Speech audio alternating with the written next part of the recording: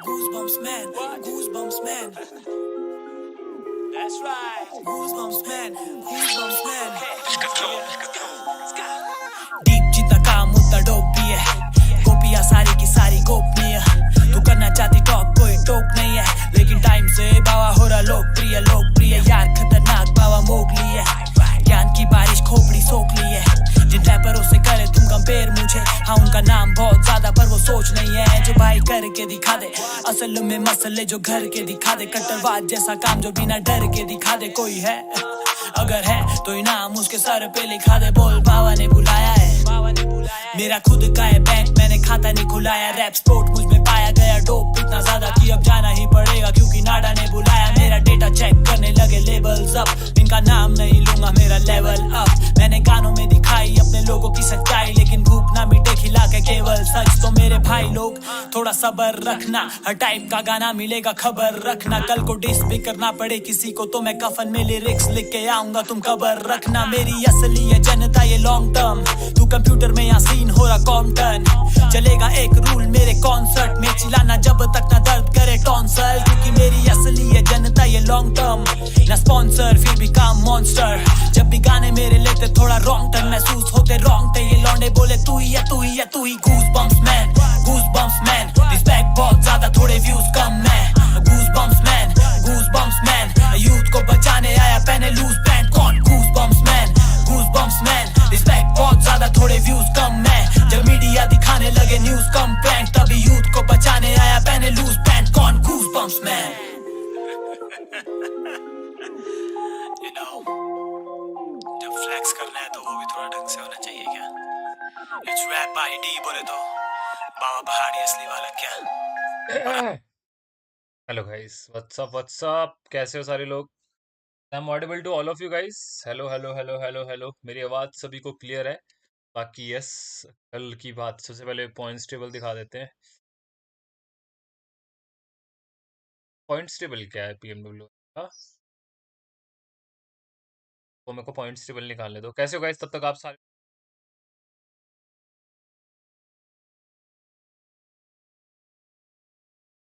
हाँ जी हाँ जी, hello hello hello hello, is my audible? I guess top eliminator पे भाई आइजल साहब टॉप पे, देन टिक्जी, टोनी। एज यूजुअल इन दो पे तो था कि होंगे, बट लाइक स्टोन ठीक है। अ, इसको कैसे प्रोनाउंस करते हैं एक बार बता देना मेरे को। पाजी मैटिक भाई, जीजी के 3 बंदे आउट ऑफ लाइक फ्रैगल लिस्ट में। फ्रैग किलर वाइटी कल बहुत तगड़ा खेला है। विंटोरेस भाई, फेज आज आ सकती है भाई, फेज आज आ सकती है। बाकी लेट्स सी क्या सीन होता है। Day one results on your screen guys. Vampire guys अगर आप देखोगे 70 पॉइंट के साथ है। Then gaming gladiators and team falcon, Faze, बेगेट्रॉन, डी प्लस, अल्फा 7, डीआरएस। अगर आज वेम्पायर ने सेम लीड रखा तो लास्ट के डे पे बस उसको कॉन्टिन्यूस खेलना, एक अच्छा मैच भी खेला तो वेम्पायर सिंगल हैंडेड जीत रही है। बट अगर कल के जैसे वेम्पायर के जो स्टार्टिंग के मैचेस अच्छे हुए थे 3 मैचेस, उसके बाद इतना वाला इम्पैक्टफुल वाला फॉर्म नहीं आया, वैसा परफॉर्मेंस रहता है, तो आज के दिन पे मुझे लगता है गेमिंग ग्लैडिएटर कमबैक कर गई तो ओवरटेक कर सकती है। बट जैसे मैंने बोला वेम्पायर की परफॉर्मेंस पे भी अ, आज के दिन पे परफॉर्मेंस पे भी चीजें मैटर करेंगी। बाकी गाइज आप लोगों के क्या व्यूज हो, कैसे हो सारे लोग? एक बार हाई कर दो चैनल के अंदर, कैसे हो सारे के सारे लोग? What's up what's up. हाँ जी, हेलो हेलो गणेश भाई, क्या हाल चाल? हेलो करण, ये ग्रैंड फाइनल्स है ऑब्वियसली ब्रो, ये फाइनल्स ही है 3 दिन, जिसका एक दिन हो चुका है। View on DRS today performance. आज डीआरएस अच्छा खेलेगी क्योंकि डीआरएस का थोड़ा माइंडसेट जो रीडिंग है, लाइक डे वन तो उन्होंने निकाला, ओवरऑल डिसेंट है, लाइक 29 पॉइंट्स, 30 पॉइंट अगर आप देखते हो, 31 39, #42 अगर आप #8 देखते हो, इवन #9 देखते हो। आई थिंक कोई भी टीम कमबैक कर सकती है। मैं मान के चलता हूँ वेम्पायर जैसे कल के 3 मैचेस एंड आप डायरेक्टली टॉप 2 पे आने वाले हो। तो that is the main point guys. New point system है यहाँ पे ना, होप नहीं छोड़नी है। न्यू पॉइंट सिस्टम पे किसी भी टीम को बस लगे रहना है कि भाई कर लेंगे और वही टीम निकाल के जाएगी। View on match start time, एक मिनट गाइस रुकना। हेलो हेलो हेलो, अरे मैंने तुझे एक भेजा, उसको रिकॉर्ड कर लेना, स्क्रिप्ट है वो। कोई नहीं, उसको स्क्रिप्ट से कर लियो, ठीक है? T shirt. हाँ हाँ हाँ, स्क्रिप्ट है, मतलब जो उसमें लिखा है बस वो बोलना है तो। अरे कुछ नहीं बनाएगा तू वो, जल्दी बना उसका, तूने मैच खेलने हैं ना इसके बाद। ट्राई नहीं, बन जाएगा। हाँ बना।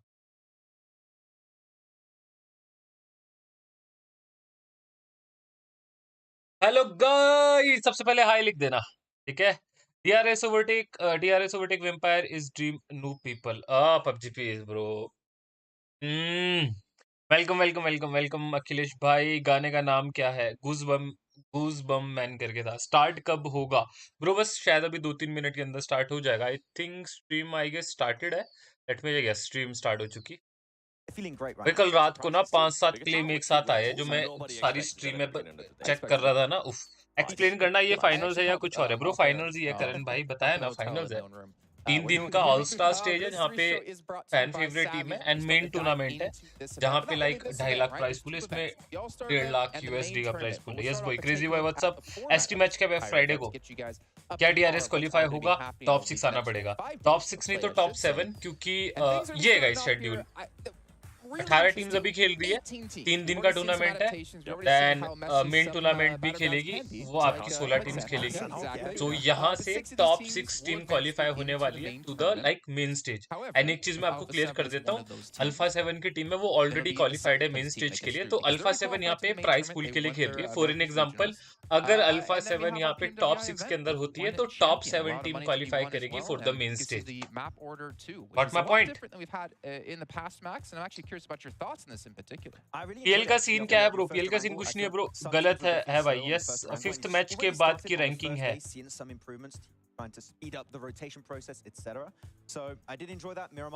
यस भाई, क्या DRS क्वालिफाई होगा? हो सकता है अच्छा खेलेगा। आएगी ब्रो। एसटी के मैचेस कब होंगे? फ्राइडे को। ट्विस्टेड माइंड है क्या? ट्विस्टेड माइंड भी फ्राइडे को आएगी। 5th मैच का ओवरऑल स्टैंडिंग है। कोई नहीं ब्रो, 5th के बाद 6th का भी देख लेंगे, कोई दिक्कत नहीं। DRS need list 60 point today, hope so they will. Yes, twisted mind नहीं है bro. Which is your favourite team? Favourite team अगर आप पूछते हो, for sure I am like ऐसे टीम्स हो गई आपकी अपनी। और अगर ऐसे टीम्स के अलावा first priority will be the ऐसे team, primary thing. And like अगर मैं सेकंड बात करूं, सेकेंडरी अगर आप मेरे से पूछ, I am supporting gaming gladiators and alpha 7। These are my favourite teams. Love from Nepal, thank you so much. Om बेक्ता भाई, लव यू टू मेरी जान। नोवा है क्या इसमें? नहीं भाई, नोवा नहीं है, नोवा क्वालिफाई नहीं हुई है। नोवा भी बहुत स्ट्रगल कर रही है by the way, already struggling for there like regionals too. All star का प्राइस पूल जो हम ऑलरेडी बात कर चुके हैं गाइस, जो भी टीम्स को रहने वाला है। नो, एसटी कहाँ गई? ST Friday bro, there is 2 part, एक ऑल स्टार स्टेज है और एक मेन टूर्नामेंट। हेलो रोहन, कैसे हो भाई? एसटी नहीं खेलेगी ब्रो फ्राइडे शुक्रवार को, मतलब कल फाइनल है। बाय द वे कल फाइनल है, जिन लोगों को नहीं पता है। यस क्रेजी भाई, यस। ग्रैंड फाइनल्स में कौन कौन सी टीम है ब्रो? ये जो सारी टीम्स खेल रही है ग्रैंड फाइनल्स है, ये ग्रैंड फाइनल्स ही समझ लो। ऑल स्टार स्टेज का ग्रैंड फाइनल चल रहा है। ये टीम्स 18 टीम्स है, जब ये ऑल स्टार स्टेज पे खेल रही है। ये जो भी नए लोग आए, तो इनमें से जो टॉप 6 टीम होगी वो मेन स्टेज के लिए फ्राइडे को होगा, मतलब कल फाइनल्स है। आज वेडनेसडे, कल थर्सडे मतलब वीरवार। थर्सडे को कल फाइनल है इसका, जो 18 टीम्स खेल रही है। तो यहाँ से जो टॉप 6 टीम्स रहने वाली है, जो भी ओवरऑल स्टैंडिंग में टॉप 6 टीम रहेगी, they will go to where where guys. ये है ओवरऑल स्टैंडिंग 6 मैच खत्म होने के बाद। दैट वाज माय लाइक वो थोड़ा, बट आज के दिन पे मुझे लगता है गेमिंग ग्लैडिएटर कमबैक करने वाली। ये टीम का माइंडसेट बहुत स्ट्रांग है, ग्लोबल खेल चुकी है, नावी का रोस्टर है। मेरे को इस टीम पे ज्यादा बिलीव होता है। वेगेट्रॉन ने कल 2 चिकन लिए, बाकी देखो आज क्या सीन होता है। बट इनमें से गाइस कोई टॉप 6 टीम होगी जो क्वालिफाई करेगी फॉर द मेन स्टेज, जो शुक्रवार को होगा, जहाँ पे STE टियनबा STE 6-8 नॉट स्टॉलवर्ट 6-8 खेलेगी। ट्विस्टेड माइंड्स जो भी काफी लोग पूछ रहे हो, वो फ्राइडे को होगा। बाकी अल्फा 7 इन केस यहाँ पे गाइस प्राइस पूल के लिए बैटल कर रही है, जो मैंने आपको ऑलरेडी बता दिया, क्योंकि अल्फा 7 ऑलरेडी क्वालिफाइड है for the main stage from the America championship. Yes, hope you all are got my point. लग गया पता? Chinese teams on Friday, yes. Chinese team TN by N628 जो PEL Chinese team. एगी भाई twisted minds main tournament में qualify हुई है, yes वो main tournament में. हाउ आर यू प्रफुल भाई, एकदम बढ़िया, आप कैसे हो? बाय द वे गाइस 167 लोग देख रहे हो. If you are new to the stream make sure to like the video and subscribe to the channel. Gladiator old HVVP है, yes. X Navi x HVVP जो PMGC खेली थी, अभी Gladiators short में उसको GG बोलते हैं, gaming gladiator. Alpha 7 already qualified bro, exactly. तो टॉप 7 टीम्स क्वालिफाई करेगी इन केस अल्फा 7 टॉप 6 के अंदर होती है. तो चाइल्ड ड्राइव PMGC पे है नहीं, क्वालिफिकेशन के थ्रू आएंगी. बिना क्वालिफिकेशन के कोई टीम को स्लॉट ही रहता अनलेस एंड अनलिस्ट आप होस्ट कंट्री हो या कोई एक स्पेशल इनवाइटेड स्लॉट रहे, और बाकी सारे जितने भी स्लॉट्स रहते हैं क्वालिफाइड स्लॉट रहते. According to on the basis of regionals and championship performance आपको स्लॉट मिलते हैं PMGC के लिए. बाकी रोड मैप स्ट्रक्चर अलग हो सकते हैं रीजन टू रीजन. दो स्पेशल इनवाइट्स होते हैं, एक स्पेशल इनवाइट रहता है वो किसी भी बेसिस पे दे सकते हैं official. Second one will be the host country slot, वो देना ही हो. तो वो लाइक ऑब्वियस सी बात है, जिस कंट्री पे लाइक रीजनल्स हो रहा है उसका एक होस्ट कंट्री होता है जो होस्ट कर रहा है, तो उसको दिया जाता है. देयर विल बी 2 स्लॉट होंगे. क्या इंडियन टीम्स को इंटरनेशनल स्क्रीन खेलना चाहिए ब्रो? इंटरनेशनल खेल सकते हैं बट पिंग इश्यूज भी होंगे.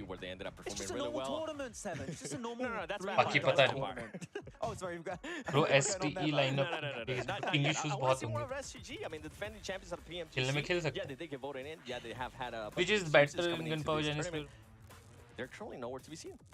I want to see more of. Yeah, I mean, there's nothing really to add. It's just prove it on the second day, right? For STG, I mean, there were some things that were said in the spring season. Didn't quite work out for them. Apparently, all the wounds have been healed, literally, for the team. So right now, we need to see better from the current world champions. Always could be new ones. Never know. Not possible. Individually, अगर आप बोलोगे तो. See more of. Let's take a look at our schedule to get you guys up to date with what will be coming your way today and of course over the next few days as दोनों well. best So start things off on Sandhawk like we mentioned before. So the exact same map order every single day. So one Sandhawk into 3 never match. Which is better in power Mars.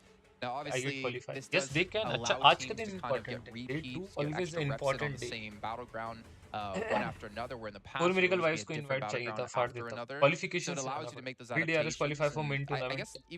Yes they can. आज important है, आज पता लग जाएगा. आज important है. maybe a bad match like you 6 to 8 PL खेलेगी या PM things and then okay we're going back they will play PMWI निकल चुकी है. okay we're going to be going into Vikendi ST का है Friday. No, let's just figure out what we did wrong. इक्का क्यों नहीं खेलता ST में? Yeah, and if you do well, just ride on that high, right? And which is what we saw from Vampire. Got himself a chicken dinner. I'm missing 4 MB. कोई नहीं, qualify कर लेंगे. Working out for you, you can just. आज 8 का दिन है. They will come back strong. Let's go. Multiple games of the same map in a row. Yeah, and then the opposite of that, right? We Hello, Gibro, कैसे आपका आवाज first come? airing goal, like they ended up 14th place. Second airing goal, they ended up 15th place. And then on the third one, they finally got everything together and they ended up with the first chicken dinner of the day. Okay. तेरा We'll see था if we do it yet again today, but for you guys at home, we want to hear your thoughts about the show. भाई Make sure you obvious check he out बात the है. link in मैं chat. Make sure you fill out that survey, 'cause we appreciate it so much. And 7 said to me, if you take a picture, Right, you can actually timing. take a survey. He just said you see it. Also, follow you back on social media. Right, Sam? Yeah, how much easier are we talking here? Common sense. Like one? One? Yeah, that's solid. You're such a gracious guy. 777. Well, yeah, That's more you should have said brand. 7 instead of 1. No. To be honest. 7's too low. But let's maybe turn our attention towards maybe some of the teams who had a insane start yesterday. We'll take a look at overall so you guys get an idea of how they did as well. We talked about Vampire placing first. Well, 78 points. I feel like unfortunately that doesn't do justice to how far ahead they were in the beginning. मैं already points table दिखा चुका हूं. PL का overall की video नहीं बनाई bro. कोई नहीं, PL का बना देंगे ब्रो. Tension don't tension. ये नावी से HVV GG इतने चेंज क्यों कर रहे हैं ब्रो? नावी से इशू हुआ था. HVV उनकी इंडिविजुअल अपनी और थी, अभी उनको स्पॉन्सर मिला है जी. नाम चेंज नहीं, ऐसा वैसा कुछ. Chicken dinner on the first Erangel, followed up by second place, and Miramar they got himself a 5th place with 5 eliminations where they. Blind का दिन आज मिक्स जा रहा है बिल्कुल. कोई नहीं ब्रो, एक चिकन थ्रो हुआ है हमारा फर्स्ट वाला, मेरा हमारा वाला. बाकी सेकंड मैच बहुत ही तगड़ा जोन एंड डैमेज जोन का बहुत ज्यादा force zone.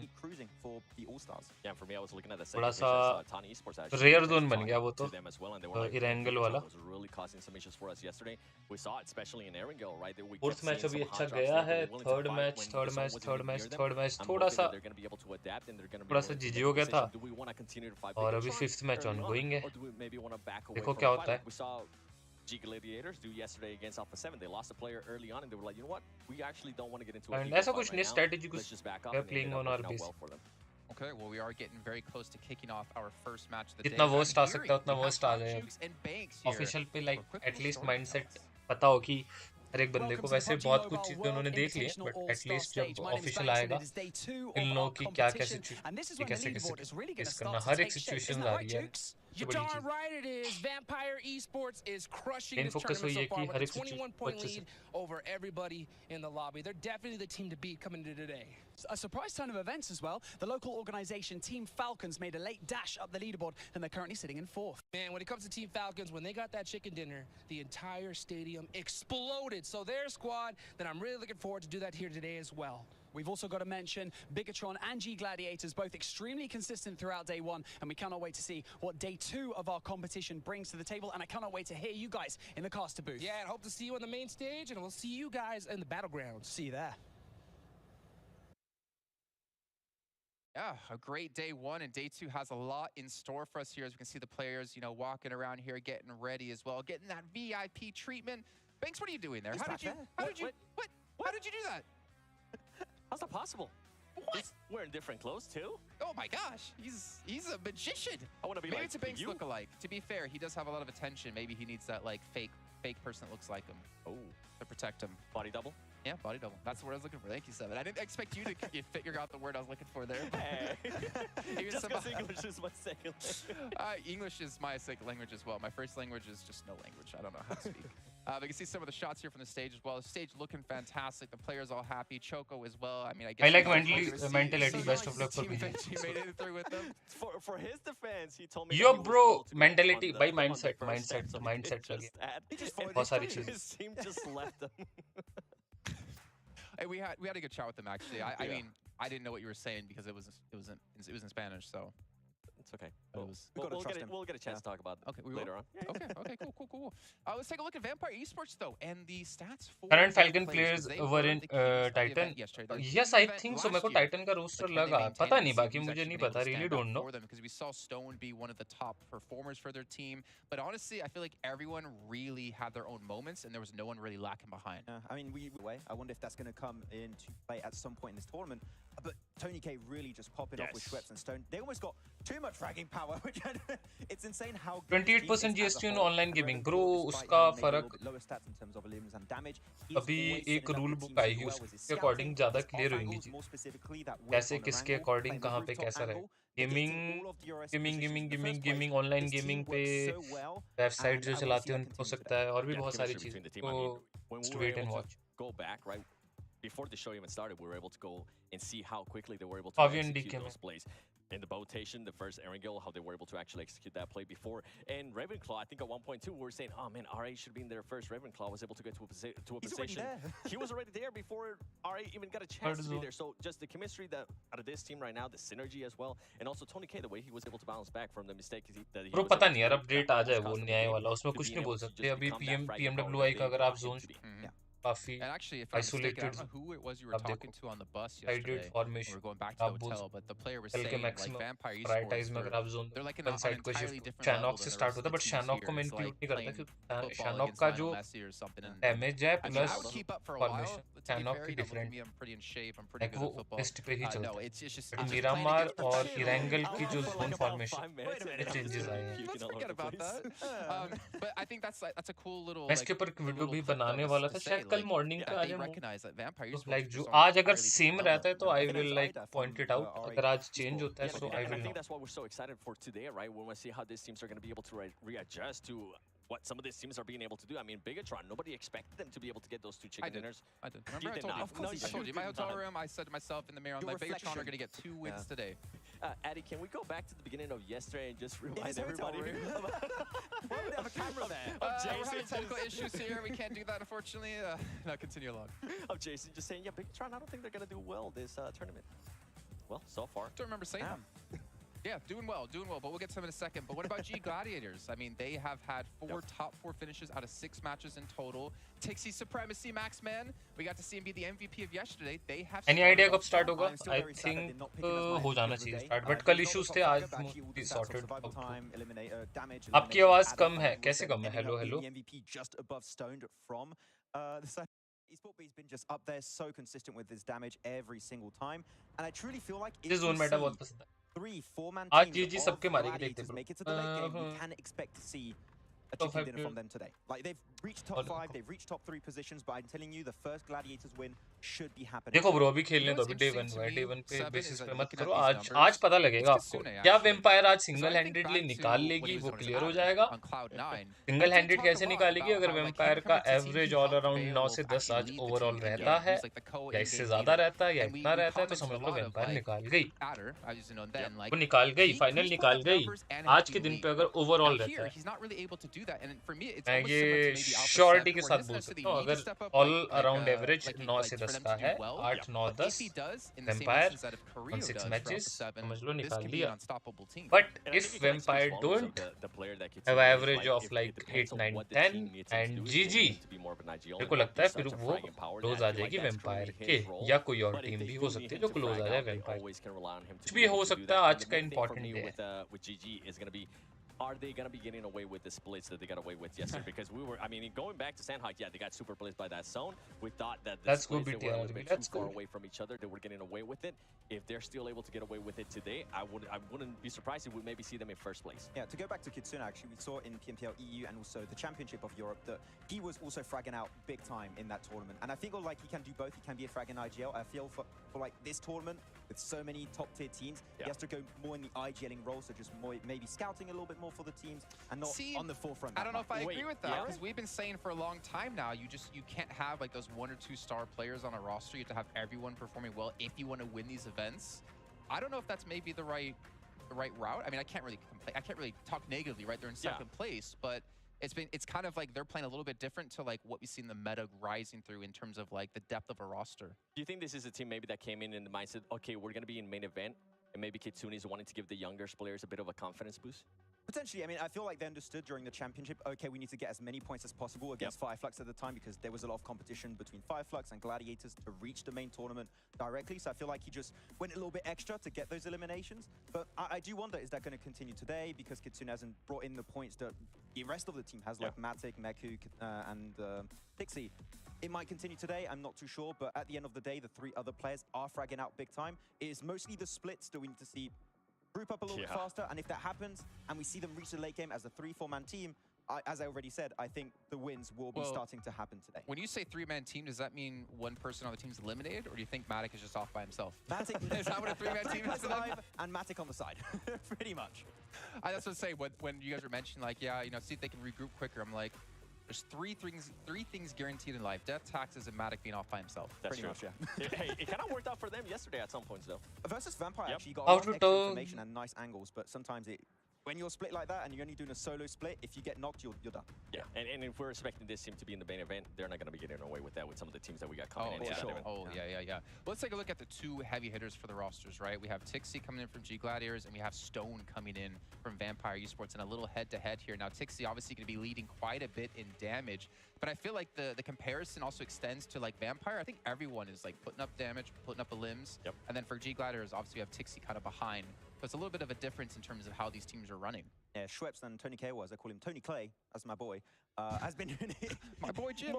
Can't wait for ST domination. Koi nahi bro. But no, they have been, as a team, looking really good, which is in similar sense what we are seeing from Gladiators is not just one fragger, which clearly we're not cut it in a tournament with 18 team lobbies with some of the best teams in the world.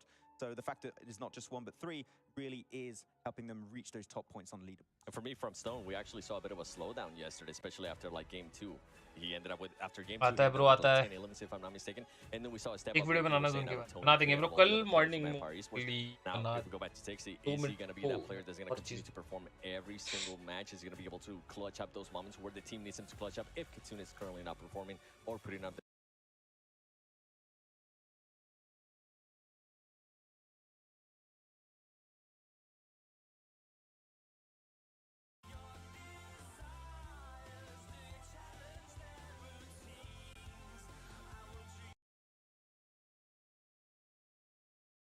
not playing well that day.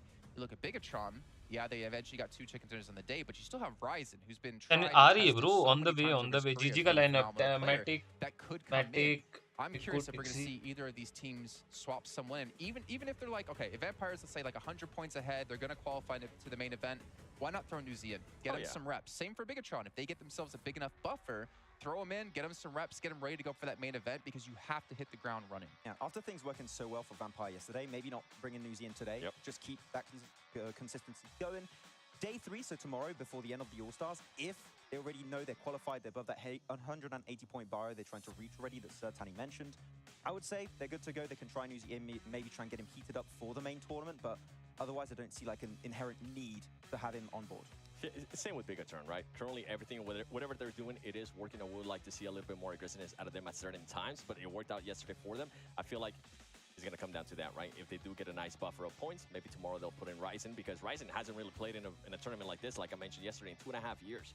That is a long, long time for having international gameplay at this level. And if you're looking now into going into the main event... for being a world champion for multiple years running as well, right? Yeah, and if you're looking to going into the main event, too, you can't... I don't think you want to put a player like Ryzen without any warm-up into the main event. So more than likely, tomorrow it might happen. Especially with the spring season not going really their way. So I feel like putting him on PMWI might be a little bit rough. So yeah, we'll see. Yeah. All right, well, we are talking about Bigatron here. Let's dive into their player stats here from day 1. And there actually are some things that I will say is quite surprising. We talked a lot about Genfos. We talked a lot about Yuhai. But look at that, Lepar coming in with the most damage. Yeah, Arcade also had some really good fragging moments at some point. He actually was able to, there you go, actually top fragger with Genfos for the side of BTR. So yeah, I mean, all the names are doing well. Honestly, this blows my mind because we never mention anyone but Yuhai and Genfos with individual like clutch plays, right? And yet the other 2 players have been able to be under the radar and keep up and still propel the team forward. Yeah, what's interesting for me, what's interesting for me is Lapar. He was a player that was just able to join the team back in May. So for him to be able to perform like this so fast as well, especially with how you were mentioning, they weren't really able to perform that well in their region, in their country. It's good to see that they're now starting to get that chemistry. And that's something that, I mean, even going back to Vampire Esports, we got a chance to talk to Sertani. Sertani was saying the same thing. It took the 2 new players a little bit of time to get into the groove. They ended up winning their PMPL in Thailand. And now we'll see. जब start नहीं हो रही है, लगाएगा comeback आ रहा है यहाँ पे दिमागमा आउन सक्छ बट बुझ्नु पर्यो कि त्यो खेल्दा खेल्दै मरियो भने न त प्लेसमेन्ट आउँछ न त किल पोइन्ट्स आउँछ सो यो भनौँ न दुई धारवाला तलवार भनिन्छ नि त्यस्तै हो क्या फलो गर्नु भयो रिजल्ट आयो कसैले केही भन्दैन फलो गर्नु भयो रिजल्ट आएन भने तपाईले आफैले त कोस्नुहुन्छ बिकज प्लेसमेन्टलाई त मैले सोच्दै सकिन अनि जुन पछाडीबाट कमेन्ट्सहरु आउँछ नि हाम्रो इन्क्लुडिङ ऑडियन्सको पनि जुन जायज पनि हो हामीलाई त रिजल्ट चाहिएको कसरी खेला के गरे के मतलब छ त्यहाँ चाहिँ गाह्रो पर्न सक्छ या पक्कै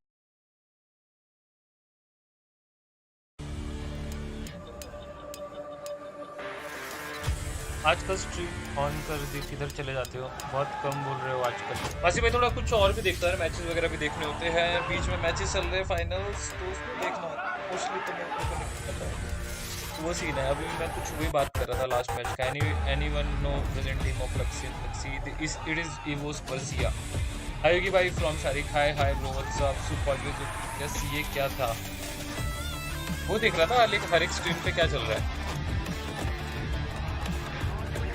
ये देख रहा था हर एक स्ट्रीम पे क्या चल रहा है ये लास्ट टाइम का रहा है NGX थी लास्ट ये DWG अभी D+ के नाम से TJ भी लास्ट टाइम थी और वैम्पायर जब जीती पर लास्ट टाइम क्राउड भी हर कुछ इस बार तो ज़्यादा देखने को नहीं मिल रहा वैसा वाला चक्कर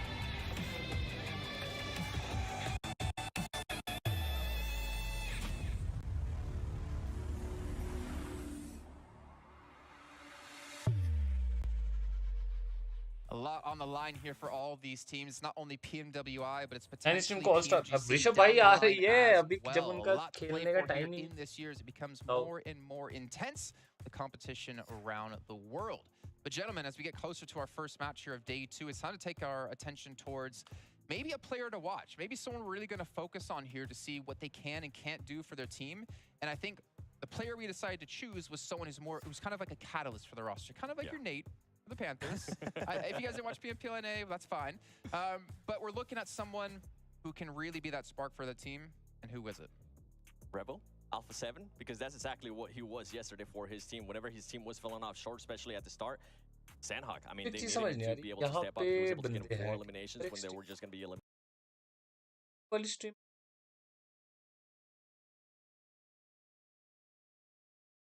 है ना, ही आता है ना, ये होने NP they are talking about the game like अगर मैं start भी होता But they were putting up numbers. I mean, you can see Rebel right here. Total for the total eliminations for yesterday, he ended up with 9. 4:30 में start होगा. Okay bro, 5 minutes remaining. I mean, Let's start तो बहुत बढ़िया. Mafioso was able to get 7. And a big surprise for me was Carrillo was actually starting to put up numbers yesterday, which ended up with 7 eliminations as well. So it's good to see that this team now, okay, the fragging power is there. We know that they can get those eliminations. Can they actually tie it together? Can they put themselves in a great spot at the end game to make those skills, to make that fragging power happen? Can we finally see that transition in this second day? If so, Alpha 7 need to start climbing up right now to catch up in the top 6, because this is a short All-Star stage. We have now 2 days left. So we need to see some results coming in, some consistency coming in, and if so, maybe able to be in the top 6, but even though they're already qualified, but it's still extra prize pool. I mean, it's 120, 125, $100,000. Yeah, I want a piece of that. Yeah. Yeah, I think for Alpha 7, like, they don't have that pressure of trying to qualify for the main event, but, like, they don't strike me as a team that's ever going to just relax and be like, whatever, we'll just play, and we know we're in the main event. Like, they're a team, I feel like, who doesn't even matter if they're the best team in the world, they will continually try to improve and continually try to prove to the world that they are the best team, even if they're winning big events. And I feel like they have a drive that maybe a lot of other teams don't have, or at least I don't see it. Yeah, I mean, I saw it yesterday, especially out of Alpha 7. You saw they just didn't look happy with their performance. They looked like they wanted to come back today and improve them. You saw it other players. I was like, Red, you did good today. He's like, yeah, but it's not good enough. Yeah. I need to be able to do better. We need to be able to be at the top of the leaderboard, because even though we mentioned, yeah, they are going to be going to the main event, they are pretty much qualified through, they want to make that first place back-to-back, like Vampire Esports was able to do that last year. They want to be able to do that. And you can see the numbers right here. I mean, Revo, as I was mentioning, 9 elims. That is good. Considering of their performance, they were still able to get a bunch of good eliminations. Yeah, I mean, we saw it during PMGC last year. We saw it during the championships. Like, even if they have a bad day, this is a team that is willing and ready to go back to the drawing board, make these big changes, iterations to the core of their game plan, really, which not every team has the capability of doing and achieving successfully, and they've been able to do it so well, event after event after event. So the fact that now we see Carrillo starting to do better as we initially wanted, they're on a good path to success and potentially to start improving their results overall. Well, another team that's starting to have a good path to success as well is the team hailing from Korea. D+ have been able to really rise up towards the end of the last day. I feel like they've been not necessarily under the radar, but they've been quite consistent at getting some decent placements. And we're going to take a look at their player stats as well here to get an idea of who's been able to do that within the roster. I feel like they've been kind of similar to DRS, getting to the late stages of the game, but I feel like they've been going out maybe a little bit earlier than DRS. I feel like they're a lot more macro-focused than DRS, and their Miramars were absolutely awesome. Their Miramar was some of the best games we've seen from this team. Actually, they are literally the best games we saw from D+ Kia. I want to see that transition into Sanhok potentially, even though it's only one game, but mainly Erangel. If we start seeing D+ Kia getting good, consistent points on Erangel, I'm going to be completely sold on their performances, because we've seen last year's PMWI, what the team and the players can do.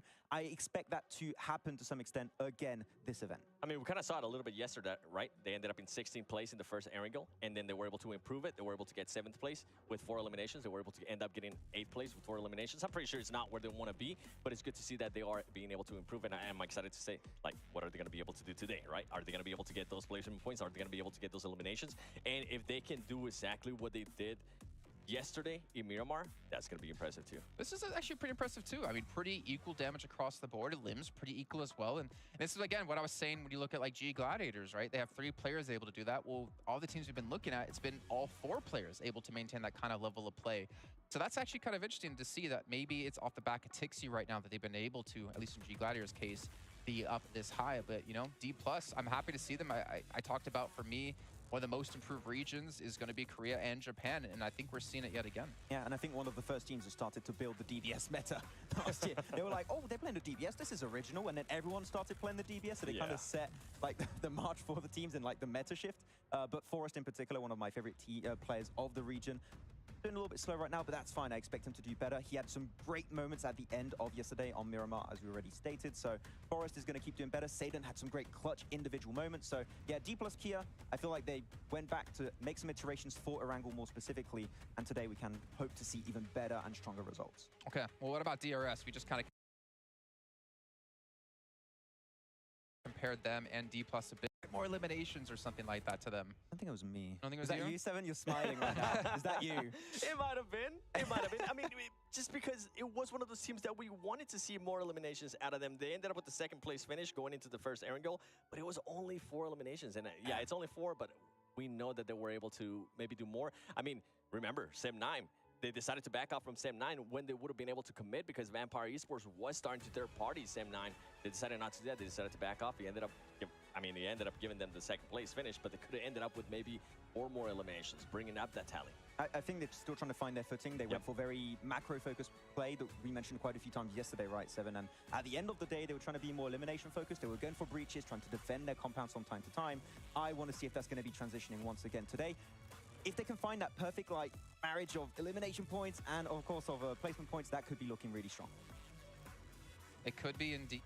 It's gonna be interesting for them because I feel like they're kind of similar to G Gladiators where they get to the late stages, but then they just can't back it up with eliminations. And we saw there, right? Just one player able to really rise up and get the double digits. And this is kind of what I was hinting at with Alpha 7. If they can just get to that end game, if they can just stop dying so early on, because we saw the average survival time for all the Alpha 7 players, and it was about the same time. It was about 18 minutes and 40-something seconds, which was quite different to what we saw from G Gladiators, right? It was all over the place with the players and their average survival time. If they can keep their playstyle of playing super passive early game and just trying to maneuver their way through all the teams, all the different compounds that are occupied, and then when you get to that late game and you have to start taking fights, that is the tipping point I want to see from DRS. I mean, you mentioned it on SEM9.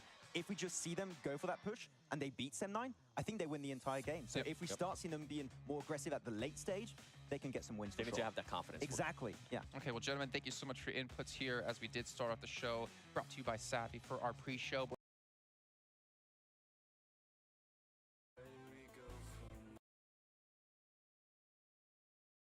Opening ceremony. See all the teams come onto the stage. We'll be kicking off our first match of the day. And if I'm wrong, Max will shave his eyebrows. See you soon. Nice.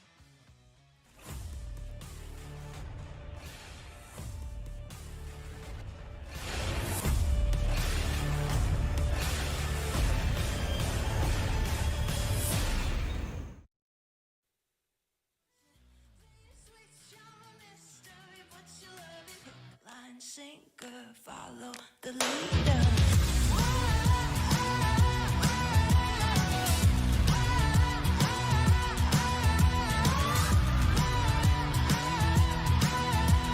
Hook, line, sinker, follow the leader. Bring you right there to the edge, make you sweat like you can never take the heat, but it's never too hot for me. I walk the walk, talk the talk, you know I'll never stop, 'cause I'm an animal. I'll just laugh it off. I can see it in your eyes, I can feel you watching. Got you hooked, got you right where I know I want you. Play the switch, I'm a mystery, but you love it. Hook, line, sinker, follow the leader.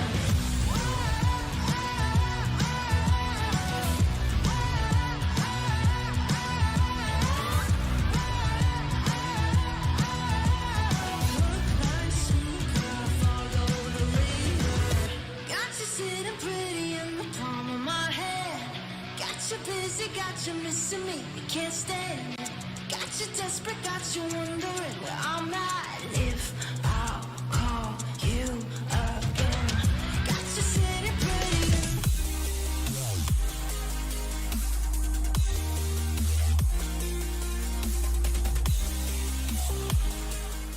Come on.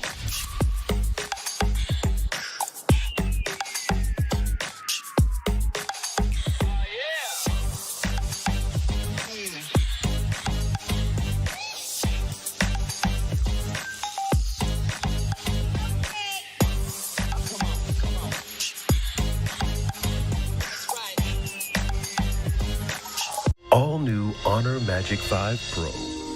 Freeze even fleeting emotions in just milliseconds. Take marvelous night shots with lightning fast exposure. The display reveals more details in bright areas with an astonishingly long battery life that just keeps going. The latest flagship chipset brings you exceptional performance. Unleash the power of magic. Honor Magic 5 Pro. Open your eyes. When you look into my eyes, tell me what do you see? Tonight, I'm gonna show you the wonders of the mall. Hey, I got nothing to lose. I got nothing to lose. I need warriors. So is this what you want in? You wanna walk? Show me what's up then. Let me ready to bust in. Take everything. Leave 'em with nothing.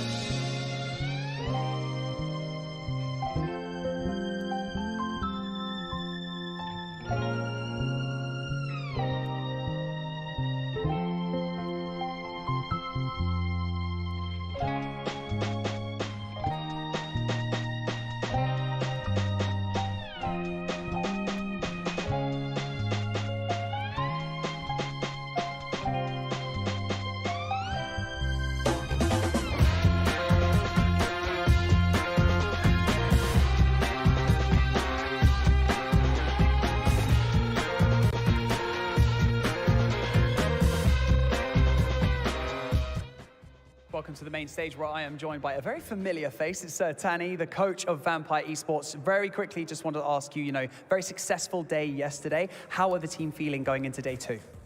Yeah, I think they can make us more confidence because just as I told you guys yesterday is when we unlocked the chicken dinner earlier, that make more confidence to us because it's, everything can happen in the offline tournament. So if you have a good start, it will be good on the tournament.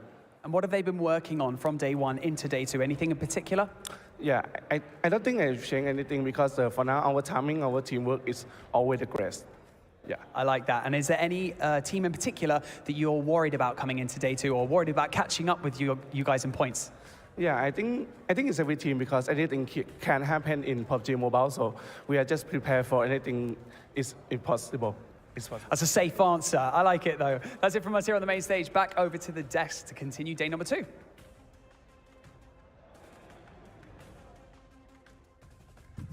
That you could tell he's media trained. He's lying. Which team? Every team has an equal chance. It's PUBG Mobile. Everyone can play well. We can play bad. So every team. No. Come on, Sir Tanny. Be a little bit more confident than that. We know you are. At least he's not saying, which is your biggest rivals? Ourselves. At least he doesn't go that direction. At least he has saying that there are some opponents on the battlegrounds. What's your biggest weakness? Just losing. Just dying early. Just not getting points. Yeah. Okay, well, as you can see, Max Spence still has his eyebrows now. But we do have some trimmers here in the studio. And Max Spence, for the sake of entertainment, Which one do you want to go for, right or left? No. Wait, can we do a line? Yes. Can we do a line in it? Like the notch? Yeah. Negotiable. if Alpha 7 gets a win today. No, wait, no, that's your team. No. Okay, which team? I've never heard you say no so fast. No. Which team? Which team? He's the same as X. I have never been more of a Mezexis fanboy than I am right now. Mezexis, you got 6 matches today to do it. And if you do, a notch in the eyebrow. I'm about to go coach them. Okay. I'll be right back. Okay, we want them to do well, 7, so maybe you shouldn't. I'll actually do it. As you can see, we got about 8 seconds left until we head on to the stage to kick off our day. It's day 2 of the All-Star event here at PMWI live from Saudi Arabia. And let's get things going.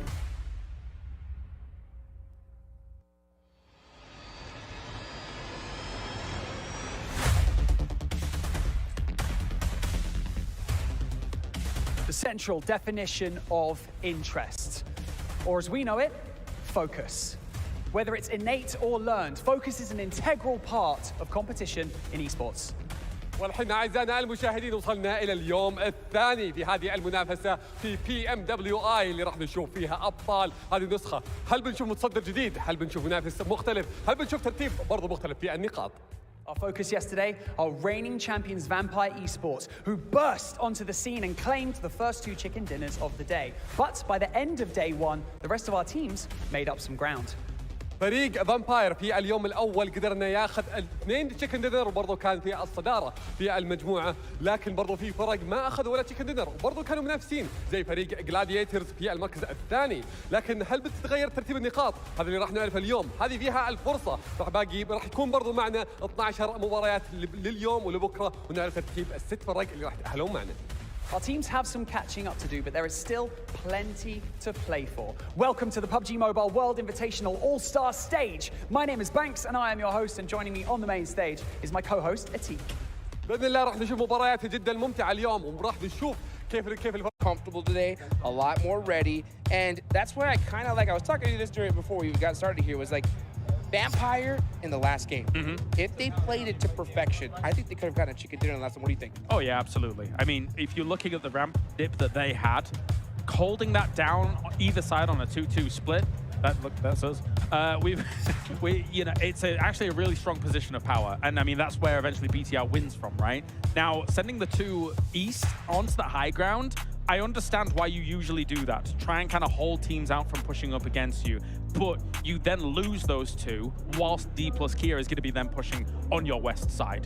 So the divide and conquer game for other teams was successful against Vampire. I think it's too much of a large split. Yeah, I think at that point they were just feeling themselves. I mean, when you literally dominate the first half of the tournament, or of day number 1, it's insane. I mean, 2 chicken dinners, but the third game, they had the most points as well. So obviously you can just tell. I think people are a lot more comfortable coming into this. I'm glad that Vampire got heat checked in the last game, because they need to realize that, you know what, job's not finished. Still a lot more left to go. There is $1 million on the line. And that's just a drop in the bucket. That's crazy. And I'm glad you told me what heat checked was before all of this was going down. That's right. I am not a traditional sports person, I'm going to be real. Hey, but you know what? Sometimes you got to do it. And that's something I've seen from a team like Alpha 7 in the past. That seems to be their biggest struggle. You know, like sometimes they'll get real hot, start getting a little bit too confident, push out in the open, and then just get checked really quickly. So Alpha 7, they are a late tournament team. We always see them kind of have a little shaky start, so maybe this could be their bounce back time. Maybe. I think for some of the teams here, when it comes to 3-1 splits, 2-2 splits, even single quad splits across the board, 1-1-1-1-1. Yeah. Like, it changes the... देखिए vampire sports को हमने इससे पहले ये करते हुए देखा ज़रूर है, लेकिन रीसेंट जो टूर्नामेंट्स थी उनकी परफॉर्मेंस पे हमेशा हम किसी भी टीम को जज करते हैं। हमने वैम्पायर स्पोर्ट्स की रीसेंट परफॉर्मेंसेस को उठाकर कंपेयर किया, कभी भी गलती से भी कर लिया, तो शायद इस सवाल का जवाब हमें नहीं मिल पाएगा कि वैम्पायर स्पोर्ट्स ऐसा क्या करती है कि वो उन तमाम तर छोटे टूर्नामेंट्स में do not perform, या तो शायद बिल्कुल ही परवाह ही नहीं करता ये इस चीज़ की, या तो शायद अपनी तरफ से जान मारी नहीं की जाती इनकी तरफ से, क्योंकि अब आप देखें it's a complete different Vampire Esports, it's not the same team.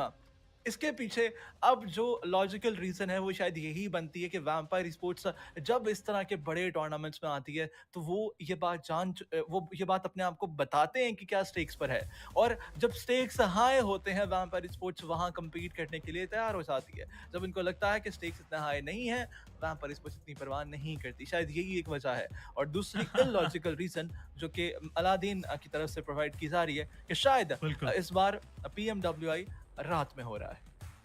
या अरीना के अंदर हो रहा है जहाँ पर सूरज नहीं है और वैम्पायर्स यहाँ पर हॉन्ट कर सकते हैं, हंट कर सकते हैं। बिल्कुल अपनी सुपर पावर्स को एक्टिवेट कर सकते हैं वैम्पायर्स। और अगेन ये जो है वो ट्रांसिल्वेनिया का पार्ट 2 देखने के बाद ऐसी ही बातें आप करते हैं। सो डेफिनेटली अलादीन, मैं बिल्कुल परेशान नहीं हूँ आपकी ये बात सुनकर। लेकिन दूसरी तरफ अगर हम बात करें इस पबजी मोबाइल वर्ल्ड इन्विटेशन के स्टेज की, प्लेयर्स रेडी हो चुके हैं, टीम्स जो हैं वो अपनी अपनी जगहों पर पराजमान हो चुकी हैं। एंड एज अलादीन मेंशन कि पहला जो मैच है काफ़ी एक मैं समझता हूँ कि टर्निंग मैच रहता है मोमेंटम के लिए तमाम टीम्स के लिए, स्पेशली जिस तरह से सैनॉक को मॉडल किया गया, जिस तरह से सैनॉक को सेट किया गया है।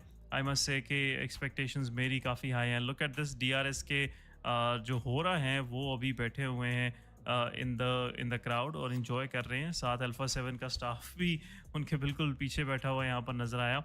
सो ज़्यादातर जो कैमरा एंगल्स हैं अलादीन वो जा रहे हैं एक ही साइड के ऊपर जहाँ पर ऑडियंस जो है वो बैठी हुई है, बाकी ऑडियंस उससे महरूम नज़र आ रही है। जी हाँ, कैमरास वहीं पर जा रहे हैं, लेकिन आहिस्ता आहिस्ता तमाम तर जो मनाजिर हैं वो हमारे सामने आएंगे एक एक करके। और आप टेंशन देख सकते हैं इस वक्त, आप देख सकते हैं कि कुछ प्लेयर्स हमें थोड़े से टेंस नज़र आ रहे हैं, कुछ काफ़ी खुश हैं, काफ़ी पुरजोश हैं। और यहाँ पर आपके सामने आई बिलीव R8 के प्लेयर्स कुछ दिखाई दे रहे हैं और काफ़ी खुश हैं, काफ़ी पुरजोश हैं। और इनकी सेहत पर मत जाइएगा, ऐसा नेवर जज a cover by its book. जी बिल्कुल, नेवर जज a cover by its book, once said by the great philosopher the great Aladdin underscore. But anyhow इस कवर को जो है वो हम थोड़ी देर बाद चेक करेंगे। अभी किस किस को अर्ली कवर किया जाएगा और पेटियों में तब्दील किया जाएगा ये तो हमें मैच के अंदर जाकर पता लगने वाला है। Players almost guys once again as we mention सैनॉक की तरफ हम मूव करेंगे। एंड सैनॉक अगेन जिस तरह जितनी भी इस मैप के बारे में बात की जाए उतनी कम रहेगी, बिकॉज ये मैप अपने आप के अंदर एक मेजर वंडर है जहाँ पर एक साइड जो है इसकी पूरी तरह से रेन फॉरेस्ट हैं, फिर ओपन एरियाज़ हैं, डाउन साउथ जो है वो केव्स का एरिया मौजूद है, फिर उसके बाद 3 कैंप्स हैं, कैंप चार्ली, कैंप अल्फ़ा और कैंप ब्रावो।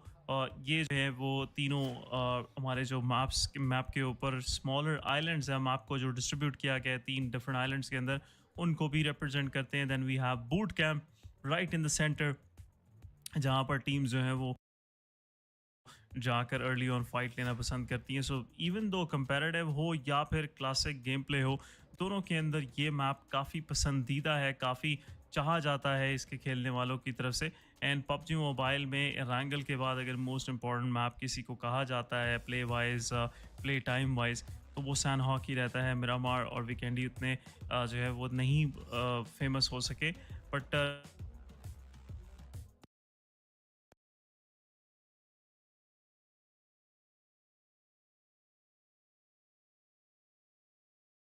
देखें, जहाँ तक बात है लिविक की, तो लिविक से पहले ही जो चीज़ मैं देखना देखिए जहाँ तक बात है लिविक की, तो लिविक से पहले जो मैं चीज़ देखना चाहता हूँ एसन वो है वीकेंडी। तो अगर वीकेंडी ही यहाँ पर मौजूद नहीं है तो लिविक के ऊपर इतना मेरा ध्यान नहीं है कि मैं लिविक पे थोड़ी सी डिस्कशन भी करना चाहूँ, बिकॉज लिविक को कंपेटिटिवली अगर आप देखें तो वो एक थोड़ा सा नहीं बल्कि बहुत ही ज़्यादा उसके कंपेटिटिव नेचर के अगेंस्ट चला जाता है। बहुत छोटा मैप है, कंपेटिटिव बहुत ज़्यादा रिलाय करता है इस चीज़ पर कि टीम्स को मौका मिले एक बैलेंस लूट करने का। चले बैलेंस नहीं तो एटलीस्ट वो एक दूसरे के करीब हों। लिविक इज सच मैप जहाँ पर आपको मौका नहीं मिलेगा, आपको अर्ली ऑन फाइट्स में जाना पड़ेगा, आपको गन फाइट्स जहाँ पर आपको बंदूकें नहीं मिल रही उन फाइट्स में जाना पड़ेगा। और इससे मुझे लगता है कि जो लिविक देखना जब आप शुरू करेंगे तो आप मिरामर देखने से बिल्कुल ही कासिर हो सकते हैं, आपका दिल उठ सकता है मिरामर जैसे मैप से। इसकी एग्जांपल मैं देता हूँ, क्रिकेट जिस तरह से हम टेस्ट क्रिकेट से ओडीआई की तरफ आए, ओडीआई से अब T20 में आए हैं, तो T20 ने कहीं ना कहीं टेस्ट क्रिकेट का वो जो जुनून था उसको इन्ना लिल्लाहि व इन्ना इलैहि राजिऊन कर दिया। सो यहाँ सबसे बड़ी जो इम्पोर्टेंट चीज़ है वो यही है कि जितना गेम को फास्ट किया जाएगा उतना ही स्लो पेस्ड गेम देखने से लोग कासिर रह जाएंगे। तो ये चीज़ मेरे ख्याल से लिविक इस तरह से हिट कर सकता है मिरामर को और कंपेटिटिव नेचर को। हाँ, वीकेंडी ऑन दी अदर हैंड वो आ सकता है, वो आना चाहिए, वो नहीं आता उसके पीछे शायद वजह यही है कि वीकेंडी में कुछ टरेन ऐसी है, कुछ कॉम्पाउंड्स ऐसे हैं कि जहां अगर आप एक बार चले जाएं तो वहां से आपको निकालने के लिए बुलडोजर आ जाए, जो मर्जी चीज ले आज आ जाए वहां से निकलना नामुमकिन हो जाता है और 2 प्लेयर्स भी किसी भी टीम पर कैंप करके 1v4 2v4 कर सकते हैं। एब्सोल्युटली ये कहानी वीकेंडी की जो है वो कंटिन्यू रहेगी दोस्तों। एक छोटे से ब्रेक के बाद कहीं मत जाएगा। We will be right back.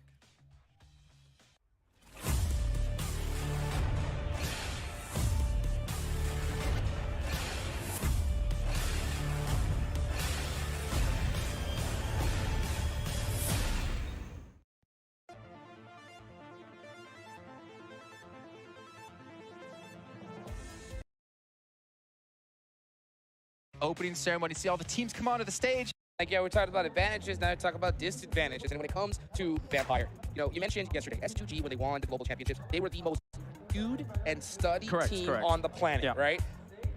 That changed as of yesterday, right? Vampire. For a day. Yeah. For a day, right? For a day, Vampire is that squad. So a lot of homework has been done for these teams. And man, Vampire, gonna possibly have to make some changes. Yeah, maybe. I think when you're Vampire coming in from day number 1 to day 2, the rest of the lobby was playing, well, the majority of the lobby, I'm not gonna say the rest, the majority of the lobby was playing a little bit more cautious on that day 1. Generally, that changes pretty rapidly at a tournament like this. So, Vampire, in turn, what I would expect to see is maybe them just having a little tighter a ball, because I think when you look at the Miramar that we were referring to in the last game, if they'd have done that, they might have had 3 chicken dinners on the day. Absolutely. That would have been huge. 100%. It would have been massive. And I'll tell you what, with this kind of prize pool, every point counts. And your legendary career in esports, right? How many times have you seen teams' dreams crushed by just 1 point? Not enough. Right? Oh my gosh. No, truly, actually, I've seen tiebreakers decide whether you're going through or not to other rounds, right? Wow. And even that alone, it doesn't have to be 1 point. It can be down to wire as tiebreakers. We could even see, you know, from 6 to 7 tiebreakers to try and get onto the main event actually crush stream. And you can't linger on it is very important in esports. Like it will destroy you mentally. Yeah. It's gonna hurt. But I'll tell you what, you know, we're hopefully looking forward to see some teams really make it happen today. And of course, speaking of making it happen, why don't we go ahead and throw it on over to the desk with a special guest. Come on, Hot Chicks. You know we always make it happen here on the desk. Welcome back, everyone, to the analysis desk. Let's get from my the desk is what I'll call it. We got a special man here on the end joining us, looking dapper, looking fantastic. It's John L. Oh no, that's Blink. I forgot what you look like. I haven't seen you on camera in a while. Yeah, I don't feel all that special. I'll tell you that right now. He does exist. He is really here. I am real. Yeah, they're not at home. They're actually here. Yeah, they exactly. are casting. We're not lying to you. We are breaking the illusion right now. To be fair, right? This is, I guess, since PMGC, the first time you're going to an offline event again. Because when we do regionals and stuff, you're working from home. Yeah. I'm working from my little office at home. It's chill. It's pretty fun, you know.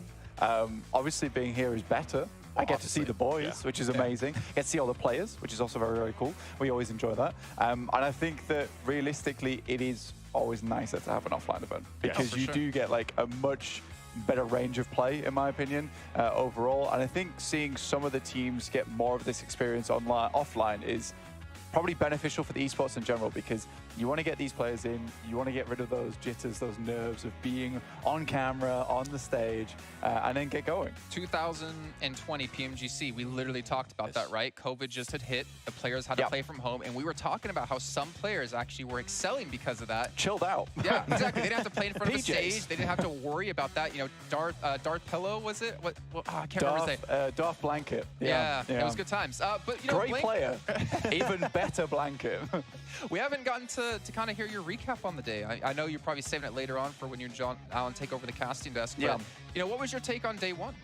I think my take on day 1 is that Vampires did way better than I thought they were going to do, honestly. And Tony K in particular did way better than I thought he was going to do. I thought he was going to come into the team and he was going to be a great addition.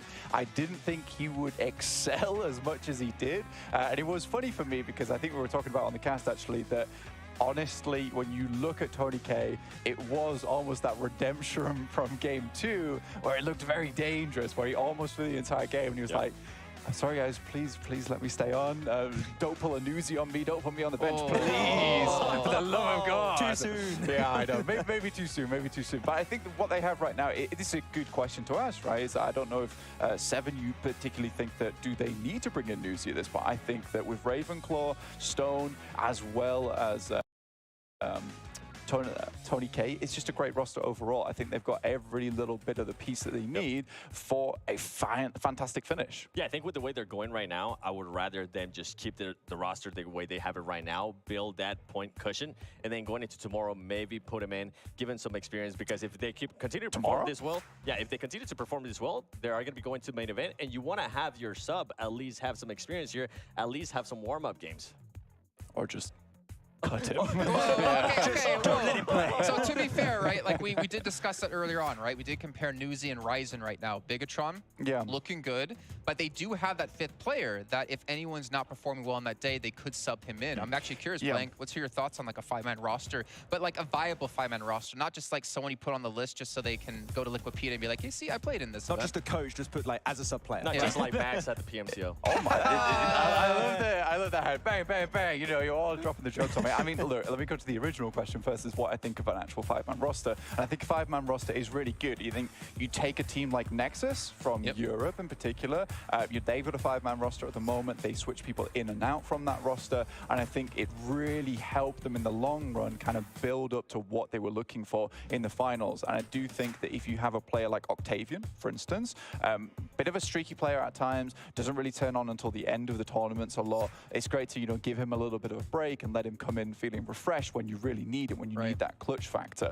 I think it's less ideal taking out your main fraggers. So for instance, if we're talking about Vampires, you wouldn't particularly take out Stoned because he is just overall a very consistent player they need as that initiator into a lot of those compounds, a lot of those buildings. But having a 5-man roster, I think it does give you a lot of flexibility in these games of how you want to play things out. Say you just want to skip out on a Sandhawk, one of your players, they've really played out their mind, Tony K, you can just let him step out, maybe get Newsy in. And I do think if we come back to Newsy, he was a great player back in the day. When he played on Infinity, he was one of their star players, right? I think when they played from that northern edge, he really definitely dominated in that play style. And I think that, maybe if we come back to that edge play style, maybe we will see Newsy. If they make it to main tournament, I think Newsy will be really good there. Right now with 18 teams in the lobby, it's not easy to play that edge.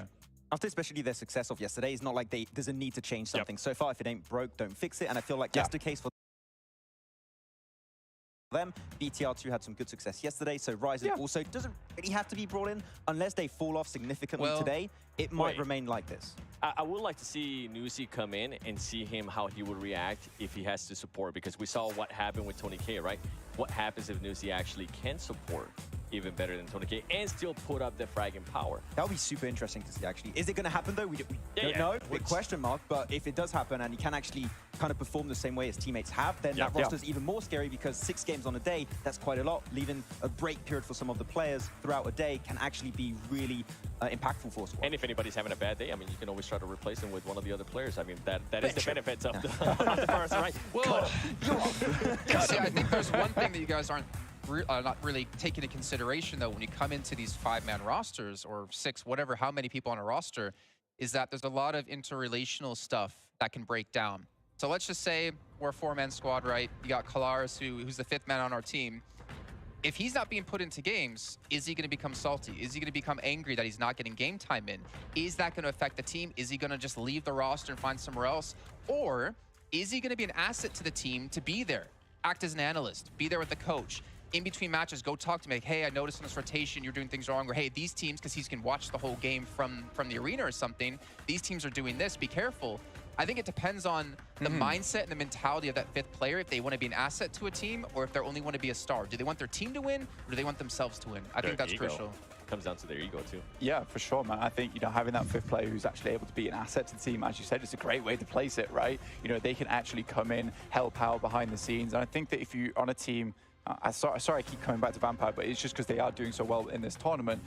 It's a lot easier to have that mindset when you're absolutely murdering over on the tournament, right? That's the big thing, Jason. And I think that if you're lower down, having a 5th-man roster, it's not so easy to be that guy. You probably do want to try and play because maybe you can do better.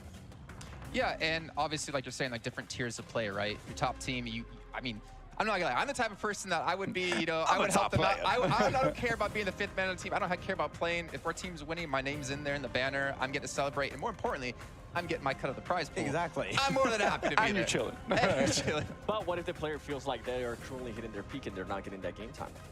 And the one I'm referring to is maybe Ryzen. Ryzen comes back after 2.5 years. He's now not getting game time. He's like, okay, maybe I start looking at some of the other teams.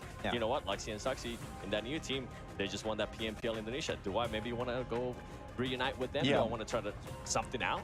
It's funny you say that as well, because I do think that right now, although BTR are doing quite well, I think they are missing a star player on the team. Yes. I think GemForce has done a really, really good job to make himself seem like the star player on the team, but he never was playing that role in the first place. He was always playing a very good support backstop role. The fact that he can look so good in BTR right now is a real testament to how good he is as a player, but I think he still needs someone to support. I think Luxy and Zuxi maybe last year, they were a little bit wild to even try and support in the first place. GemForce was really pulled very thin.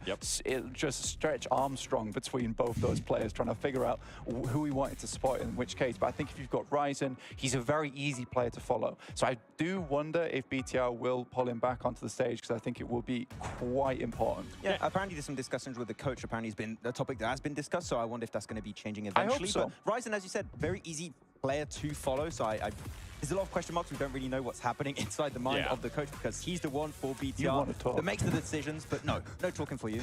It's Max time right now. When you're talking about star player in BTR, and I feel like the one that everybody's expected to is not even GenFoss, is actually Yuhai with the performance he was able to put up last year, right? Being able to come back to the team. But he's currently not showing that star power just yet, so I wonder if maybe by the end of this tournament, he will be the deciding factor, be like, okay, you know what, Yuhai, maybe we're going to start building up that team around you and bringing you what you want to have. And then that's when Ryzen, that's when Ryzen ends up maybe end up leaving. Yuhai was on Secret, right? If I'm not mistaken. Yeah, back on Team Secret. And then he went to BTR. Went to BTR. We looked at BTR back then. We're like, wow, they picked up like a really heavy fragger, but he didn't really. I don't know if he was allowed to play that role or if he had to like switch things up, but he. Go ahead. Well, you're ready. You know, it's actually really interesting for this, because I kind of wanted to get into that topic as well, is that he got brought onto the team, and I think it was a very, very turbulent time for BTR.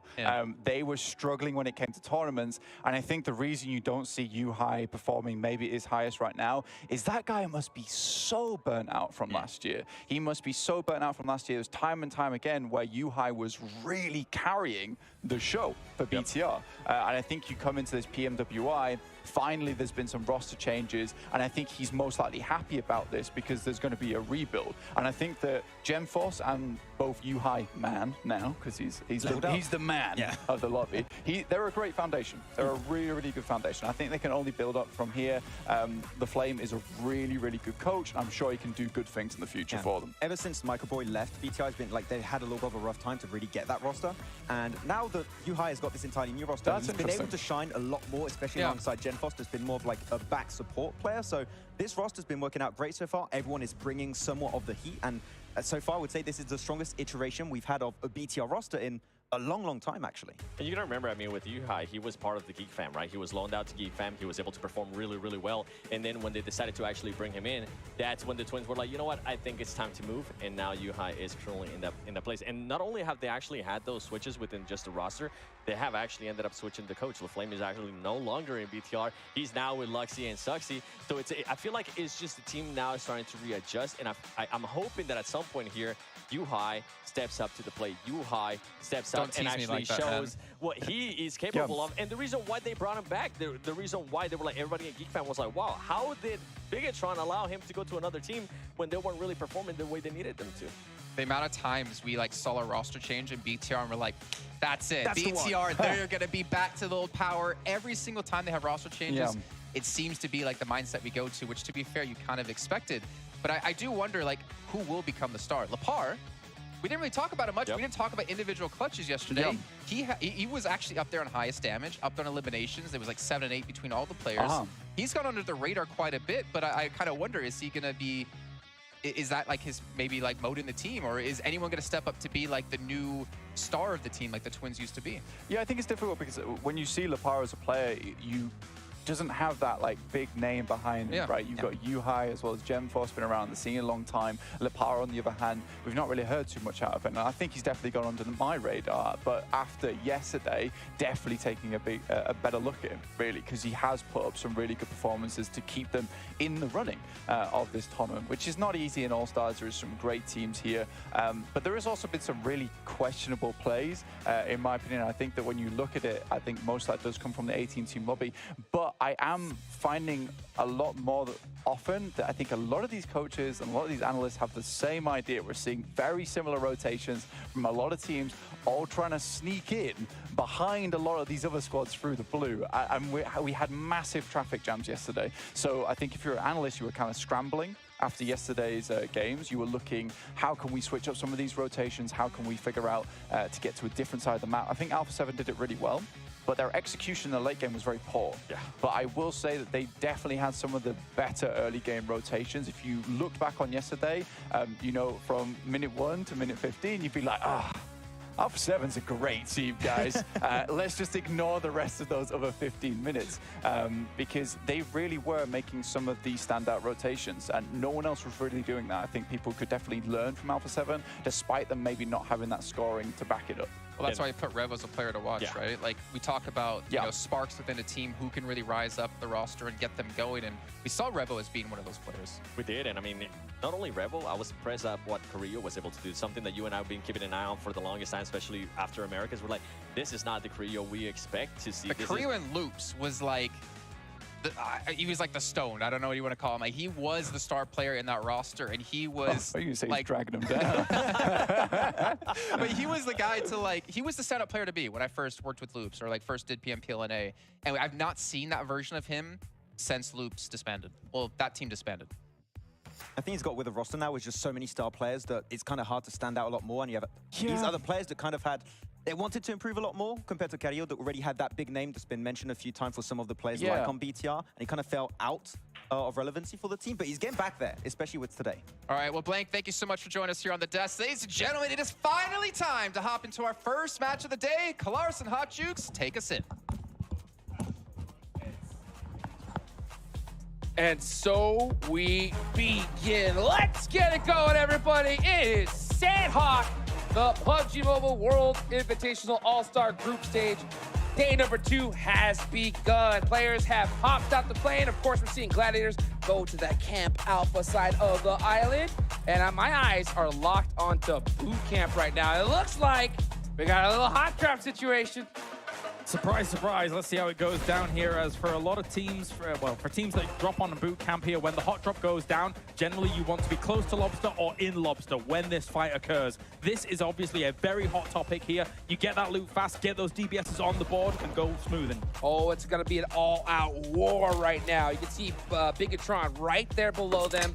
And I'll tell you what, if this fight goes on for just a little too long, they're going to come and hit that third party real quick. I mean, Galacticos as well is in a great spot to potentially kind of assault that location. You're kind of scrap looting, so it's not exactly the easiest position too, but I mean, even a Pioneer team like Atom, for example, who is going to be hunting points today, is on it, but it's going to be D plus Kia taking the first losses here as Fabian's already down. Oh, and that's going to be a clean elimination for them. So FaZe is going to have the man advantage. Let's see how D plus Kia is going to handle this situation. They got to keep calm, collected, and they really need an initial knock things here to even it out. And from their position, it's going to be really hard to get. Definitely so. Definitely here. A few nades in hand mean that a hot drop situation like this gets a little bit precarious. Through the window, not going to be able to hit. Oh, never mind. Satan falls. And with 2 knocked, that's a full-on push, baby. It's coming in hot. You know it. But they're still taking it very carefully. Uh-oh. Now, we did see a return knock there with a nice angle.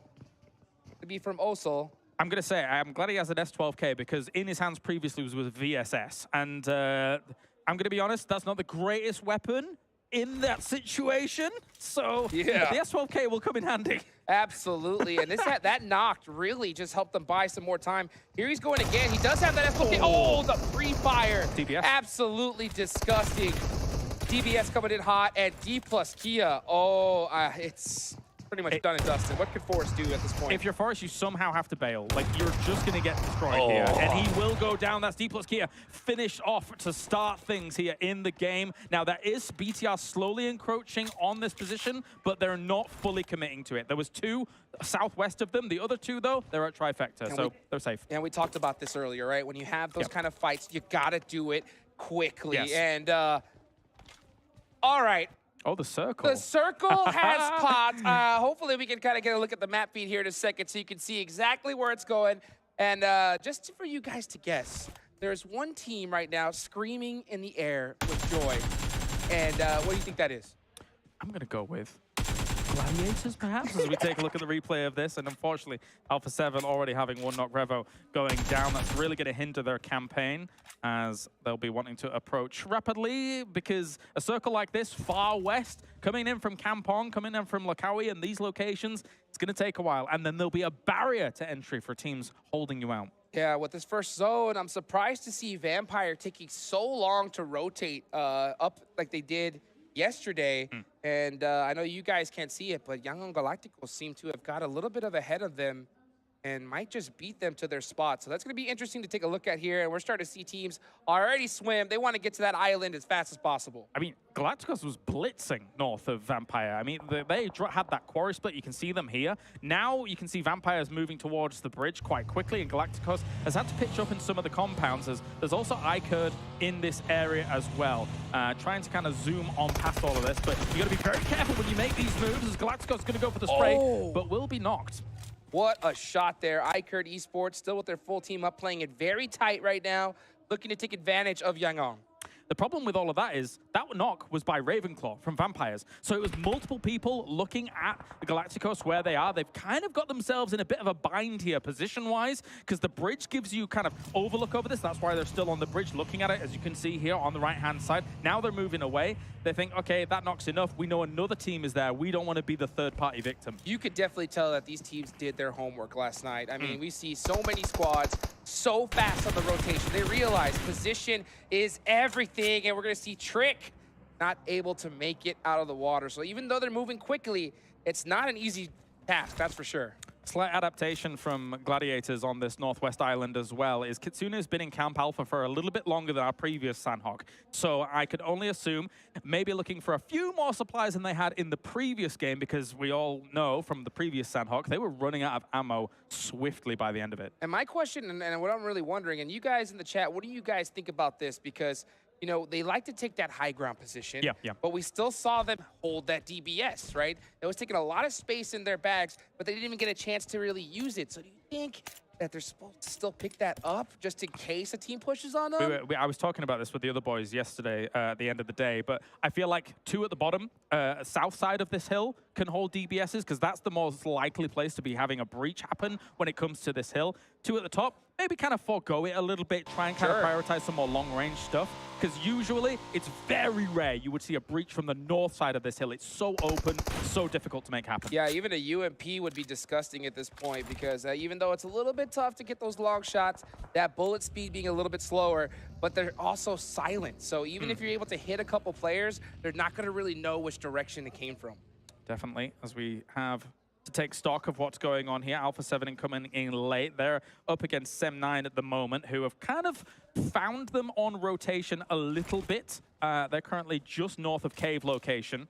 So, and, oh dear me, Silas, why you knocked yourself, mate? Maybe he didn't have his mountain climbing shoes on. Well, that's gotta hurt. Fell out of a car, maybe? Perhaps. Who knows?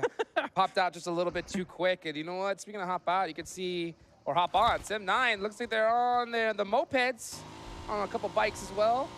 Looking to get this rotation going. And right on time, because Alpha 7 was right behind them. And as we see, FaZe throwing a nade at a teammate. What do you think about that? They bold strategy. Yeah, I'm not sure what happened. Obviously, we've not checked in with them, but they're still over by boot camp. This is quite a slow move here. As we take a look at the circle, take stock of where these teams are, they are frozen for the moment here, just kind of holding on to this position. I guess maybe they thought teams might come in against them from the east side, but that's not to be the case. That's a huge shift. Yeah, I think the second they saw that zone, they should have just took off from boot camp, grabbed those 4 eliminations, and got across that water. But Bigatron beat them to it, and now they're going to be gate kept like crazy in this situation. Now, this is a super interesting case study because this is so dissimilar, not too dissimilar at all from our previous Sandhog. So Vampire will be moving up that west coast on this island. Will anybody use that information to their advantage to maybe try and punish them wherever they may be?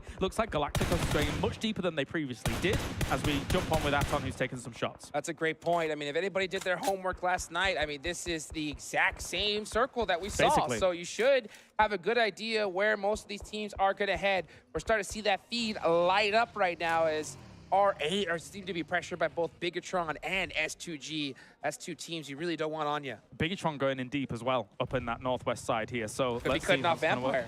Vampire. Maybe. Also S2G trying to go for that too. A few shots will head over their way as Yuhai will try and pepper them down here with the M4. Not really hitting too much, but Kelsey's got to get takeover. S2G going to hold these buildings right next to Bigatron, so they're going to be neighbors for now. This circle is pretty wide, so I wonder if they decide to kind of just have a little momentary truce, share the spot for now, or if they get a knock, they're actually going to push it. Whilst that was going on, Ferrari hit an unbelievable Car 98 shot from Hartin all the way onto Gladiators, which is quite the distance. So Gladiators here, I mean, they're obviously, people know that they're present on that hill, and they always will be. But the fact that they're taking those trades, Gladiators got to be careful about that usual 1-1-1-1 split that they do. Yeah, I mean, in that scenario, if you get knocked, it's really hard to get picked up. So you want to be split, but at least close enough where you get knocked, you're able to get that rest. See that shot? Wow! Out the car! That was nice. That was nice. That was disgusting. That's how you get it done right there. I'm telling you, these rotations, they know what's at risk because it's so easy to blow up those vehicles. But hitting shots like that, I mean, it's got to feel good. All right, so as this circle is folded down, if Vampire gets the same level of success as they did in the previous Sandhog, I'd be surprised because there is a lot more teams now committed to that west side here on this island. It's going to be a lot harder for them to have freedom of movement here. And this is what I was talking about before.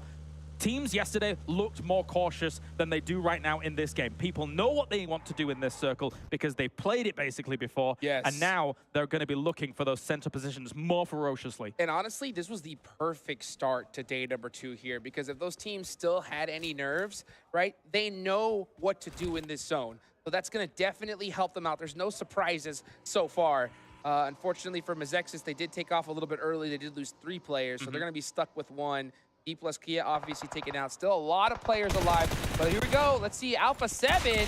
Mafioso getting caught slipping. And Dexa as well. So now Alpha 7 having a terrible start here to day 2. Blade looking good here for Eigen I8 as we see Carrillo trying to charge up and good to go against Blade. Did actually catch him a little bit with that nade, but not getting the full knock to start things off. There's going to be reinforcements coming, and I think Carrillo here is going to have a very hard time shutting this down. 100%. You can see Carrillo looking for that right side peak advantage. All these players are right-handed. He hits 1. Kuchuk. Oh my. 2. One more. Oh, goes for the thirst. He knows where the third player is, but he just secures the points. No. And he has the advantage. Carrillo, he's pissed and he's wanting more. Goes for the molly as well. That actually fire will spread quite closely. Oh, he got him! Oh my goodness! What a play! What a play coming in from Carrillo. 1v3. Huge. Carrillo is on fire. That play alone, even though they had such a difficult start, if there's anything that's going to hype your team up and get ready for the day, it's that right there. That was massive. I mean, the DBS enables a little bit of that because it's so powerful, but Carrillo, the way he was using it, the way he was getting those shots off, and the wherewithal to just go for the molly after, brilliant stuff. What a play. That's my play of the tournament so far, I'm going to be honest. Absolutely. Same way here. And I'll tell you what, as much as it's so hype for Alpha 7, oh, man, for Eigen I8, that's got to hurt big time. Definitely. They should have been able to shut that down. You don't give an opponent 3 1v1s. You push at the same time in order to be able to dislodge him when you've got the man advantage. But anyway, let's move our attention elsewhere. FaZe on the edge of the circle, down towards the south, trying to hold on off, but Aton with some long-range shots. Oh, man, and FaZe, they have 5 eliminations, the most in the lobby so far, so they're definitely feeling good, but with 2 players knocked, it's starting to get a little bit too close for comfort. Let's see if Mormon can go ahead and throw these smokes out, get his team up. But man, that cross is gonna be so deadly. Oh, but from the back, he's getting shot as well. And he is going to go down, so it's only one player left for FaZe. They're totally sandwiched in all of this here, Hot Jukes. Likewise, I said to Corella, I don't know how you get out of that, but FaZe, I really don't know how you get out of this one. This one's tough. Then Auras, hey, got to hit those. That's the only way. And then he gets hit. And then he gets hit, yeah. So FaZe Clan out early here in match number 2. Let's see it again. Yeah, of course. Oh, one more. Oh, I like the fact that he actually had the heads-up play to go for those thirsts, eliminate those sight lines for him to throw that Molotov. Just money in the bank. You're absolutely right. Leaves Blade blind, which is very, very important here. And a molly like this on that wooden floor, hey, man, it's tough for Blade to get away from.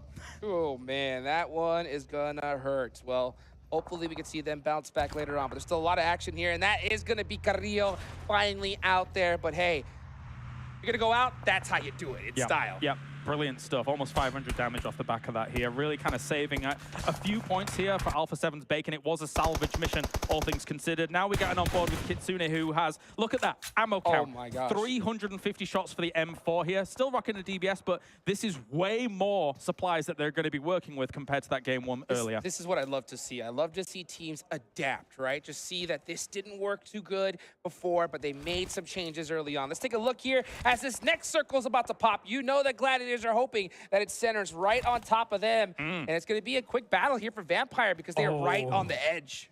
All right, now the question is what does Gladiators do with their split? Because this is way too much against way too many teams on a hill like this. It's a great position of power, yes. However, you're going to have crunch down soon in this game. How are you going to adapt to that? Absolutely, and which hill, which mountain do you decide to take? There's so many different angles.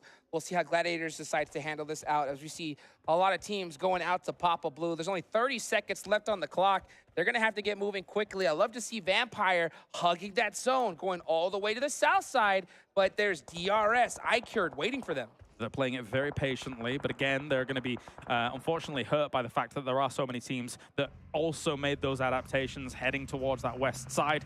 Tony K looking for a bit of information here. They're very huddled. We can see them a little bit closer compared to previous games. They know that coming into day 2 here, these teams have been able to kind of crunch the numbers a little bit and make it harder for them to make these moves. Oh, let's take a look to see how Vampire, they're having a difficult go at it with this rotation. Oh, picks his teammate up and brings them inside the building. That is a really nice play right there. And they are on the edge of the circle, so they are going to have a little bit more time as well. Looking at the center of the zone, Gladiators, looks like Tixie is going to meet up with Matic all the way at the north side because they know there's people coming that way. Killer getting the shots. And when you're riding the bike around here on Sandhawk, sometimes it do be that way. Do be like that. Do be like that. That is a fact. Let's take a look here at the rest of the teams and squads here. ICURD, right, looking to make a big bounce back today. They want to put those points on the board. They're in 13th place right now, and this is a really important time for those teams in the center of the leaderboard. Rays going down as we see Yokohama Donuts in full-on snake mode. Yep, tough for them. Likewise, a few other players here trying to go for the snake. Ragnarok is very split from SK Tom, for example, here for R8. So he's kind of mixed himself up in all of that hillside, trying to just play things out. But Aton will go down, unfortunately, for them in 13th place. 12 teams remaining. Mazexis with 1 player up, R8 with 2. S2G rocking a duo as well. And here comes the blue zone coming in hot. This is right on the edge of Cap Alpha. Let's see if Silas can catch a couple players off guard, but he's not going to have a lot of time to do so. You can see him barely getting that first aid off. 17 seconds left on the clock.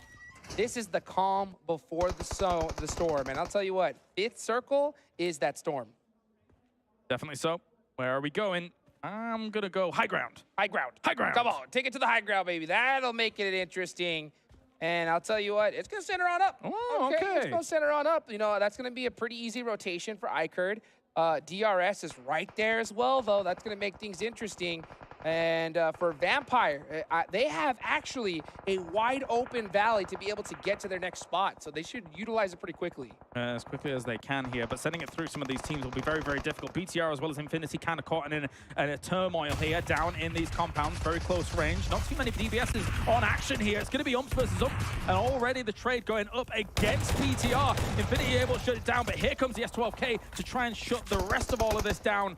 Trying to peek on around. You need to go for the pre-fire here. Tries to go for it as it's coming around the corner, but not able to get the confirm just yet. Betsu getting it done at the last second, and that is going to be Bigatron, Red Villains out in 11th place. Huge heads-up play there from Bensu.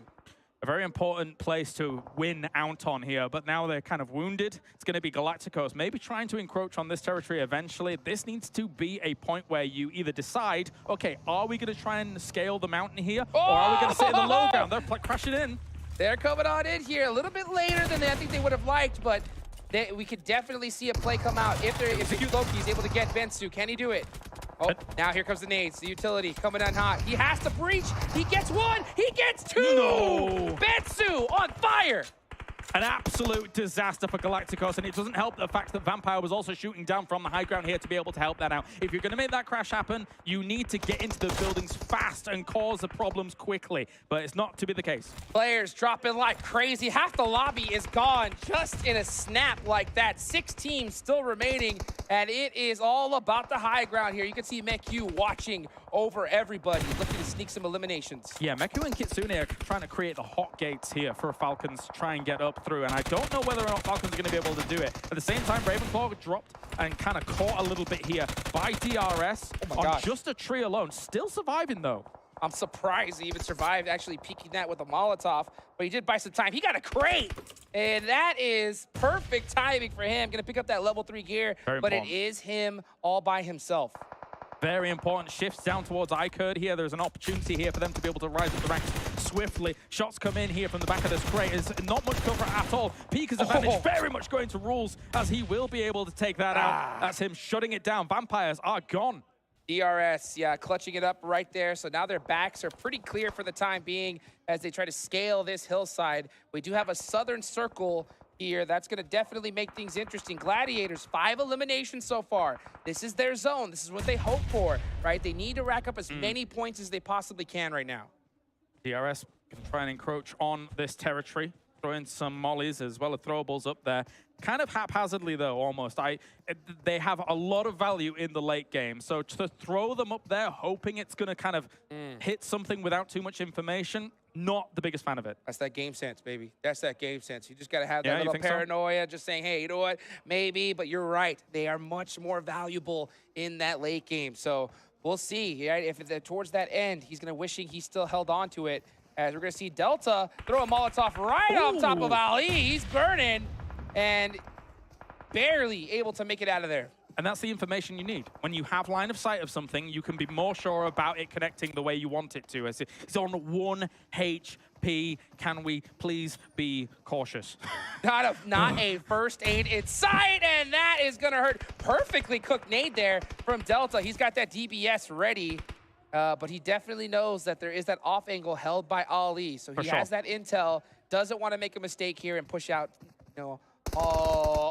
That shot right there is going to shut it down. Here comes the push on the ARAM. Can he hold it down? He can't. From his perspective, if he was hard holding the left angle and wasn't ready for the right angle, that's unfortunate there for iCurd. Considering they had such a good compound, DRS has been able to breach this strongly. Now, here's the problem.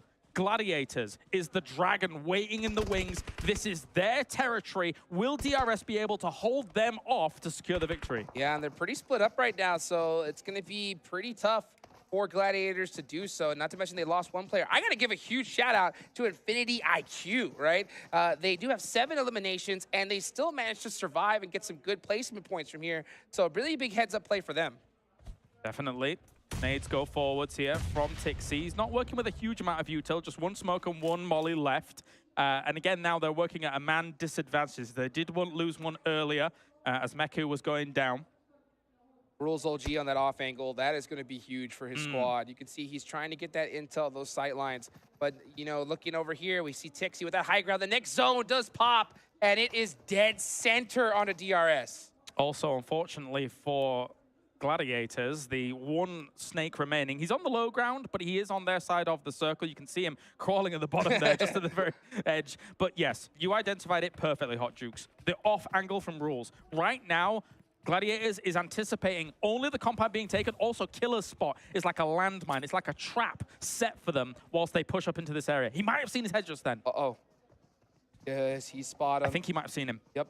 Killer YT all the way up front here. Tixie with his last grenade. The bounce!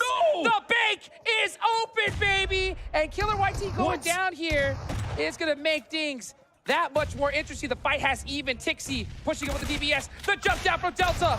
It finally hits the shot right when it needs to happen. Very important here, however, he's given up a little bit of that high ground. Now Gladiators might try and strike here through the smoke to use the high ground. It's going to apply a little bit of time, but it's not going to be enough here. Kitsune also goes down. That's going to be DRS here, looking to sweep in, finish off Matic, and get themselves the victory. Gante, push it up. Matic, the man advantage is too strong, and Gladiators go out. Infinity IQ, second place, just like that.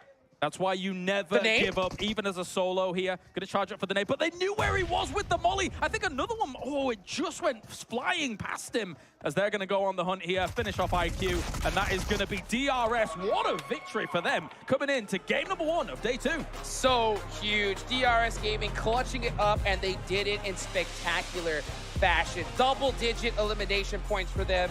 They did what Gladiators were wishing they could do here at the start of the day. 26 points, a brilliant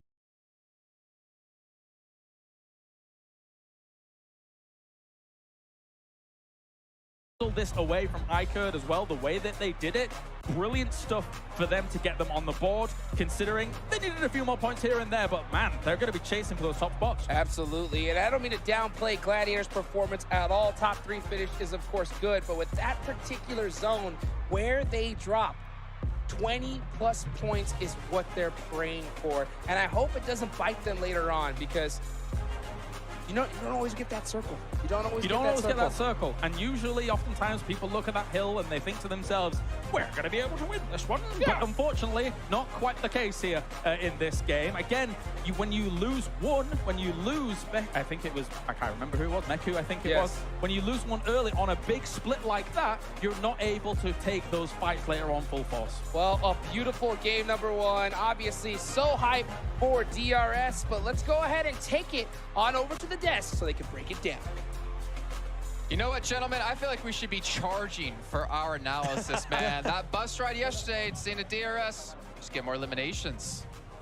It worked. Yeah, I mean, we said early game, just play the passive game. That was already great how they played it throughout yesterday. They were just able to weasel their way through it into a really strong compound. And as the game continued, they started getting more and more aggressive every single circle shift. And the way they just wrestled that building away from ICURD, textbook. It was so good. This is the DRS that we needed after what they showcased yesterday. And even before they actually even took onto ICURD, I love the 2-1-1 split that they had, because they were covering ICURD, and on top of that, they were able to get those eliminations on Vampire, which allowed them to actually end up pushing with all their full players to ICURD. Just beautiful gameplay out of them, and finally seeing that aggressivity, right, that you wanted to see, Max. Yeah. Exactly. My words, exactly. You just literally took my word. I didn't know you know French, Seven. I know. It is an English word. It does exist. It's in the dictionary. Le croissant. I don't. Yeah, it should be too. Yeah. I thought for a second, not just a French word, but yeah. In Gitoon, that's 3. Not sure if that one is. No? He's trying to take a look at the match rankings so you get an idea of how many points all the teams did get, as DRS sweeping the lobby, doing a phenomenal job. And funny enough, and I'm not going to jump into it too much, kind of outshining another star play we had early on in that match. We can see here 26 points here for the team from Nepal. A fantastic job by them as we look down the rest of the list. Infinity IQ at 13, Gladiators at 12, ICURD at 5, Falcons at 5, 4 at Vampire, 2 for R8, 4 for Donuts Pharaoh, and 2 for Yangon Galacticos. So there's a big discrepancy in points, which could help DRS push even further into the rankings. And I think we're in agreement here, Seven. We're looking at this game. A lot of the teams that we criticized as being slow on the first game yesterday on Sanhok, I think did some really clear VOD review and were able to catch up and speed up their process. One of them are even here. Even though they didn't get the placement points that they needed to, I do need to give some props to Bigatron Red Villains, because they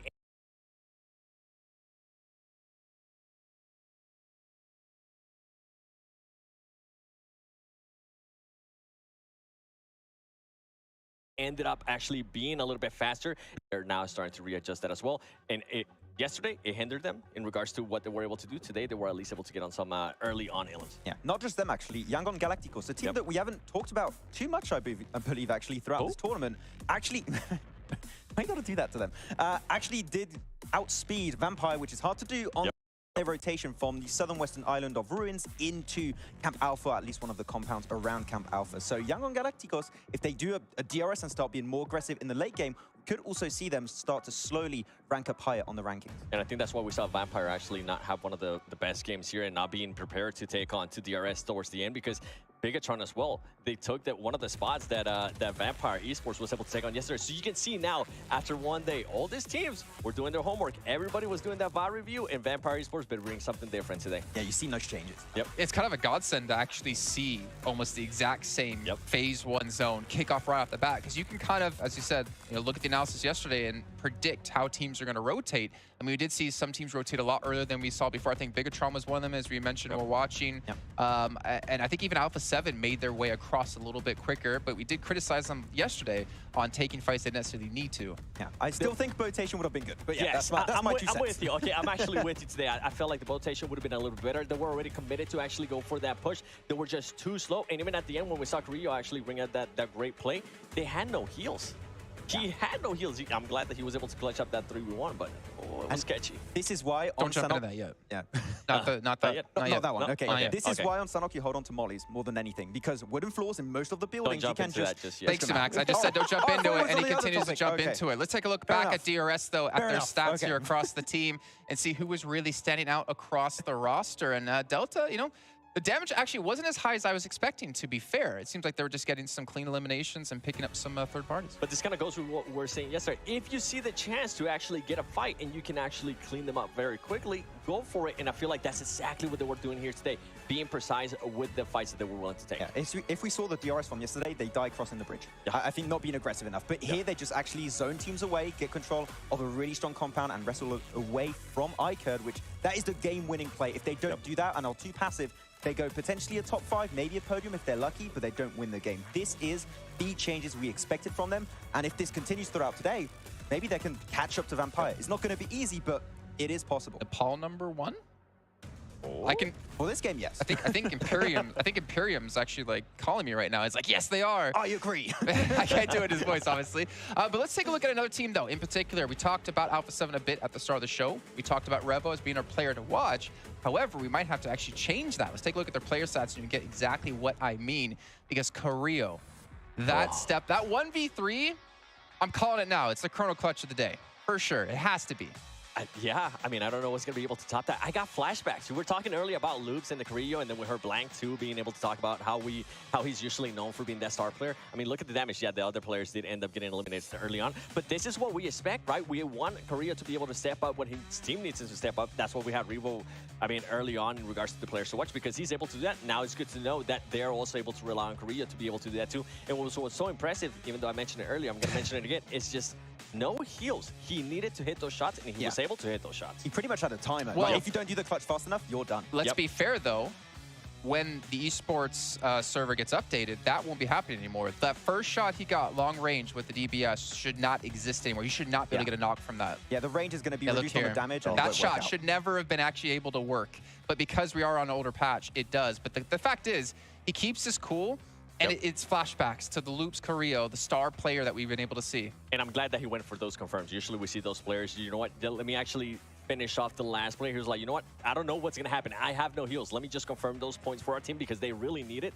And then he went with a great play of throwing that molly on the wood floor. Yeah, when I'm playing my games, I just always keep a few mollies. It's just always so good. If you know a team is in a compound, clear it. Max, okay, let's be honest. You keep the mollies. How often do you actually get to use them? Do you forget that you have them? I shall not answer this question. What is your average survival time? I don't look at my stats because I'm a little bit scared that I'll be disappointed in myself. Okay. Yeah, that's what bad players say. Okay, I didn't ask for this. Hey, no, you should have said was, I don't have the worst survival time overall in all the players of PUBG Mobile. That's what I would have did. Infinity IQ, though, Max, you actually wanted to talk about them a bit over towards the top of the show here, but maybe you can get your chance now and bring your points up. Yeah, I mean, Bensu, of course, him as a player, we have to talk about him. He just an absolute mad clutch master. I think he clutched it versus BTR. Then Yangon Galacticos pushing in from Camp Alpha, so he's been able to just play around with the DBS extremely efficiently. I think he also had himself some molly plays at some point, which is really efficient.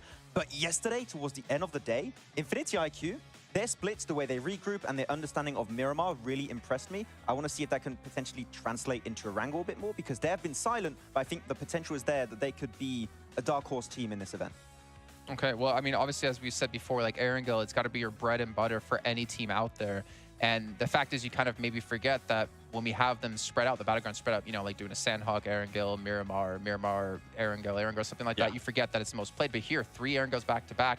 This is where you have to get the majority of your points. Exactly. I mean, Vampire worked out great for them so far. They got a chicken dinner and second place at the end of that second game. But if we can see other teams try and get points over there and they start being consistent, I feel like Vampire will have a hard time retaining in that first place. I think for me, one of the teams to watch going into the Erangel, the back-to-back Erangels that we're going to be having here is going to be Bigatron, especially what we saw out of them here in Sandhawk. Even though, once again, it didn't work out in their favor, they were a lot more aggressive, and I'm looking to see if they're going to be willing to take that fight early on with Atan Esports. I know Atan Esports was actually quite upset to a point that, man, Bigatron is just becoming such a pain. I think we might actually need to establish who's going to be landing in just Naya. And these are 2 teams, just like with Alpha 7 and Gladiators on north of George Bull. They're not willing to coexist. So it's just going to be one team there. I mean, now for BTR more specifically, we have seen them do well on each different map. They got themselves chicken dinner on Erangel, chicken dinner on Miramar yesterday, and now actually doing way better on this one Sandhawk game. So it seems like overall they got a game plan for every map, which is working really efficiently. So it can continue going.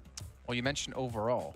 Yes. And this is a completely hard shift into it. Let's take a look at the overall rankings, actually get an idea of where the team's currently standing. You can see Vampire going to be in first place at 82, but DRS, 3rd place off the back of that last victory that we just saw happen. 30 eliminations, 22 placement points. And the list, it's a little bit of a gap starting to develop here. I mean, you're seeing DRS, you're looking at Gladiators, 1 win, and they can be catching up to Vampire, which after the lead they set up yesterday, I didn't think that would be possible so quickly, but it is getting there where Vampire not going to be as safe anymore, 7 in that first top. for Gladiators, I don't know, man. I'm just not happy with the way they played at Sandhawk. Even though they did end up getting a top 3. There was a 1-1-1-1 split that you were really unhappy with, I remember. It was. They should have been covering our Team Falcons. I think at one point we were talking about actually Kitsune. I remember who it was. Kitsune was by himself, and the other players, Matic was still covering an area where there was absolutely nobody. He had the zone to his back. I'm not sure what was going on there. I wish they would have just fall back. I wish they would have been able to cover a lot more ground because they would have been able to stop DRS. They would have been able to stop Ikard, and they would have ended up with a lot more ilms than they ended up with. This team is just too slow recovering, regrouping for me. It feels like sometimes they get in their own head. They're thinking, oh, a team could still be out in the blue up north. We have to hold on to the split. Otherwise, if a team backstab us, we're pretty much dead.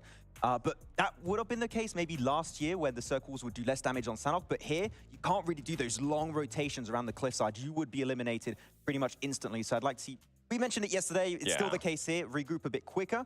They still had a really good game. We expect Gladiators to do well on Northern Western Island finishes, but it could have potentially been a win. Like, I want to be even more crucial or critical to them, to be honest, because it's like the same zone, 2 Sandhawks in a row without a win. Yeah, you watched. Okay. I don't have like for sure know that they watched the match yesterday, but you should know what you did wrong yesterday, and to not come out into this game and get, I think, a higher placing or a better. I mean, there's not much higher place you can get, but like a better result. I don't know, man. That leaves me with a bad taste in my mouth.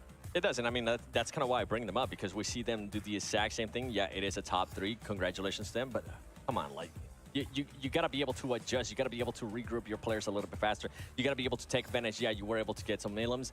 I feel like there could be more, and they're just living it out there. I feel like this is because they have a game plan they have set in mind for a long time now for Sandhawk, and they're not willing to move away from it, which, no, they got some points, so I can't argue. Okay, sure, it's not a chicken dinner. We'd like to see it, but for them, this is a game plan that works for them. They're very comfortable with it, and they're just going to keep going with it. I don't expect a change at this point, because if they would have made a change, I think it would have happened here, because it's literally almost the exact same circle. So I think they're just going to maintain this playstyle, split early, and hopefully try and maintain as many players alive at the late game. I mean, go ahead. I was going to say, luckily for them, Sandhawk, we're only playing it 1 time, right? Yeah. Every single day. It's not like Erangel that we play it 3 times or Miramar that we play it twice. But I want to see how that's going to be affecting them when we actually go to Erangel and they don't get favored by the zone. They do great rotations, but just like Blank was saying, I want to know what happens when they actually have a full roster towards the end. I mean, I look at it as any other team. If you see Northwestern Island, you know you could just hard crash on someone potentially, because you know they're gonna be out of position, right? You know they split so much and stay split for so long that, you know what, that high ground that Gladiators have could become your high ground. I mean, Falcons almost did that at some point. They got really close to Kitsune, and I feel like Kitsune was not able to regroup, and DRS kind of helped out that whole situation from unfolding itself, because if they don't crash it, I don't feel Kitsune is ever able to make that regroup. So regrouping before the teams start to push up on you is good, but teams might see that throughout tomorrow, maybe also in the main tournament if they do end up qualifying, that is a very clear weakness. We can try and abuse it to get control of the high ground. And if you're in the high ground and you're playing together, chances are you're going to get that win. Yep. And I feel bad we're so critical of Gladiators, but we know what they can do. We know how good of a team they can be. But you know who also can be good? Our commentators. Hot Jukes and Klaris taking us into our second match of the day.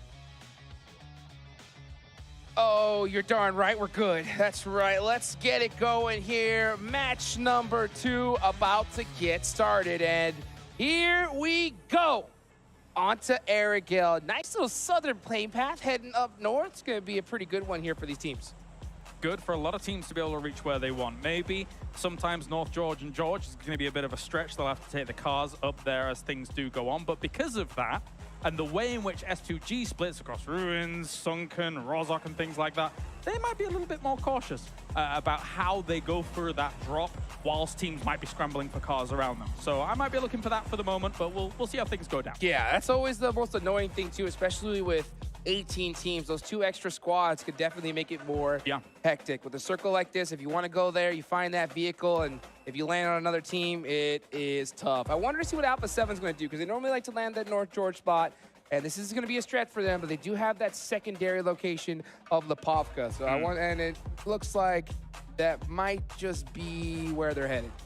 Down at the bottom, we're seeing it looks like Maxexis is actually a little bit closer to some threats that they may not have perceived before. I mean, they will see the drops going down. Straight away, we'll take a car and drive away. So very important to not lose someone early. Let's see where the Sursone's going to go. Okay. This southern circle. What do you feel about this one, Yao? I'm going to predict northeast of Quarry will be our finish. I mean, quite far northeast. Between kind of Gatka Quarry, but I mean, it could have gone anywhere. So it's a stab in the dark. Okay. All right. You know what? I'll go with Chopsticks. Right? I'll go with Chopsticks. That'd be a cool finish to see here. Let's see what Vampire's up to. They like to go to that Primorsk area, but it looks like they got a boat. Yeah, they got on a boat. And yeah, it looks like they landed Ferry Pier, got on a boat, and are headed straight to Primorsk. Interesting. Yeah, you don't want to be lingering around Ferry Pier too long with that split of Gladiators, so get that vehicle and get out a dodge, as Primorsk is actually a great launching point to be able to play this circle from. You've got checkpoints, so we're going to see Vampire loot out Primorsk, probably head up towards Quarry, and from there, use a little bit of that high ground to scout things out along with the hill to the east side of it. It provides you a decent overlook across some of the circle. One thing I love about Vampire is they never blind rotate. They're always just checking up to the closest hill, send a couple players, scout it out, and then just move little by little. But they have the entire field open for them here, so they can pretty much pick any secure place they want to be in this zone. As you can see them on the run as they storm the beaches of Primorsk. That's right. Of course, there's PMWI crates that you guys need to be interested in between July the 15th and August the 15th as well, so make sure to check that out on in-game. And also, you can check out the Esports Center that's giving you some limited time rewards as well. As that one didn't come up already, but I'm anticipating it. Babosh! Get him! That's what I'm talking about here. That's why we're the best in the biz, baby. And let's see, as S2G, they want to be considered, they want to get that title as well, as they're hunting down FaZe Clan. They had a really tough start in that last match, but it does look like S2G, after getting some return shots, say, you know what, yeah, all right. You guys can go ahead. So, as I was saying, they were potentially in trouble because of the way their split works, right? And the kind of playing path and where they could potentially have teams rotate past them. FaZe was going to be the one to kind of take up that challenge. And SUG kind of getting out of dodge free a bit here, because there was always going to be that potential lingering threat because of the factors I've spoken about. Yes, let's see what S2G decides to do. They're going to go ahead and take the bridge. Looks like they might start heading towards crates here. So, straying away from... Oh, actually, I think they're going to go for a vehicle. Yeah. He's still in. Yeah, I think they're going to try to get another car. Maybe they're seeing that it's there, or turning around and chasing FaZe Clan. So, all right. S2G mixing it up. I'm scared. I don't know if coming back is the right play. Oh, my goodness! No! The trap has been set! Why? Why have we come back? Bye-bye. I hate to say I told you so, guys, but... I am shocked. I do not know what they were going for. I don't know what they were doing, but maybe they wanted to take the very scenic route to Ruins.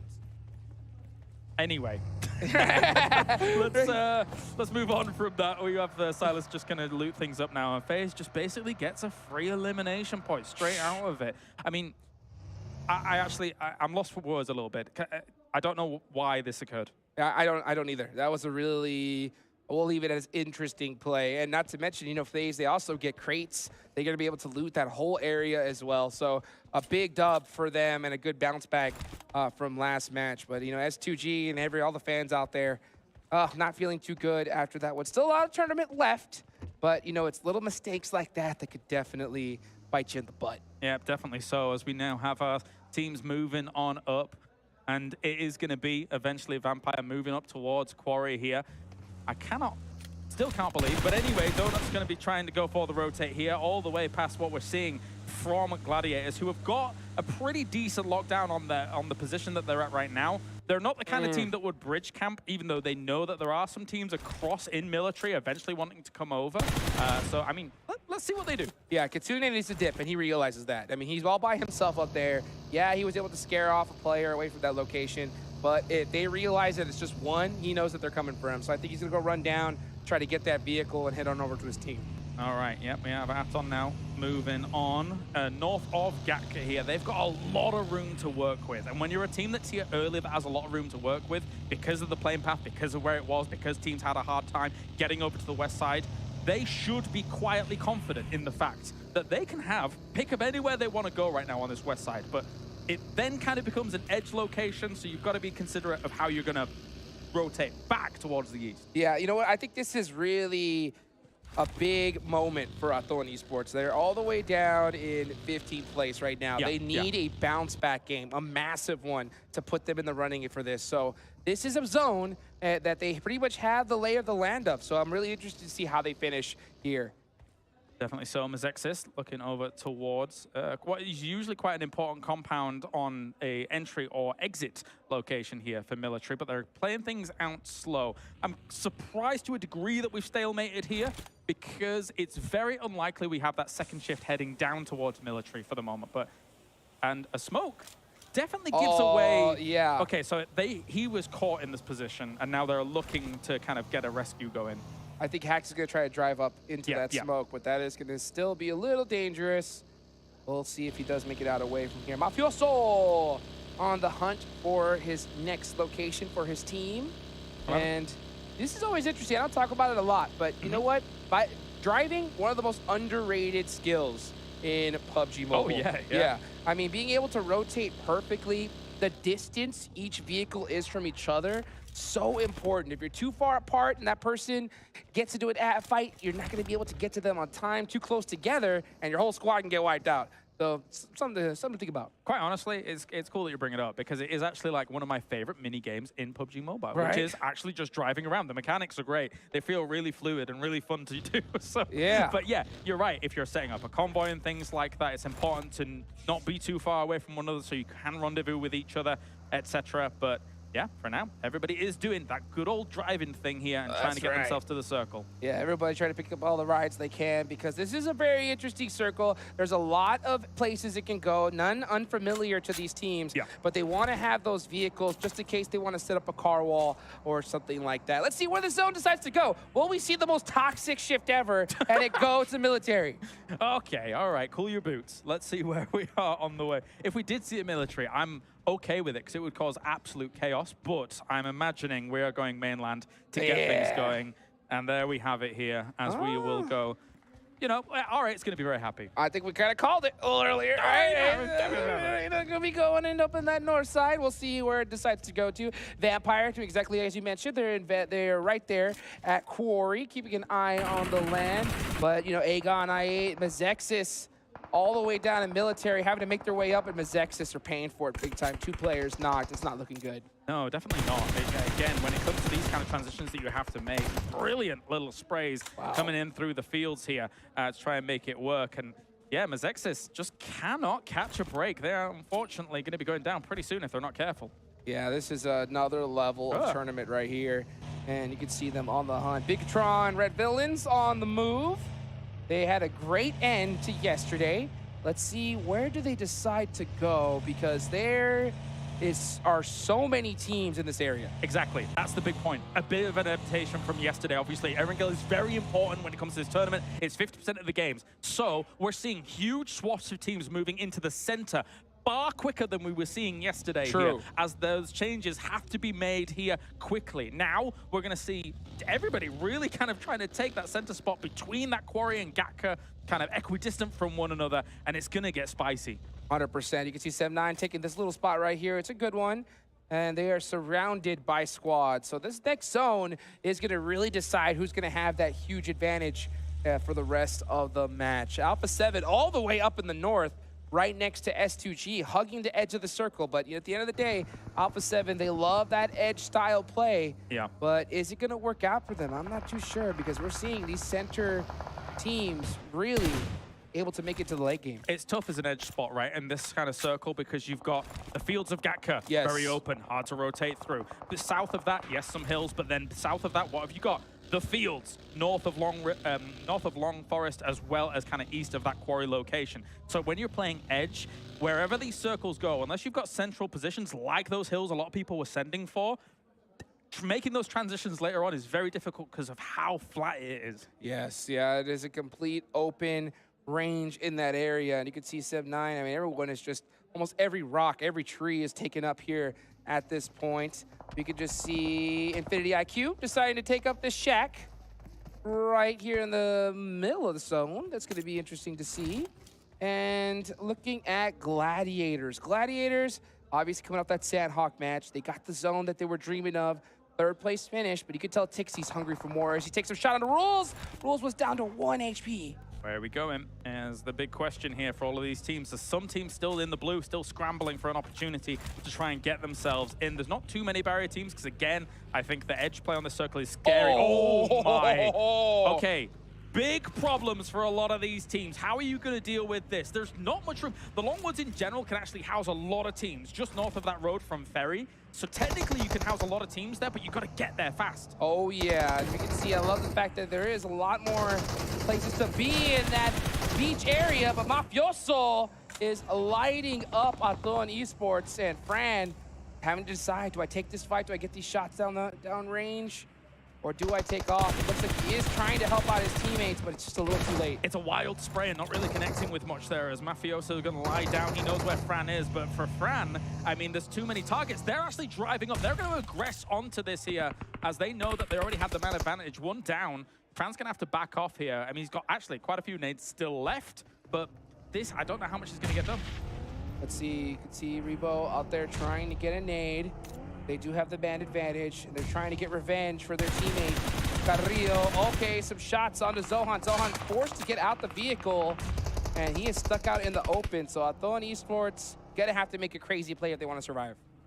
All right, well, big spray's still coming in, but not really been able to connect with much. Both teams here. Some smokes to kind of cloud the vision of any further onlookers. And yeah, this is, it's a slow fight, but, you know, nothing's really happening. Run over. Okay, yeah. Yeah, Senethex running over Fran, and now Zohan is on the run. You got to get out and play for placement. You can't take this fight. Try to get some points, but that's the thing about this point system, right? It's so heavily in favor of eliminations. If you try to get any points at all, it's only going to be a couple. Yep, yeah. Got to salvage, got to salvage. Pick it up with the pan, nice.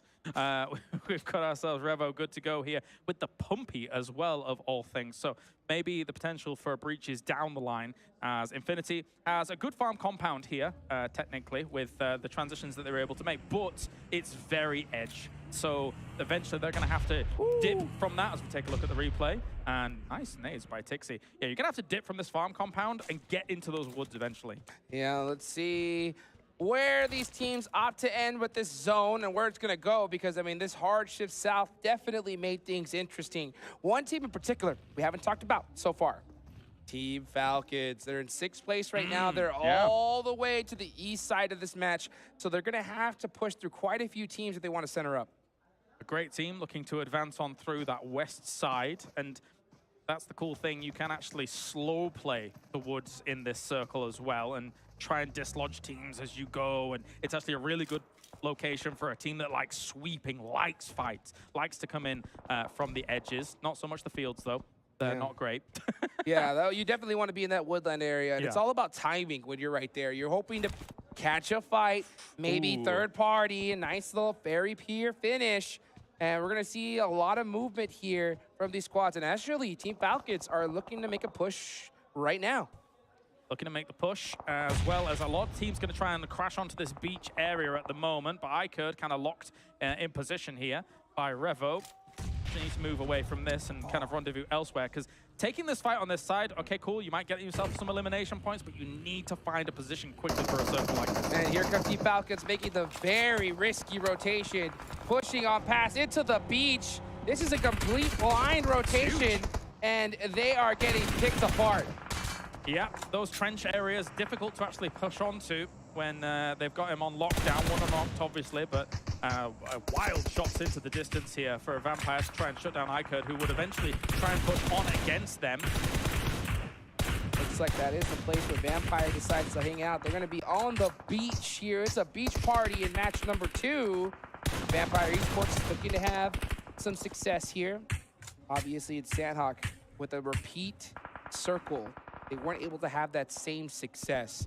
So hopefully they can bounce back here. But this is going to be a very, very difficult zone to actually get a chicken dinner. Oh, yeah, for sure. If you're not here already, it's difficult to push onto, as we have a few fights heading on from the north as well. I can talk about the beach a little later on, because still this fight's going to continue. Let's see right now what 7-9 could do here, as Tam is going to go ahead and start off with a shot. Bit there with the off angle, looking to mix things up, and he's a little bit hesitant, because pushing up in that angle is going to leave him wide out and open. He's going to need some support from his teammates. FaZe with the nades. All it takes is one well-placed nade here, and they are going to be at a huge advantage. They're just soaring over at the moment. They hear the driving across as well, and unfortunately doesn't get quite the hint of where that boogie's going, only the visual cue of it. So throws the molly over towards it just in case somebody was being picked up, but not to be the case. Going to be moving away here. Meanwhile, in the middle of the beach, which, by the way, is slightly deceptive. It's a beach, yes, but it's not as flat as it used to be. There's trenches, there's down vehicles there. There's a lot of little dips that you can play in this beach, and it can house a lot of teams. Oh, man, ever since this 2.0 update came out, it has made a party of things. And FaZe tried to get away from that fight, only to run into Bigatron Red Villains. And now it's just down to 2 players with a very blind rotation, trying to head towards the beach, but they have to know that almost everything is taken up already. Yeah, it's really difficult. You just have to pitch up again in the woods here and try and play from there and hope the circle's going to come your way. Moment is actually kind of locked down here by multiple angles. It's not only Gladiators looking at him, it's also S2G that are looking at him from the beach. It's very open lines of sight.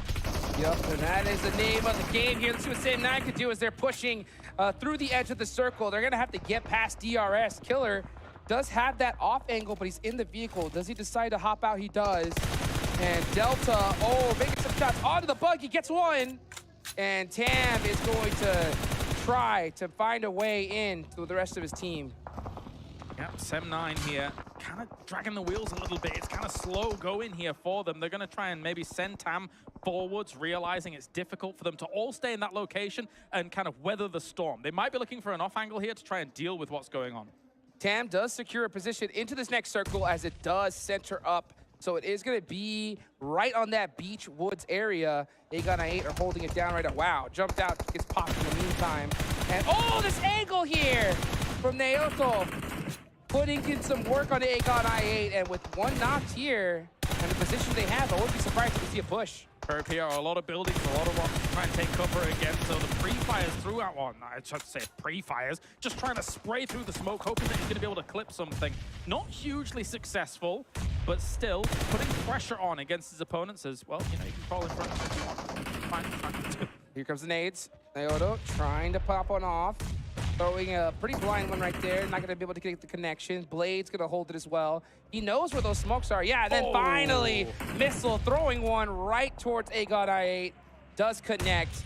And it is really just up to Blade here on this off angle to try to make something happen for his team. It feels like it's up to Blade a lot for this team when you're kind of seeing out these moments. But, I mean, this is very difficult to deal with. They actually captured Naoto, though, during all of that. The rest of Donuts here for the moment is going to move back, trying to find maybe an angle. But he's using this corner really effectively whilst healing to try and negate the angles that his opponents are looking for. ICurd forced with that crazy rotation. They get beat up in the process, but they do survive for now as the Ali, the last straggler, trying to make it towards his team, but his tires got shot out. Yeah. Nowhere to go. Rough, man. some parts of it are still flat, let's be real.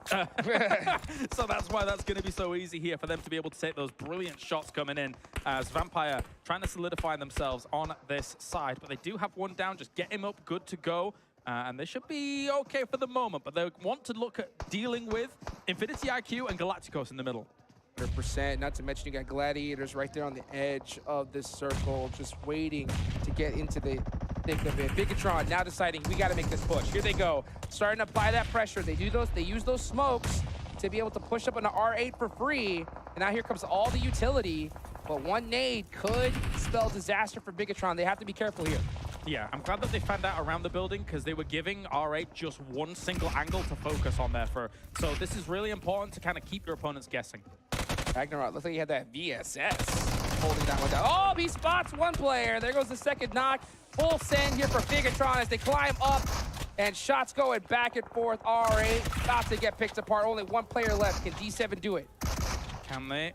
Versus DBS's. I've seen this go usually towards the DBS's way, as he is going to look for an opportunity to come around this corner, just give it the big blast. Oh! D plus Kia is driving on it. Molly! He got caught by the molly during all. The distraction causes him absolute devastation. It's up to Yuhai. Yuhai has to make some serious plays here. He does get up. I don't think he has time to go for this res, but he's going for it anyway. And now here comes Forrest. D plus Kia.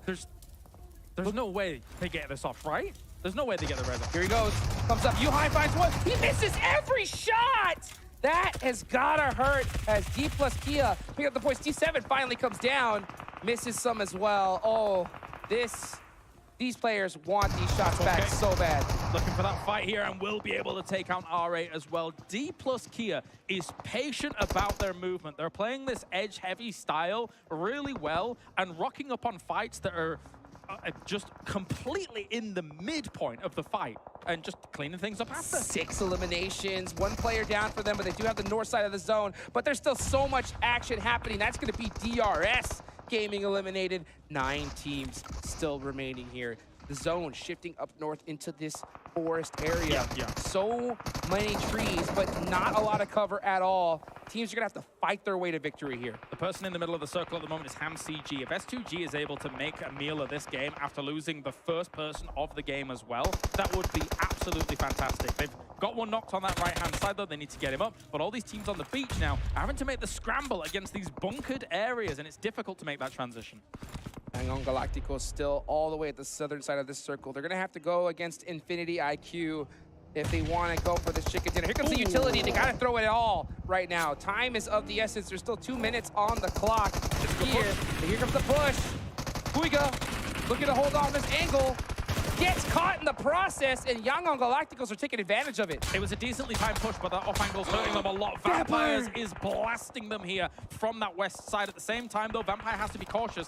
Gladiators is just north of them, so they need to use this ridgeline to the full extent, but they are going up against a so fortified area of Gladiators. The smokes are all important to close the gap. Yes, Vampire Esports throwing those offensive smokes, eliminating those slight lines from Gladiators. That's going to force them to push back a little bit as Vampire is heavying the storm. And you can see right now, Gladiators, they have a good idea that this is Vampire Esports, considering the elimination feed popping off and the shots going off right next to them. The direction that this team's coming in from as well, but you can see Kitsune sees S2G in the middle of the circle. They know dislodging them is kind of important here, but at the same time, you've got to respect this threat that Vampire poses right on your doorstep. That is the exact thing that they have to do. You can't get focused on splitting different teams. You have to be on one team at a time, and Vampire is the greatest threat to Gladiators right now. 58 seconds left of the clock. Next zone about to pop on here. Yango Galacticos are barely outside of it here, and they do have one good UAS, but at the second they get in it, they're getting popped out of it. Falcons crawling, only one left alive here to try and get them some points on the board. Sem9 has been completely caught by D plus Kia. Some good off angles here for them as well. Really negating the very limited cover they have of a tree alone. Forrest with 7 eliminations for D plus Kia. This guy is popping off for his team, and that is going to definitely get them going here. Let's see what Oso's going to do. Yeah, it's only one player left from Sem9. He has a DBS, but oh my gosh. He got a couple players hurt. Forrest forced to throw off that smoke here. Oh, gets caught in the process. But D plus Kia, 9 eliminations. You got to pick up Force at this point. This guy has been crushing it. Yeah, this has been excellent from them. Should be able to get Back this res off as well. Just Back back it on up. Yep, that's right. As for S2G, oh my, that circle shift. S2G is praising the circle gods here at the moment, as a lot of the teams, apart from D plus Kia, are probably going to fight off against each other before they even become a threat to S2G. S2G needs to take advantage of this. I mean, getting 2 games in a row where you're getting the favorable circle, you can't ask for much more. So you have to put up some serious points while you have the chance. Young Galacticos might just get caught up by Ravenclaw here as he's got that nade. Oh, it busts off, but he gets knocked in the process by Romeo Boy. Yep. Not too bad, but look at how little room they have to play with. S2G can even see them down in the south as well, and are punishing them hard. For Romeo Boy, I feel like this is kind of donezo for him. I'm not sure how he gets out of there, but then S2G, once they're only 3, and then somebody survives from this, I think they should be really concerned about D plus Kia's position. D plus Kia going to be definitely the threat for them at this point, because Gladiators have to go wide out in the open if they want to get into this next circle. So S2G is just literally licking their chops right now, waiting for him. These are the easy pickings that S2G is getting down at the south, but all 3 guns are trained on the south. As we take a look at the replay here, Forest is able to get so much done in this game. Oh my. Absolutely insane. 5 eliminations, make that 6 for him. This guy has been popping off, and they do pick him up, so he is ready here. They do have the angles. And Vampire is stuck out in the open here. They're going to have to hit some crazy shots if they want a chance at winning this game. Smart move to destroy the car next to you there. And they do have a little bit of a cheeky angle on S2G at the moment from the south side, realizing that maybe that is also a bit of a problem with a shack like this. Vampire is fortified here in that little, and then it looks like they're going to be making the move to try and get in nade range of S2G. Yes, D plus Kia very, very close, and now S2G is just focusing on those easy pickings across the road, but D plus Kia is coming right behind him. Here goes Vampire, the zone's closing. They're forced to run out wide in the open as Meku does start off with a nice knock on the Schweppes. And the smoke wall that they used across that road was super important to try and make that transition happen. This is why you save your utility for when it's most important. Forest from D plus Kia picking up another player from Vampire. I mean, no matter how good you are, there's not much you can do in this situation. The teams in the south can't catch a break when it comes to these circles, though. They're going to be up against it once again as the circle goes north, east, or east, or whatever you want to look at. But here, Calci, S2G, D plus Kia, they have the advantage against these teams, even though the shots are raining in from Tixi. Vampire's just trying to make something happen, but it is just too much. Literally every single squad is focusing right in their direction. I mean, they are the first place team. Everybody wants to get them out as early as possible. But they've been strong about this one. I think their campaign in this game will come to an end pretty soon. They're the ones that are going to have the hardest time with a circle like this. A lot of teams will be looking their way, but you can see how many teams are prone right now, trying to lock it down. HamCG hitting on Tony K. That is going to be him going down quickly. I think every team in this lobby knows that this is Vampire stuck on this rock. And it's like they've all made an agreement, said, you know what, this is the first place team. Let's take them out first, and then we'll worry about each other later on. But man, Schweppes is not going down without a fight. The other teams have decent, well, ish cover, considering how tricky it can be. Silas also hitting Meku. S2G is having to hold the Wolves off at the doors at multiple angles here, and they're doing a great job of it. It's the one proper dip in this circle that has some defense. Schweppes, at this point, I think he's going to go deny the points. Maybe looking to try and pick up a point here and there. Yeah, he's not gonna. That's Vampire out of there. 3 teams remaining. And Gladiators here is going to be absolutely trounced on this west side. I don't know how they're able to deal with this. The lines of sight that the other teams have against them when they have to move are just an impossibility to try and deal with, considering they have to spend so many smokes to get over that road. I might be giving the advantage to D plus Kia here. They have those sight lines. S2G is stuck in a corner. Kitsune is the last one. Oh! There it is! From Fabian! Fabian's been setting this up for the last 5 and a bit minutes. He was taking that off angle strongly. He wipes them out! That's D plus Kia getting themselves the victory. The off angles are important. Getting in nade range of that dip was the play. Oh my gosh, and he just snaked his way towards it little by little. And boom, chicken dinner, baby. S2G, man, blessed with the zone once again. They ended up getting 16 points total. Vampire was so crazy. They could not catch a break, but they still managed to secure, double-digit points. I like how patient efficient D+ Kia is playing these games. They are by no means the most aggressive team in the lobby. Absolutely not. But the South Koreans coming out and being able to take the control of the areas that they did, moving onto the compounds when they did, it's a heavy strategy-based play that's constantly winning them out of these situations. I couldn't agree more, and not to mention their perfect third party just a little bit earlier on to Bigatron, adding up those elimination points. But man, we saw a heck of a performance here from one player in particular. Crazy eliminations here. A D+ Kia have stepped up to the table. Was he in the forest? That's right, he sure was. He was in his own element. Yeah, he did fantastically. I mean, obviously, Fabian was absolutely crucial in being able to get that off angle. I think for a little moment, S2G kind of forgot to a degree about exactly how he'd moved. You're obviously going to know that eventually a team is up there and how they were going to hold you off. But when those kind of angles come in, I don't know how you're supposed to respond to them. Yeah, 100%. I mean, and it's so difficult when you have so many easy eliminations in front of you. You kind of forget what's right behind you. But guys, we got a lot ahead in just a few minutes. We'll be right back after this short break.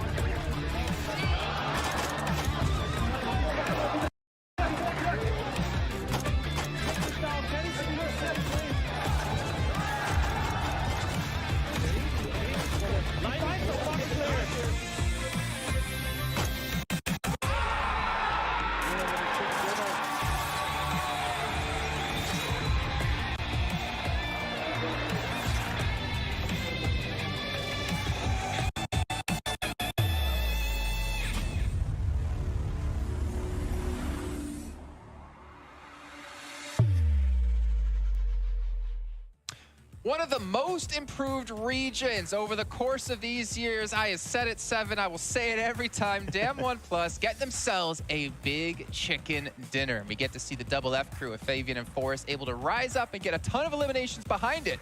Welcome back here to the desk, everyone. I'm Jason Kaplan, joined by Maxman and 7 Worlds Gaming to break down that last game. And honestly, there were so many phenomenal decisions made by D+, especially third parties, that really set them up for success. So much to break down here, really. Fabian and Forrest were looking spectacular throughout the rest of this game. The moment they cleared Alpha 7, I started thinking, what is going to be the next move for D+? And then there was so many situations that came up. Vampire pushing onto Gladiators. There was the fight between BTR and R8 in the Northern Edge. They saw that fight, instantly sent it, and the moment they clear that fight with Forrest on the SK12, there's very little competition north, and they can just start spreading and start controlling pretty much the rest of the lobby at that point. The timing where they actually decided to send it, and the mollies that they started throwing too, I thought it was perfect. All right, let's take a look at the match rankings so you get an idea of the points that the teams did get for themselves. D+, much needed points as well to push it into top 5, to push it back into getting into the main event. 23 points for them. See 16 for S2G, see 9 for Gladiators. Vampire Esports at 10. By the way, for Gladiators, this is what? Their 6th time out of 8 matches they've been able to get top 4.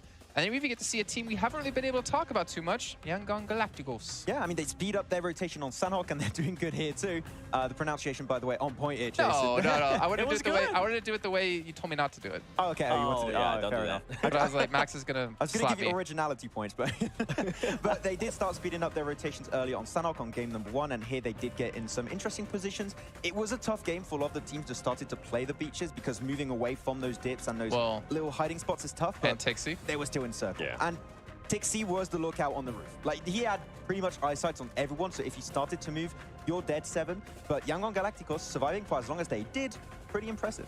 It is, and you know what? I actually want to touch base with Alpha 7. I feel like they keep getting unlucky with the circles, and they haven't been able to readjust, and it comes down to just their rotations.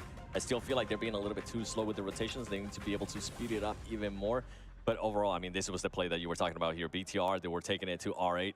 They were able to just...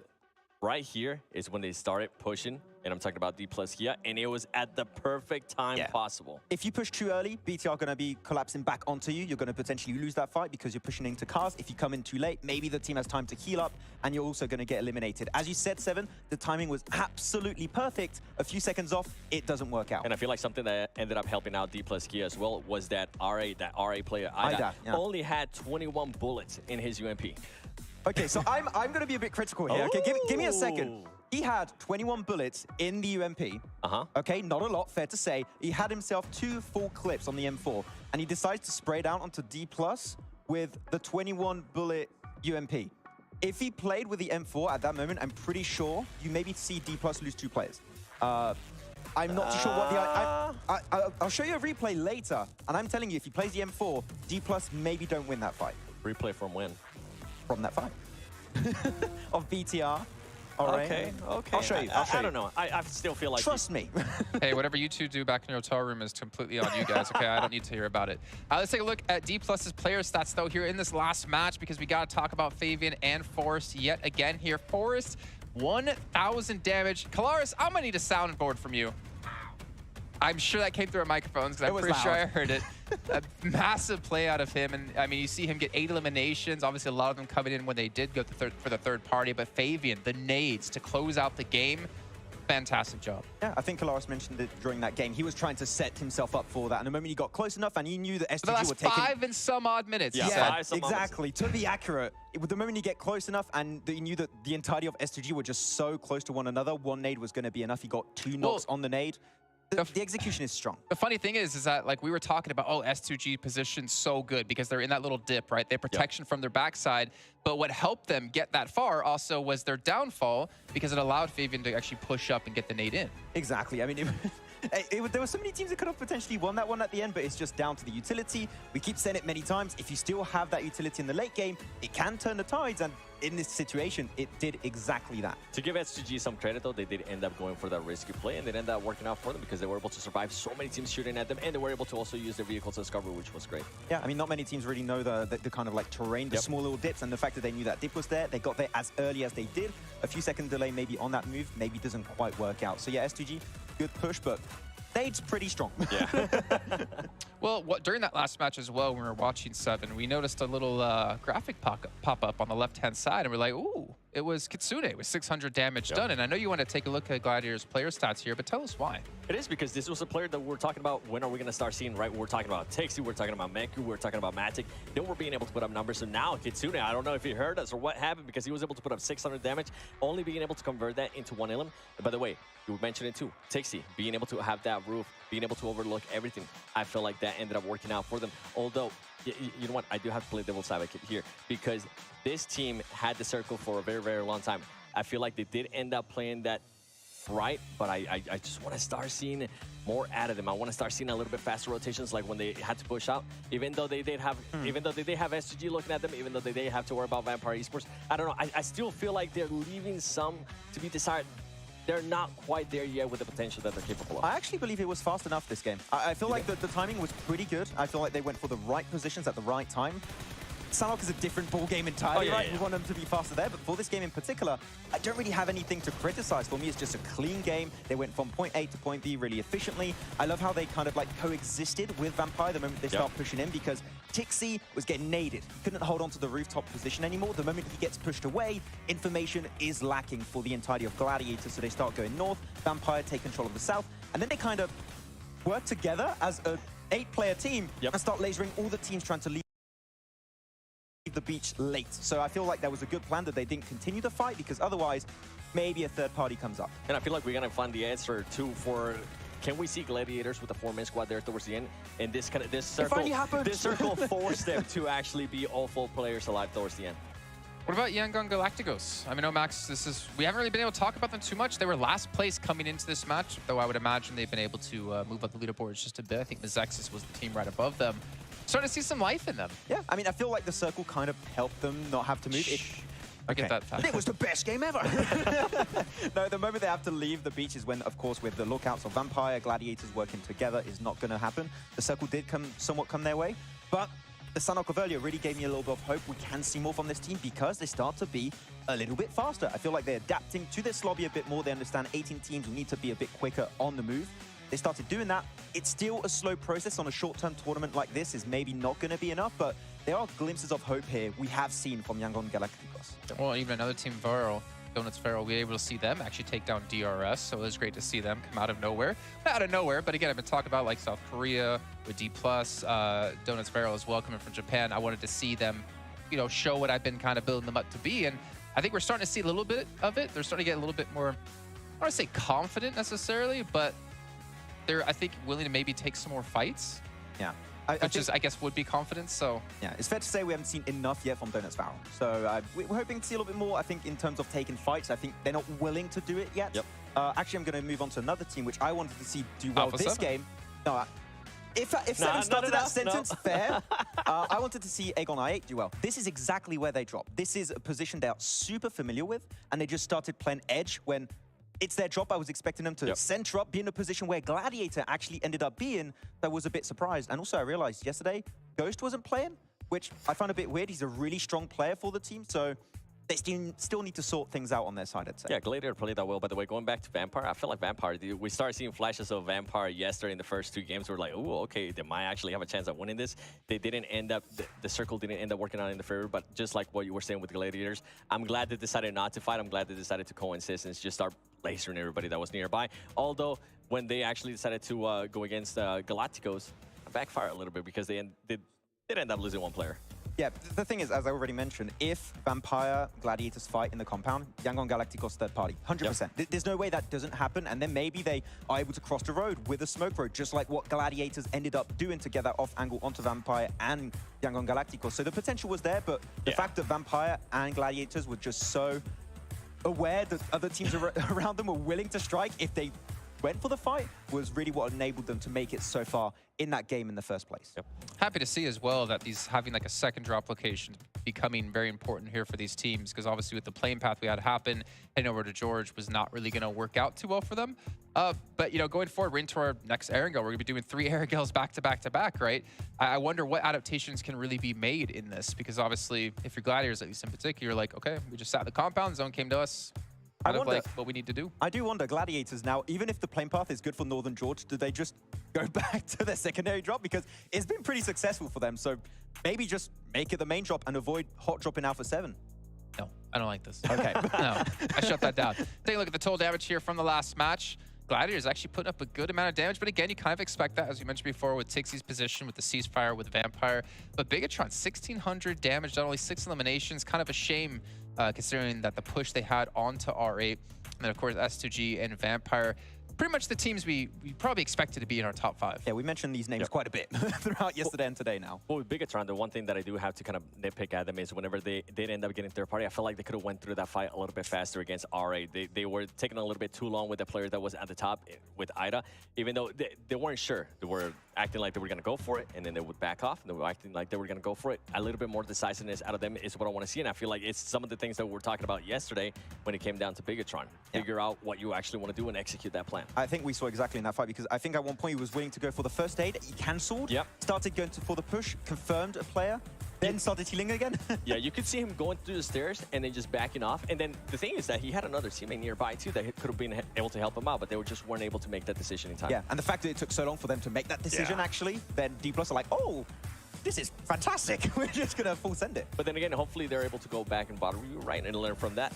They've been able to adjust in a big way. I feel like today, so far, we've been seeing great things out of Bigatron. Yeah, exactly. I mean, they improved throughout the entirety of yesterday. Today, I feel like the synergy is definitely a lot more present. They're a lot quicker on their rotations, like we saw on Sanhok. So a lot of teams really have improved significantly. So I'm telling you, the leaderboards might be a little bit all over the place at the end of today. Sorry, a little bit what? All over the place. Okay, just double checking. I mean, you did Bob Ross for us yesterday. But we're actually about 30 seconds away here before we hop into our 3rd match of the day, going back to Erangel once again. We don't normally do predictions here at PMWI, but I'm going to make you do a prediction here, Max. Who's going to take this game? And if you're right, you don't have to shave the eyebrows from the bet earlier. No, wait. This is a lot harder for me to achieve now. No, Donuts Varo. I mean, I want to go back to your point, Donuts Varo. I think they're going to win. I want to see a win. It's not I don't think. No. Oh, I want to see who you think's going to win, not who you want to win. Oh, Vampire. I'm going to go Vampire. Okay, great. They're fantastic. That's my prediction. Okay. finds Alpha 7. I mean, they got to respond here at some point. Now he really wants to get a notch cut into the eyebrow. Let's head over to our commentator zone to kick off our third match of the day. Hot Jukes and Kalaris, take it away. Let's get it started here. Third match here of the day. We're headed back into Arendelle. We see the players are ready. I hope you guys at home are ready. Kalaris, I know you're ready. How are you feeling going into match number 3? You're right. Always ready. Always ready. The Jukington of hotness. We've got ourselves here. The 18 teams looking raring to go as well. A tough playing path for them as well coming into this one if we stick out this lobby because it is quite the north lean. Oh, yes, it is. This playing path is going to keep you guys nice and surprised here in just a few moments. But you know what? We've already had 2 matches here today. We heard a pretty bold prediction from Maxman. Okay? Yokohama Donuts. What do you think about that? Yeah, I looked over to him and was surprised when he made that prediction. I saw it. Yeah, so far it's not been going the best for them, and it feels to me like they've been just a little bit slow on the uptake for the most part here. I mean, where are they sat right now in the rankings? I can't quite recall. Right now, Yokohama, they're not really in a position I know that they really want to be, but one team in particular that I kind of will put in that same little barrel is the team that Seven mentioned. That's Alpha 7, right? Yeah, Alpha 7 right now, I think it's really time for them to start turning it up. They've been losing too many players early on, and I think that's really, really hurt them. Yeah, I mean, when you've got situations where you're hoping that Korea is going to clutch on out, I don't know if that's going to be the winning strategy for you. In our previous Erangel, obviously, they lost Revo very early, or maybe that was Sandhawk, I can't quite recall. But regardless, I mean, they're losing people early, which is definitely not the winning formula that you want to be seeing on battlegrounds like this. Again, with the kind of level that this lobby is coming in at, and the fact that it's 18 teams compared to 16. So there are just more threats that exist throughout the battleground early on. Yeah, I mean, in that Sandhawk, they lost almost everybody early except for Carrillo, and Carrillo pulled off a crazy 1v3. I was hoping that would kind of turn them up, get them on fire, but then in the next match, they lost Carrillo early. So, I mean, it's kind of like a back and forth for them. But hey, back-to-back Arendelles, you know, anything that they could have had holding the back should be over with, and they should turn it up now. And when it came to that, they were playing very edge-heavy, and it is difficult to see. But as you can see, not only your little thing, but also I don't even know what the sock things are called. That's called the juke sleeve. The juke sleeve. It looks pretty good. Yes, I saw you handing them out. We've got the plane, so let's get to it, Jukes. Let's get to it right here. This is a northern plane path right here. That's going to make things pretty interesting for these squads. Now, North George is still in effect. I'm wondering if Alpha 7 decides to head in that direction, or they're trying to true the Popka drop as well. Vampires out early, as you can see them already heading over towards Zaki, because when you're that far away from your usual drop, you've got to look for a backup. Zaki, for me, is a terrible drop spot, but you've got to look for something.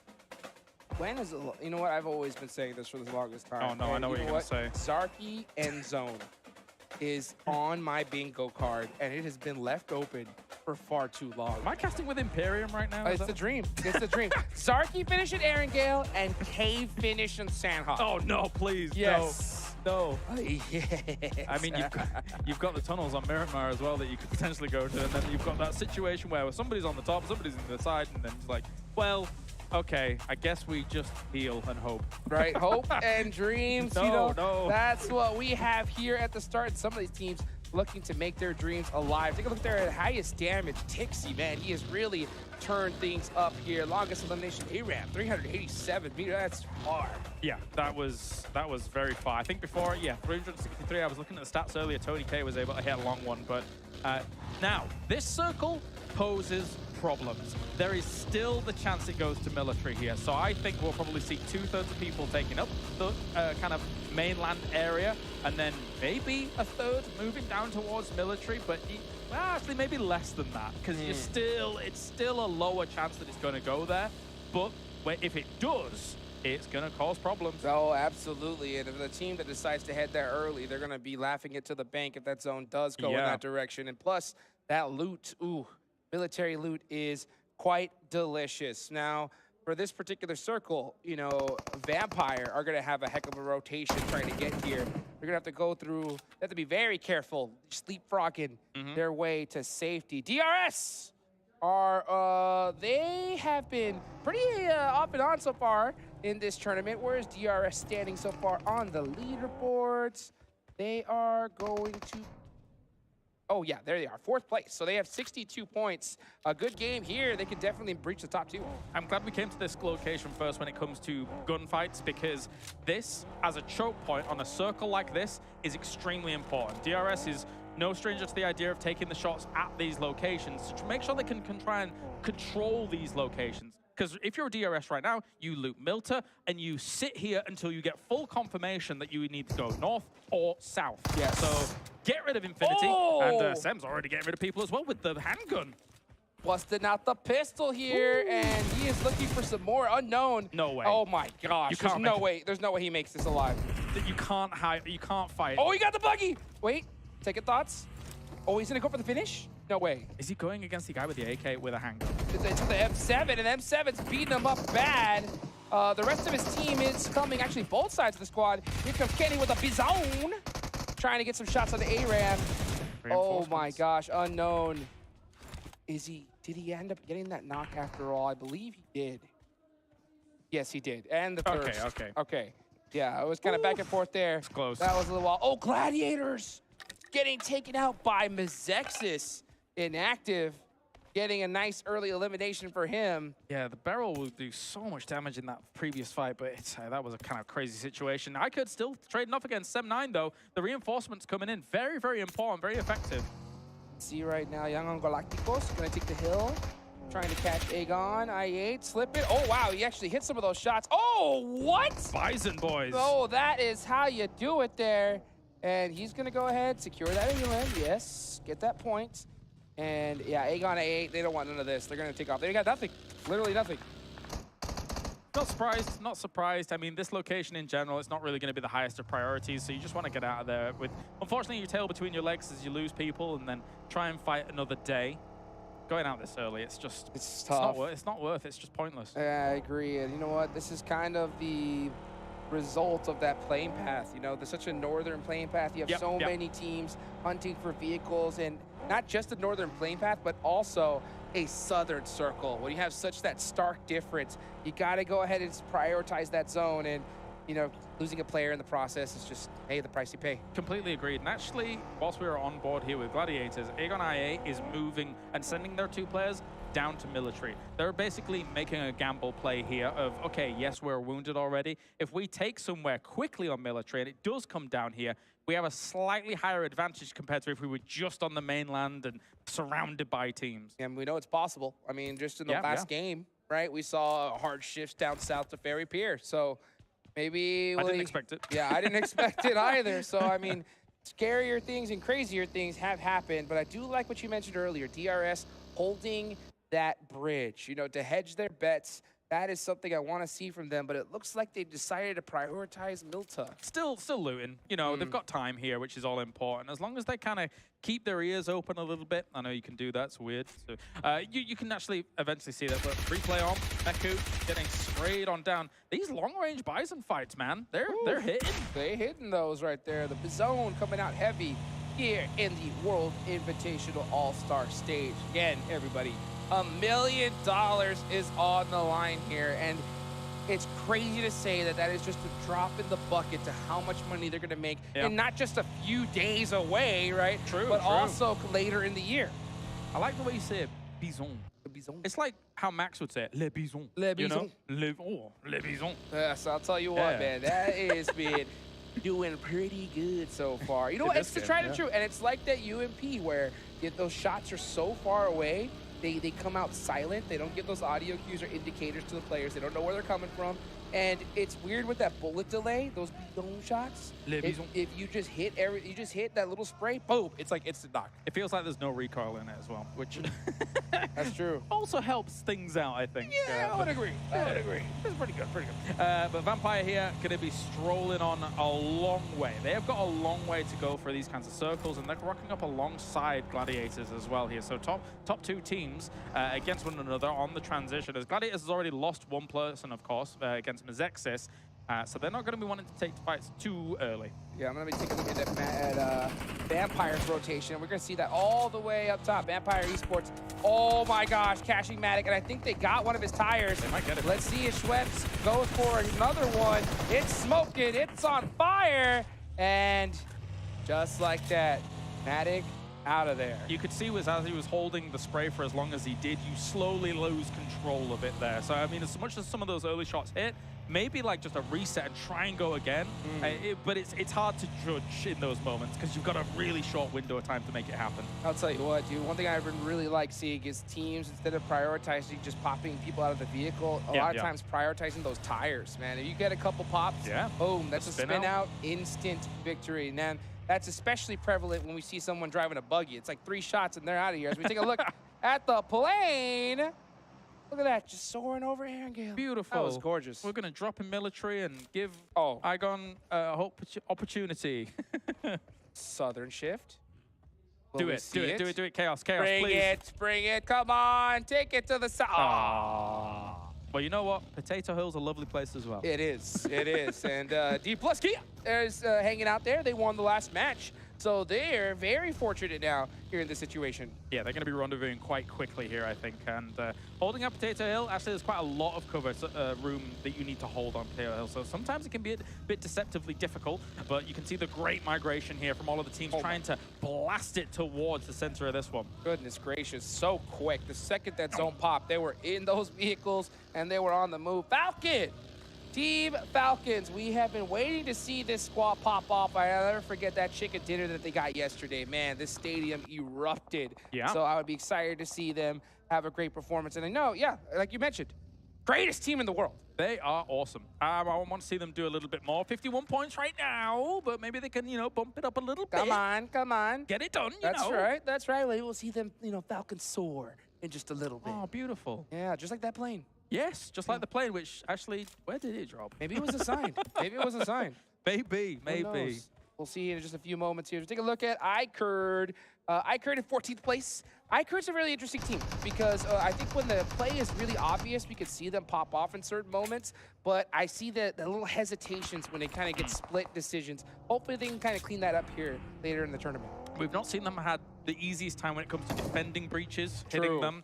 We saw that at the start of the day with Sandhawk, and I think they just need to lock things down a little bit stronger to be able to get things going. I mean, the position that they've got right now, it's not bad. You can make some transitions from here. Sem9, though, might be looking to challenge them in a little bit, so we'll keep an eye on that.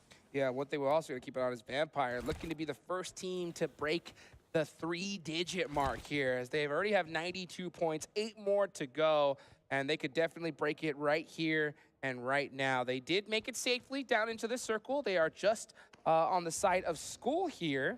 And man, that was not the easiest of rotations, considering that they came all the way up from Zarki. And eventually got themselves one of Gladiators. That's which true. Is very nice here as a scalp to take. Especially this.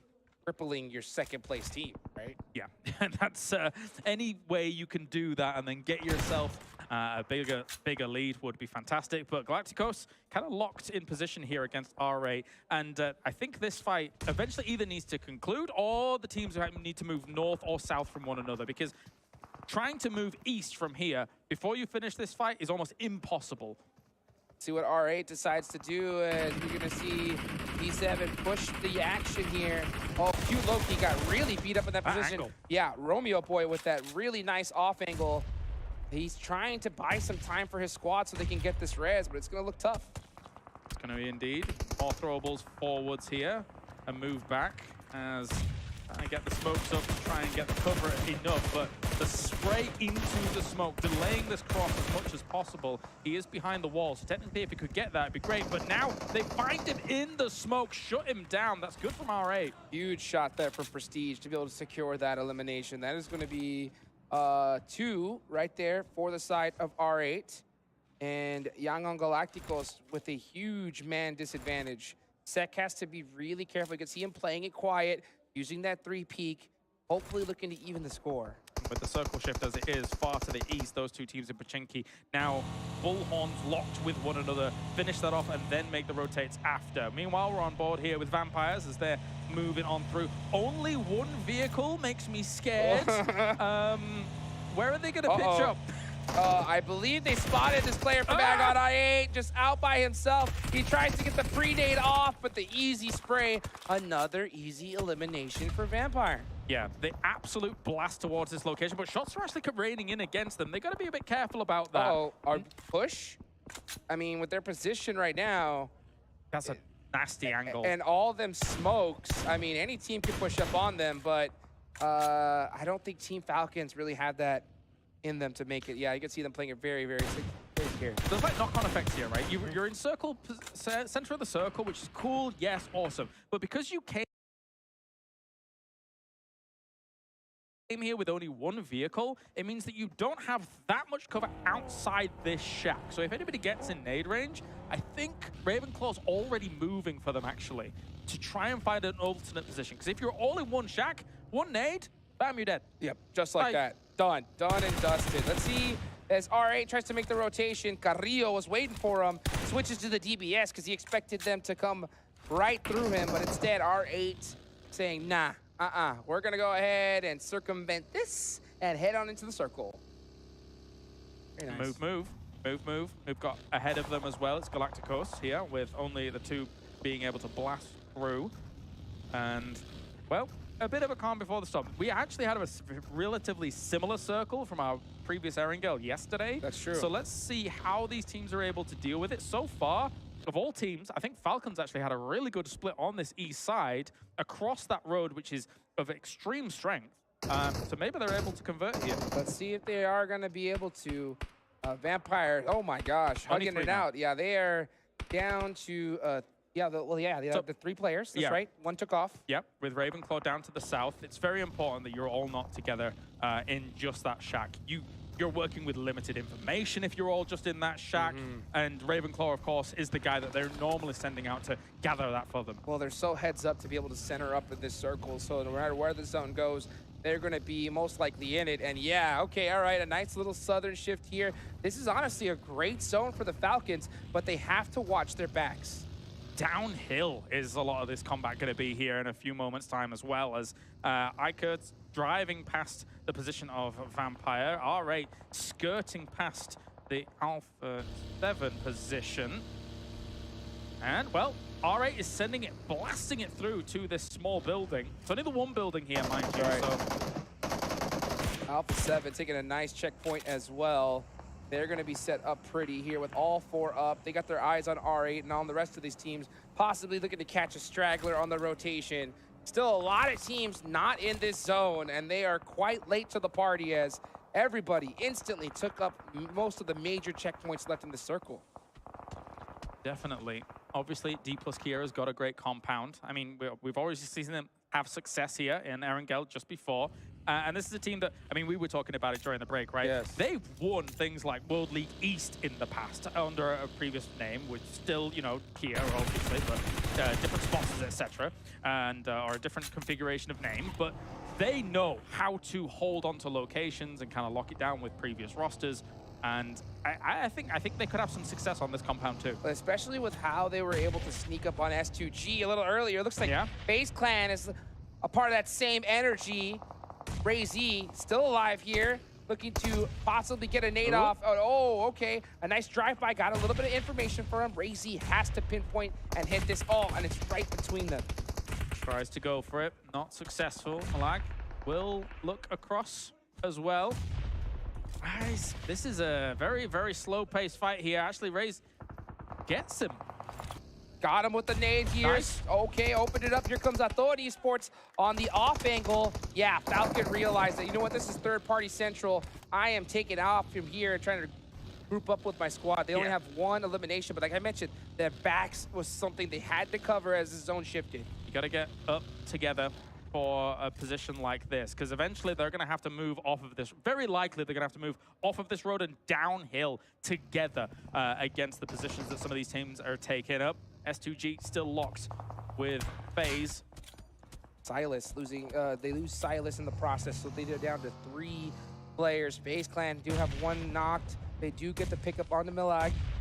And Ventores trying to get a nade off, but it is going to be Ones that gets it. CG, this smoke's giving away kind of where he's going to be perched up at. And that nade just kind of able to get Calci, of all people, to start things off. What a shot! Able to take him down. Jeez. Okay, FaZe is kind of slowly falling apart here against SUG. They're focusing on too many different players. You can see as Milag was focusing right onto Katsude, trying to pick up the easy point. Does he get it? He does. Okay, but the nade getting popped right onto him from HamZG. That's going to make things a little bit more difficult, but hey, they're still alive here. I'm telling you, FaZe got to be careful. That is going down. Vampire's going to be very happy about that. A double spray coming in here to try and finish that off, but at the same time, a big push-up onto that, and it will be SUG going down thanks to the DBS.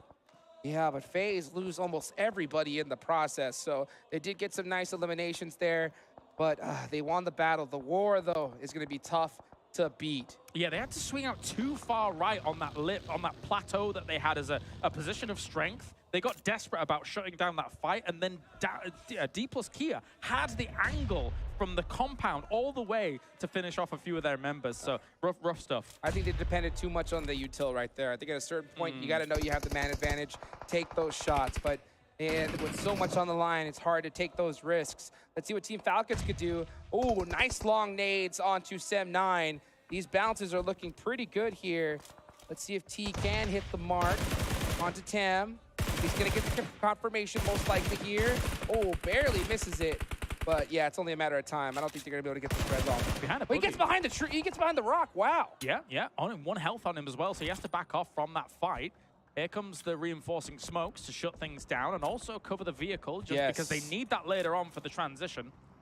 Beautiful smoke placement right there from Sem9. I don't know if they did see that. Oh, run over Alpha 7 with the full send. This is how you do it right here.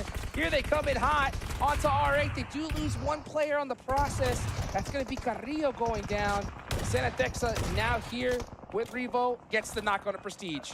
Very nicely done here with the S12Ks as well as DBSs, just continuing to push on this situation here. Ragnarok on the west side going to try and solidify the position he's had with a few smokes to cover where he's going. But it's all hell breaking loose here for now. Falcons on this northern side, shutting down these teams that are coming in from the high ground, because then that will leave their backs open so they can make transitions. Here come the Falcons here, 1 by 1. They're just taking each player out. Depp, SKR, he is in the deep business right now, as the Falcons are right there next to him. Are they going to spot him out? I don't think he's going to take these shots. It's way too risky. If they don't, Ikerd might. I mean, he is so sandwiched. It is very rough for him to try and make something happen here. But Ikerd is moving ahead of him, trying to leapfrog forwards. And again, Vampire here, they're licking their lips, man. I mean, with Gladiators down, with D plus Kia in 3rd place, 60 points behind them. This is an opportunity for them to extend their lead even further. I'll tell you what, Vampire is so good at securing those center positions early on. It has been proven to be so fruitful. Here comes Ikerd from the edge. What did you see? D plus Kia is moving up quite aggressively on the position towards Vampire there. It's Fabian very far up against that. I mean, as we're looking at these fights on the high ground, but I'm scared to see how D plus Kia is going to approach that against Vampire. I think we definitely want to see these teams take that northern side. They want that hill advantage, that high ground. Ikerd still in a battle with Team Falcons. It is going to be that 4v4, but Team Falcons with 5 eliminations, they are feeling themselves right now. They're starting to fire on all cylinders. Ultimately, unless you have a lot of smokes to your ability or a lot of cars to be able to just smash into that compound in the middle, I don't know if anybody on this northern side is going to come out victorious in this game. Guys, मैं इतनी देर से बोल रहा हूँ. It's south, but as you can see, again isolated shifts are guys. Again isolated shift I guess. Yes, 1 2 3. Again isolated shifts guys. Meta. PMWI पे भाई zone meta. Keep every player alive as that nade from 4. DRS बहुत प्यारा भाई. DRS चुम्मा comeback भाई. Let's go guys. एक बार DRS OP in the chat कर दो. Chaos वाला zone है. DRS का काफी अच्छा zone ये होता है. अच्छे point निकालते हैं. देखो कितने point निकालते हैं. Tony K is actually ripping Ikerd apart, and they're gone down as well thanks to the fact that Falcons was also firing in from the east side, so they got completely smushed. Yeah, they sure did. And speaking of smush, they have been smushed in that shack almost all game long. They still have all 3 players up. They have a smoke. आपकी finally आवाज आई. अरे मेरी आवाज पहले आ रही थी. मैं पता मेरा माइक ऑफ था और मैं बोले जा रहा हूँ. देखो रियलाइज हो आप में से काफी सारे लोग तो बोल ही नहीं रहे हो. सो गाइस जितने भी नए लोग हो 633 लोग, make sure to hit the like and subscribe to the channel. मैं लाइव नहीं था, आपने 1000 लाइक नहीं करवाए हो, तो जल्दी से गाइस 1000 लाइक करवा देना. मैं पहला ही मैच देखने आया हूँ बाय द वे. बहुत बस है. DRS let's go. DRS versus BTR. Rules by. Rules by की लोकेशन उन्होंने कितना info BTR. God forbid it. Vampires, all of these right big names. First and third up there at the moment. But Falcons is seeming hot. Oh yes, they are. And they're in 6th place right now, looking to climb the leaderboards here with this game. Nice. But Vampire still alive. As DRS now applying the pressure to BTR. They're at a huge disadvantage. Let's go Delta भाई. एक knock आ रहा है. एक knock आ रहा है Delta भाई. Knock आ रहा है Delta भाई का. Delta भाई का नॉक आ रहा है. He cooked it, but gets shot from Infinity IQ. Bensu. Yuhai going to try and deal with this here with the ump and is able to do so very, very nicely. Once again, umps versus DBSs, and somehow these umps are winning things out. Another nade has been cooked. Is it going to be able to connect? No, it will not. Tries to go for the res straight away. That might be deadly though. Naito on the corner here from Dome. बहुत प्यारा giant है भाई. थोड़ा सा save करा. 5 point decent है. 9 1 point उसका push आया. फैल्कन का कुछ कर नहीं सकते थे, ओपन पे थे. बढ़िया कंपाउंड के लिए गए और थोड़ा जल्दी निपटाना पड़ेगा. Of this circle, and now Aton gonna have to try and hold this off. Thankfully for them, Punching King is already down, but you can see information ले ली भाई ने. For an angle to be able to get in here, rendezvous with his team. गाड़ी घुमाई, full info ले लिया. Going all the way around for Zohan, cooking the nade. Falcon Punch getting rezzed here outside. काफी confident है. This red building, looking to I guess it's a Titan booster. Philosophic knock दे सकता. Has to get this knocks onto TQ to kind of help give him an advantage. He gets shot up big time though. They're both hurt. Zohan getting knocked. It's not looking good for Athon. If they make this play work, it could be the winning move of the game. If they're able to wrestle this away from them, and they're going to be able to do it without nice. If they can get him on his feet, this could be the fort that they need. अरे पनौती क्या D+ वालों ने पूरा angle लेके बैठे हुए थे यार कंपाउंड के ऊपर. BTR को भी बीटी करा. पर DRS को मैंने पहले बोला था इस जोन के बाद बीटी होगा. व्हीकल देखो कैसी है. Vampire in the smoke, trying to get it done, hits the lay down, but he is out of there. That is 8 so भाई far D+. Another मेरे great को game. वो कर दिया. What's the big game for A7?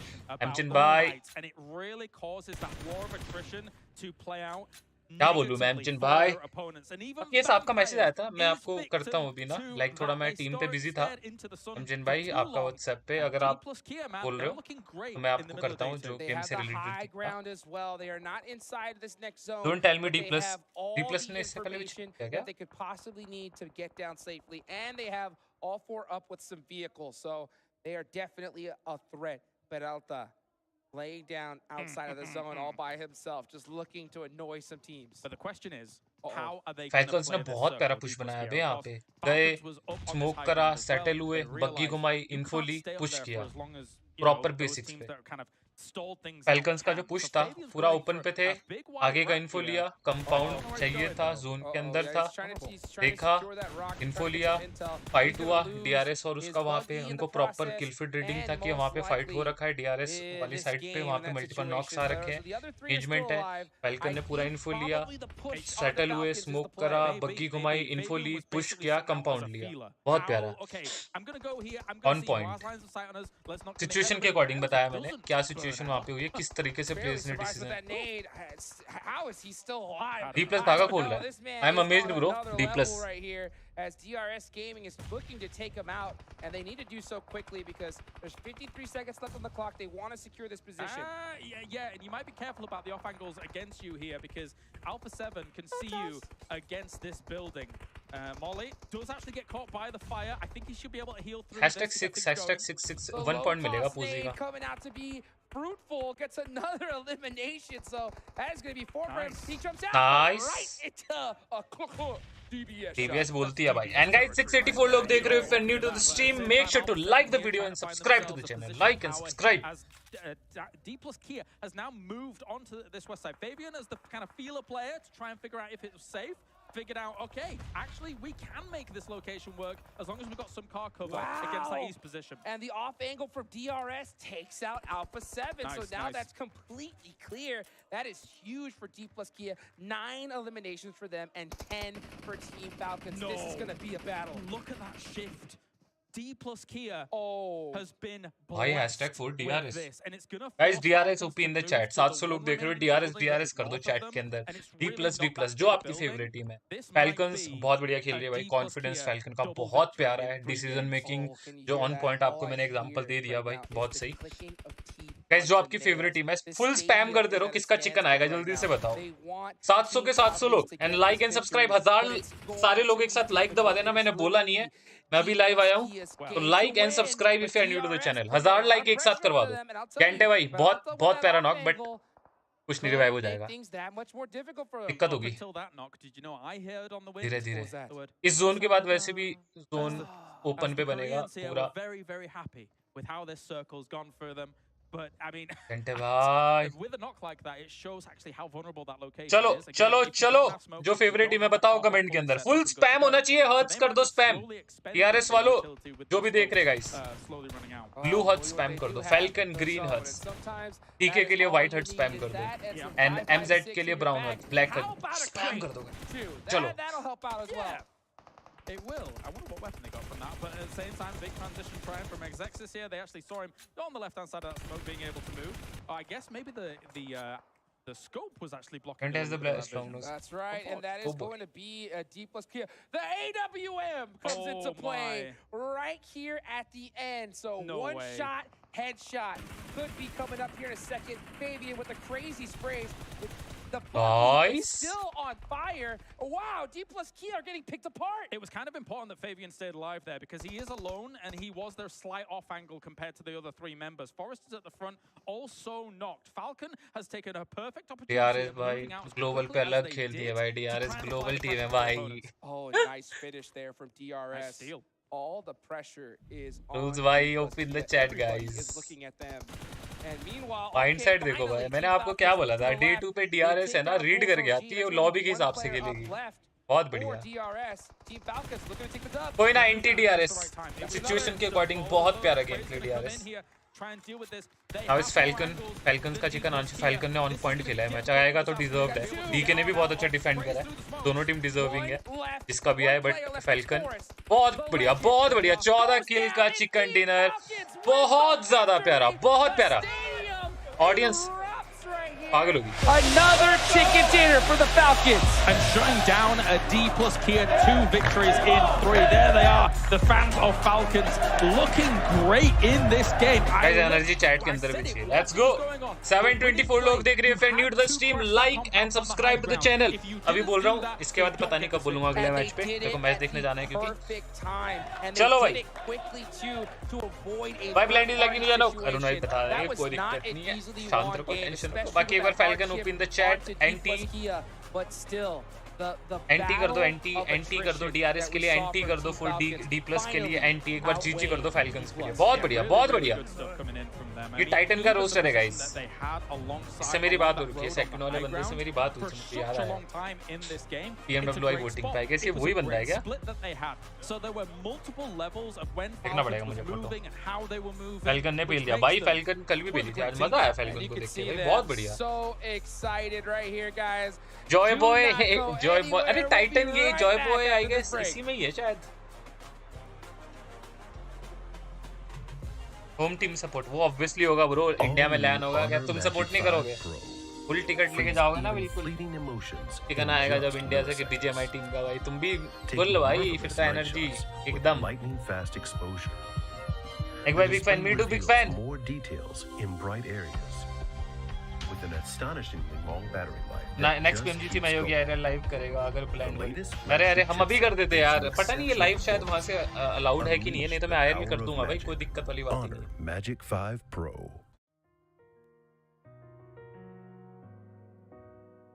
Joy Boy is no longer with Falcon. But Titan के साथ associate था ना एमचेन. टाइटन के साथ. और टाइटन वाला रोस्टर आई गेस इस पे खेल रहा है ना. वो मुझे कंफ्यूजन है. تحركنا تلمسنا تصنع من لحظاتنا ذكريات بديعة لأن الوجبة التجربة المغامرة حياتك بعد جديد فيه ये क्या चल الجميع. रहा है? बट जो मर्जी बोलो, मजा आ गया गाइस. मजा आया कि नहीं आया? मेरे साथ देखने का ज्यादा मजा आता है ना मैच को.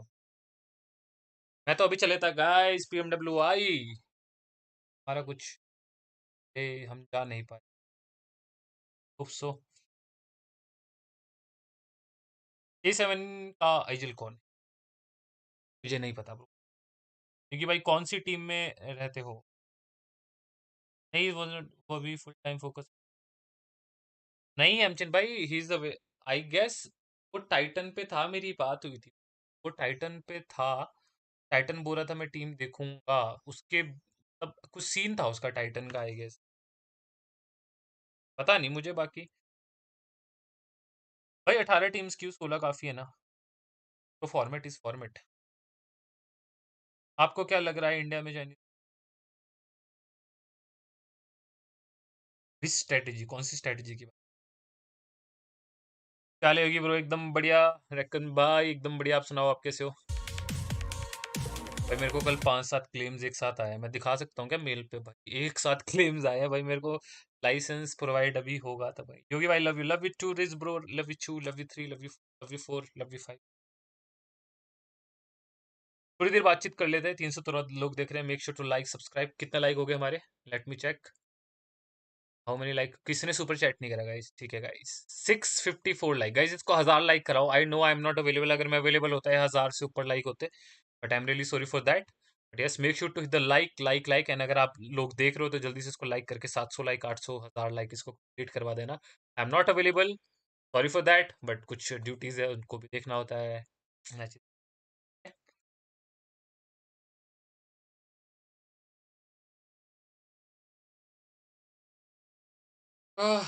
नहीं नहीं, PMWI पे नहीं है.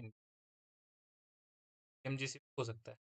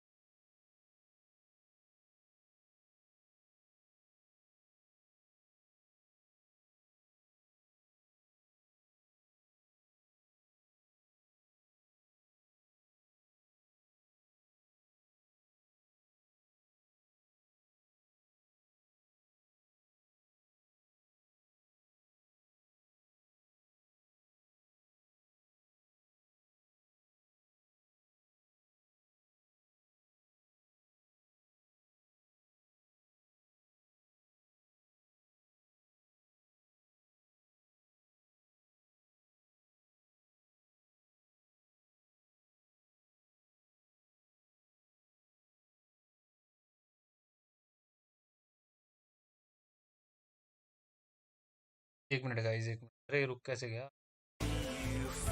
गाना सुनो.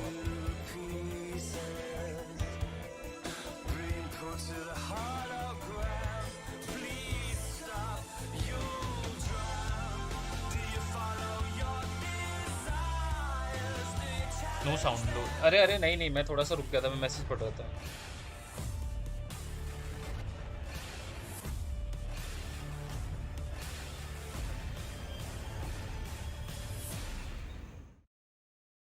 The Falcons are flying high after their victory here today. That's now a chicken dinner per day so far, putting themselves up in towards the top of the leaderboards and maybe putting themselves into the main event. Jason Kappen here, joined once again by Maxman and Seven Worlds Gaming to break down this last match. And honestly, start things off, Seven.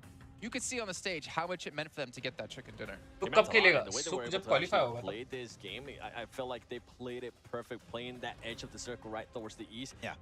You were mentioning when we were watching, actually, this circle just kept coming towards them. And then the way they were able to just take on fights, the way they were able to take on a fight pretty much against Atani Esports, they fully sent it. They decided to, you know, hello Brane bhai, bade busy ho tum yaar. Here, let's just send it towards the middle. It ended up working out, even though there was just 2 players of Atani Esports. It's good that they were able to just fully send it. It worked out for them. And then at the end, you were talking about the 2-1-1 split that they were able to do against D plus Kia and I'm actually so impressed that they did as much as they did because they dropped a mill to power and then the circle kept shifting east a lot of the time, and I thought, okay, they might just be idle, chilling in their position, not doing much with it, but actually they were super proactive, searching teams that might have a position and an advantage against them later on in the game. And as you said, at the late game, that split, especially sending Acer up north, was a great response to where D plus Kia were playing from, because if they don't have that off angle, potentially D plus Kia send a player where Acer is and they win the game.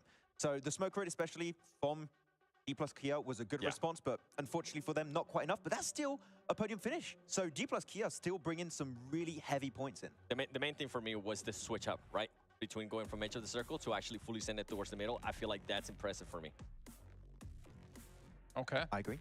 I concur as well. Let's take a look at the match rankings, though. See the points they got for themselves, but more importantly, for some other teams who might have snuck in there. A certain team in particular I'm thinking of, with Mazexis able to get themselves 5 points on the board. That one elimination coming the way up against Gladiators.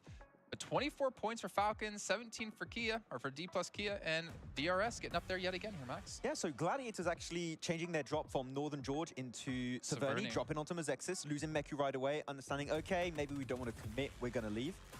Because the playing path was not able to go PMG बहुत unstable है मैं कहता हूँ एमचिन bro यहाँ PUBG हम कौन खेलता है भाई कार प्ले कैसे करे गेम में I thought they were going to car play मतलब रनओवर्स बोल रहे हो क्या I remember रनओवर्स लाने के लिए guys say, would you rather drop with Alpha 7 confident or would you रहो rather drop against Mazexis? And डरो मत I mean, that's true.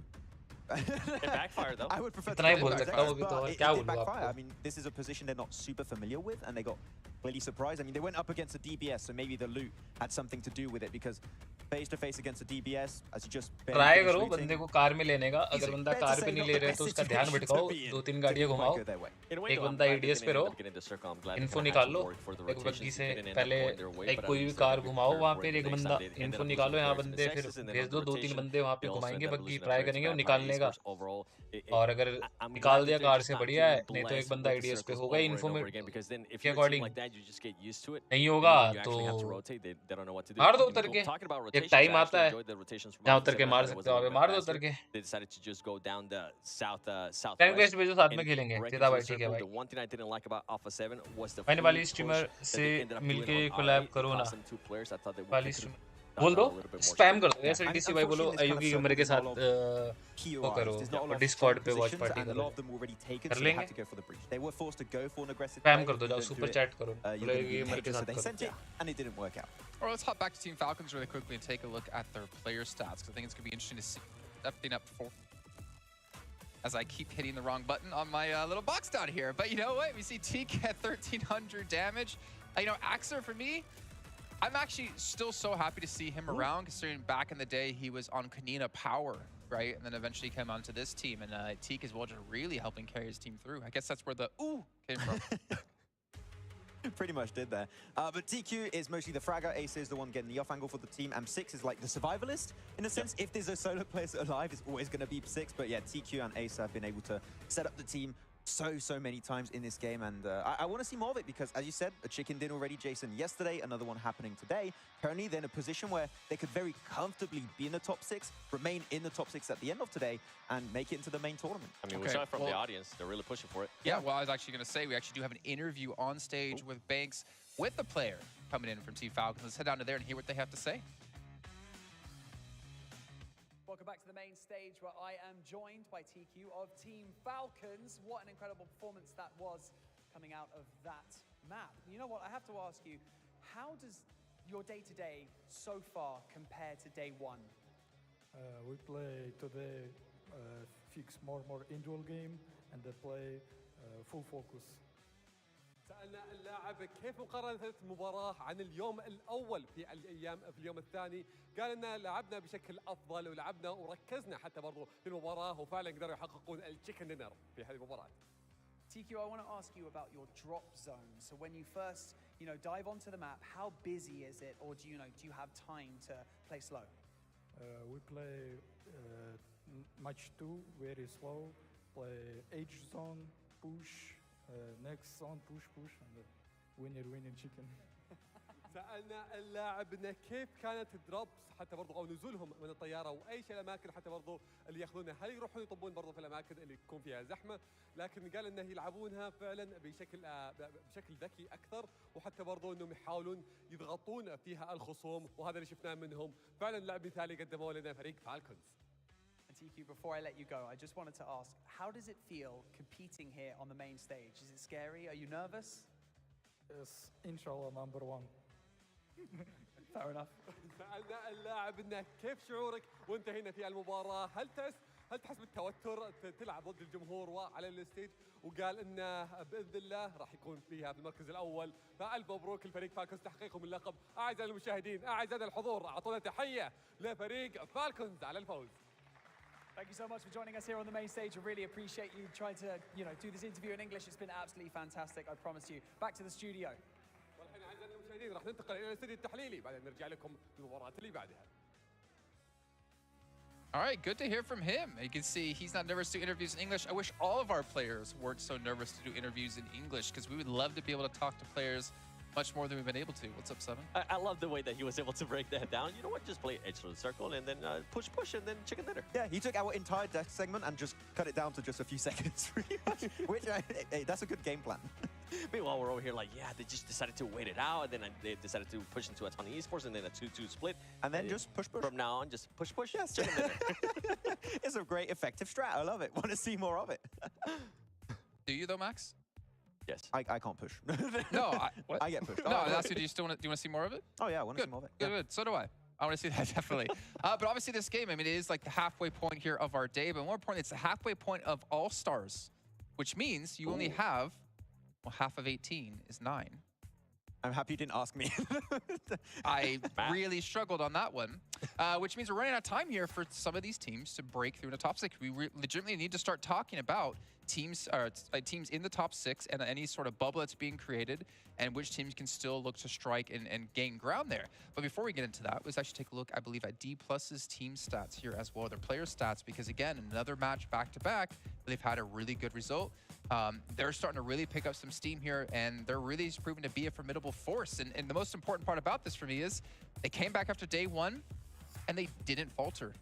Like, they've just been playing at the same kind of level that we saw at the end of the first day. Third party कैसे करें information outside of Miramar. Affect the information, kill reading. They've done it back to back right now. And कहाँ पे fight हो रही है? Consistency factor going for them, and especially timings. Game 7, they've barely moved. Maximum time मैंने देखा third parties पे क्या होता है कि and then they stay there for like 5-6 phases in a row. Team निपट गई, stable हो गई, of course they had to be then third party करनी टीम they were जाती not है. able to loot up teams they took down, so they had to make sure समझ that रहे they हो? were just not third party क्या होती है? On point, like जो चाइनीज but टीम्स क्या they made करती the है? most out of that का position, पहले and kill then they field just set it at reading the end to try रहता and है, get the win, but plus Ace's angle near once the again by was just compound way रहेंगे, too strong. Information that you पूरा mentioned, रहेगा, like wouldn't really have to nitpick at them back because guard they के were लिए बंदा actually being रखा होगा aggressive उन्होंने, even अगर वो though एज they पे started आगे like फाइट हो रही है so तो that's back what we guard see में out of that देखने team के लिए एक and बंदा रख something that you देंगे, mentioned as पूरा well too. Information It's a field big पे, question mark जैसे for them उनको was, you know, दिखेगा can कि they हाँ actually start performing in दोनों टीम के back-to-back दो performances? गिर चुके हैं या I can't किसी wait का to see what 3 this गिर next गया, is किसी gonna का be, 1 and then गिर going गया, into Miramar, I'm hoping that we see some of the flashes of what we saw boom, yesterday, and they're going to put themselves in a great कौन सी team position disadvantage to strike for that position first पे place. है, like Well, kill upside field for them reading is there is important है, one more timings Arendelle to come important today, है, and it's right after the last 2 information we just important had. है, But let's actually take a cumulatively look here चीजें at our 2 important top कर performing matter teams करती here. है इन Quick short. little head-to-head to kind of give us a comparison of how ऐसा they नहीं did होता कि like दो respectively. Team भिड़ रही है तो थर्ड You know, पार्टी हो 2400 जाएगी, ऐसा damage is बिल्कुल नहीं good, होता but भाई. 3100 कि damage घुसा is दो, better. दो टीम And भिड़ that's रही है, अंधा big घुसा damage. I दो, guess वो maybe the नहीं है. most damage we've had without in a match yet. Information जाओगे तो पिलोगे. Is it the most? I think it is the we most. got we got a few teams There get was close. one where I was hoping that it was going to be 3,000, and then It's you 2.8. price right me, and then you said 2,800. CR7 से हो रहा से करोगे, कर लेंगे भाई, SLDC कर लेंगे, आप करवा दो, हमारा फिक्स करवा दो, मेरा DM आपको पता है, मेरे को एक बार मैसेज कर, आप अगर फिक्स बता दिया. कुछ भी को होस्ट कंट्री होती है, उसकी परफॉर्मेंस तो अच्छा करती है, प्रेशर इंट्रोवर्ट है बंदा, ऑन इंट्रोनो. गाइस 207 लोग देख रहे हो, like and subscribe to the channel. I'm going. Nades are very easy to connect, so we'll have to see. Yep. Then you'd have to be running up that hill to... Yeah. No? Yes, no. Okay. From which artist? I don't know. I mean, that was a little of an inside joke that I guess just didn't make it here onto air. I was expecting you to help me out on that one. Yeah, running up that hill. Okay. I forgot the rest, actually. Weird. That's fine. That's fine. We don't need to hear it anyways, Max. So again, halfway point. You know what team we haven't seen really? Vampire. Thing is, they made a big splash yesterday, and I feel like they've kind of just been sleeping in that cave. They did have that 2-2 split that I feel like kind of backfired. Yeah, actually. They ended up losing a player, and then after that, they just completely disappeared. I thought they were going to be a little bit stronger if they regrouped themselves, but they decided to hold that 2-2 split for way too long. I haven't seen any real big changes from them. Of course, that 2-2 split is maybe a bit of an outlier, but is that all the other teams that we've already mentioned today, like Yangon Galacticos, Infinity IQ, you're seeing faster rotations from Alpha 7 slowly, BTR2, like so many teams have been significantly changing, adapting from yesterday to now today, that I don't think is like Vampire getting worse, is the lobby becoming so much stronger over the course of 24 hours, and it's tough to keep up with 17 other teams making changes. Just looking at Senhawk alone, they were slower to rotate, but I think that was because of a certain team, right? Yeah, I mean, they were the first yesterday on Senhawk to rotate across the bridge. This game, they were third. 2 other teams were actually ahead of them on that rotation, especially Yangon Galacticos. So it was tough to make the catch-up, because once you start being a little bit slower than other teams, you can't really pick the compound you're initially aiming for. You can't start gatekeeping, zoning teams away, and it's just falling apart. Once again, not because they're doing poor plays, it's still really good, but teams are so much faster on the move. Yeah, I think I have to agree with that. The teams are just starting to readjust with what they saw that they were able to do. Overall ranking, bro, मैं खुद wait कर रहा हूँ. किसको support कर रहे हो? For sure है, first priority will be the ऐसे teams bro. South Asia region के first priority है. And after that, अगर आप global पे कौन सी team के लिए Gaming Gladiators and Alpha 7 for sure. Everybody else is starting to step it up in a big way. इनको मैं support really कर रहा quickly while we have some हूँ. time, Gaming Gladiator Alpha 7 secondary, but first priority will be South Asian teams. Yesterday versus Vampire today in their stats and get an idea of how things have been going. I mean, we're only halfway through the day, but that still is, well, that's not half the amount of damage they did. Yeah, my God. It is under, so and that's the big one. Wow. Oh, wow. That's a way more bigger fallout than I initially expected. I mean, of course, when you don't have those strong positions and you don't increase that survival time, you're not going to be able to put out as much damage and eliminations as yesterday, which it kind of is expected. And to be fair, right, going at the end of the yesterday, we're coming into today, we didn't really expect Vampire Esports to come in here and get 2 back-to-back chicken dinners like they were able to do yesterday at the beginning of the day. It's those teams starting to readjust, but that eliminations, I think maybe at some point here, they still have a gap in regards to points, in regards to the overall strategy and gunpowder, isn't it? We start seeing Newsy. But what, bro? I mean, I'm big fan even esports love from Bangladesh. Thank you so much. See how that's going to be affecting the entirety of the team. We'll have to see how that's going to work out. But they are, with yesterday, pretty sure to qualify if things Lions का gameplay international level का कब हो पाएगा according to तो यार अभी the main tournament एक they bar might जाके not team have this खेलेगी start, so main tournament might be rough for them. You hear that, gentlemen? The music's playing, it's rising up. Things are getting spicy here at PMWI. Our 4th match of the day coming your way. It's going to be our final Erangel of the day. We got some brand new commentators to come in. We got Jenna and Blink to kick us off. अभी मौका मिलेगा तो दबाऊंगा screen. Get into the game. Okay, there we go. Can hear myself now. Milter permission वगैरह शायद है नहीं. Quarry is the playing path that we'll be seeing permission मिलेगा, मौका मिलेगा तो मैं on the cards. This is kind of the opposite, really, of the side of the map that we saw from the previous gameplay. Yeah, man, last match was a little bit crazy considering we were right across that top side of the map there. A lot of teams had to go for some alternate drop spots. Didn't really work out for some people. कल कर लेगा क्या लगता है? As well as Vampire, who are PP last day पे करता है. मैं एक टीम पे आंख बंद करके भरोसा कर सकता हूँ. That is VP. That is Vampire. इसमें मैं आंख बंद करके भरोसा कर सकता हूँ. Up towards North George and very Pier. I think Max on the desk was talking about how, you know, you would have liked to have seen the guys from Gladiators take that Severny drop anyway versus Mezexis, which makes sense to me, 100%. But I do think that regardless of that, John, Mezexis was the easier task, and they just weren't able to get it done. South side of the island now. बाकी बात करी run overs third part और ये जो third parties की जब तक practice नहीं करोगे तब तक कोई चीज़ परफेक्शन नहीं आएगा जब तक प्रैक्टिस नहीं करोगे. थ्योरी पे बोलना एंड उसको अप्लाई करके प्रैक्टिस करना, that is different. Will be a little bit more contested. We'll see. एक टाइम करोगे गलती होगी, दूसरे टाइम करोगे, तीसरे टाइम करोगे तो शायद वो एक हल्का सा 10% आपको देखने को लगेगा कि हाँ ये DRS as well, ऐसी चीज़ें continuing their upward trend since yesterday's games. Again ये फ्लाइट पाथ तो मैं शायद मैंने कल की देखा था. बढ़िया. डिग्जी पाजी टॉप पे आ गया, आइजल पाजी सेकंड पे आ गए, फॉरेस्ट ओहो D plus nice one. But अभी hard flight path. Whole play style of just going center, taking that center position, and having a great time from that spot. It worked out really, really well for them overall. I do think that looking at D plus Kia though a little bit more closely, they are less struggling towards that edge play in the end game. I think they were Finding it a little bit difficult yesterday to get towards that center position, but I think they've cracked the code now. They just need a little bit more time. We have to remember that this is a region that doesn't often play international events as well. So the fact that they're coming into this one, they have got a lot to learn. They've had a lot of homework to do as well from their pretty inclusive region, which just contains them in Japan a lot of time. So I think they've done a fantastic job coming into the day, getting that homework done, getting that analysis in, and now they've figured out how to play it. Because every time they do come to these international stages, we do see D plus Kia actually perform very, very well. And they're just so slick with their movements in the end game. They have made some really, really solid decisions in the matches today. Can anyone confirm कि जो Titan वाली team थी वो Falcon गई है ना? वो Falcon जो Titan का slot था वो किसको गया है फिर? Just to the north of Shelter. Anyone on the chat, please, if you confirm. D plus Kia currently find themselves. You've got Aton there as well, Bigatron and Sem9. All around that sort of area. Look to spread out the circle. Hard west shift. MVP equal to zone. अरे क्या zone में यार पता नहीं zone देखना यार. मतलब बाहर से देखने को ऐसा बोल रहा हूँ, बट मैंने कल से जितने मैचेस देखे हैं, taking a look at the quick standings though, 96 isolated zones बन रहे हैं. D plus Kia behind them just by a few points. Vampire ने खेलना है एज ही है, चाहे वो सेंटर पे हो, वो जोन कटने का वेट करेगी. तो पूरा एज क्लियर करते हैं. They don't want third parties. पीछे को बैक क्लियर करें. आगे का पूरा they've actually been able to catch up to them now. So for Vampire, yes, they were able to get a good performance on yesterday, and I think they did a great job yesterday. And we can't Titans equal to Falcon, समझ गया. But फिर host country का slot किसको गया है? I think coming in today, it's only natural they have a little bit of a fall off in terms of performance. We're still waiting for that massive resurgence of play. आयोगी hello Jian, hello हाँ वो तो पता है. Towards that top 10.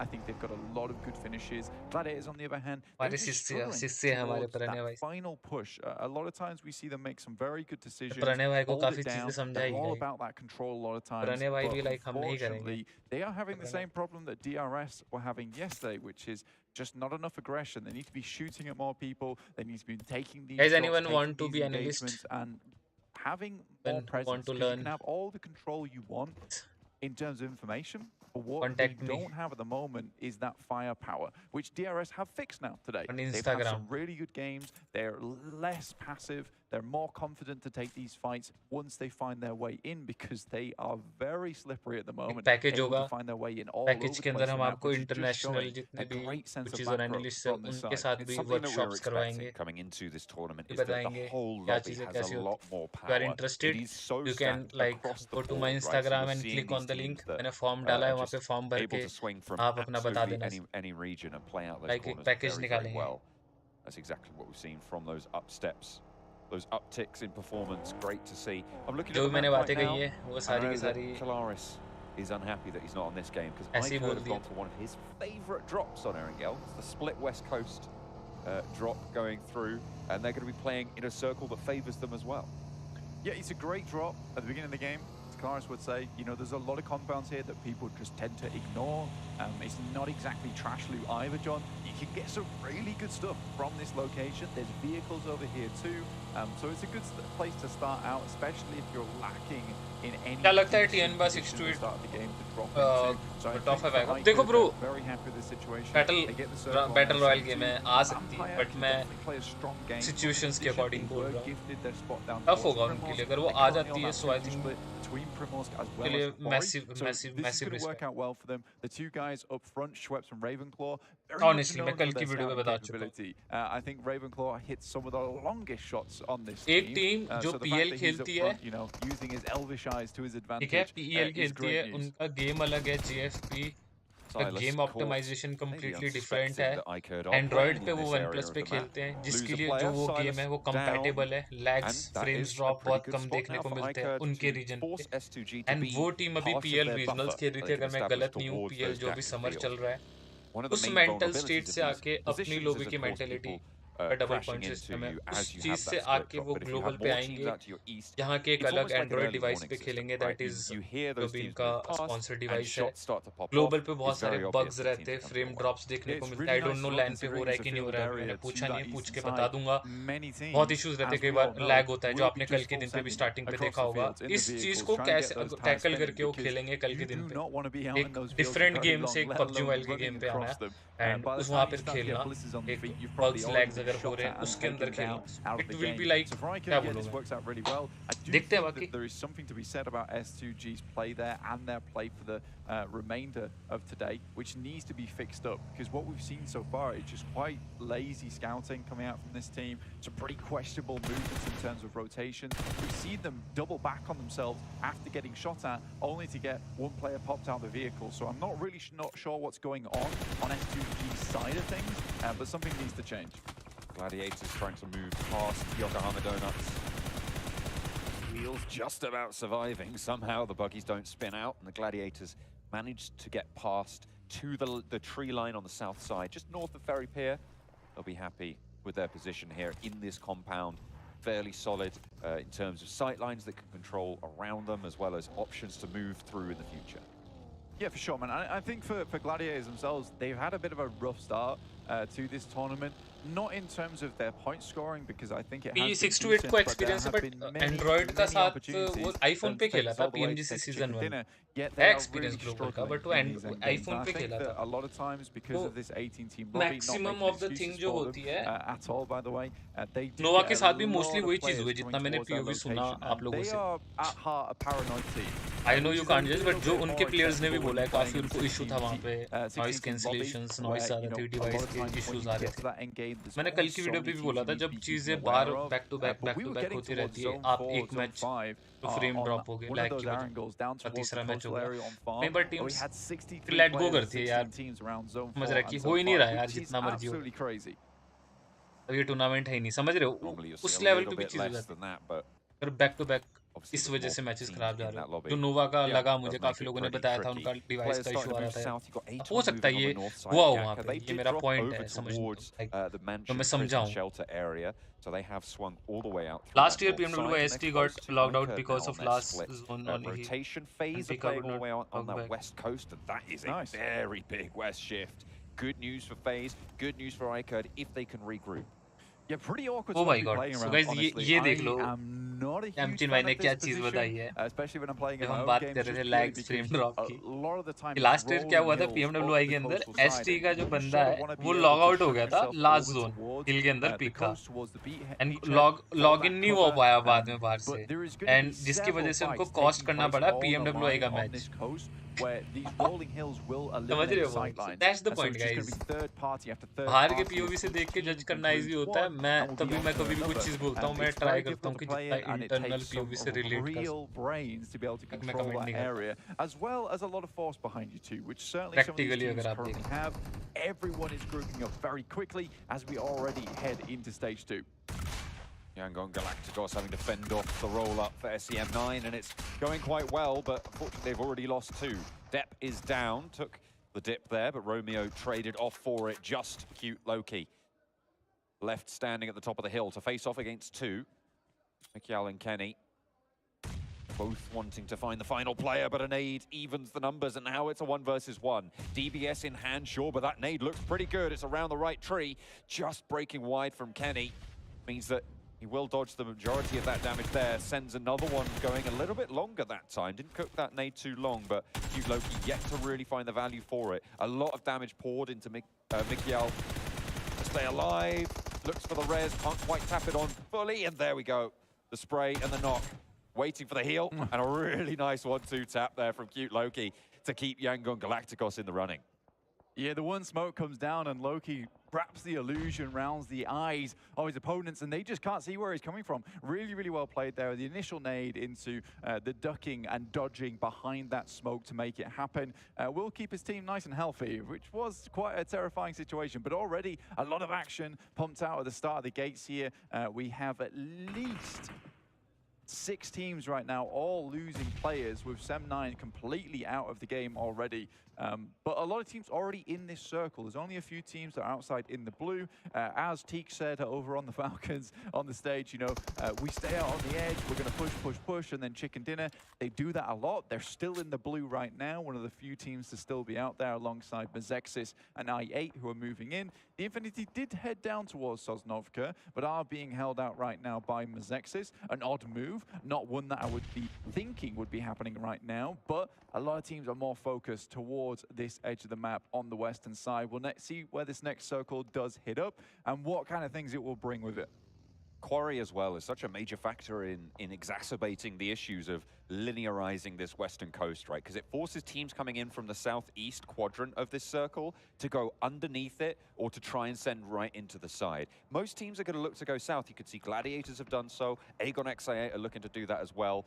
We'll have to wait and see where the remnants of Mezexis and Infinity IQ both go, because they are trying to fight one another on the way, but you imagine that they're also going to be looking to that south side, and that just pushes in the south of the circle to be such a dangerous area. Yeah, you really don't want to be coming in through that north side because you're just heading through the swamped area, you're heading through that fielded grass. It's a little bit open, you can be spotted out.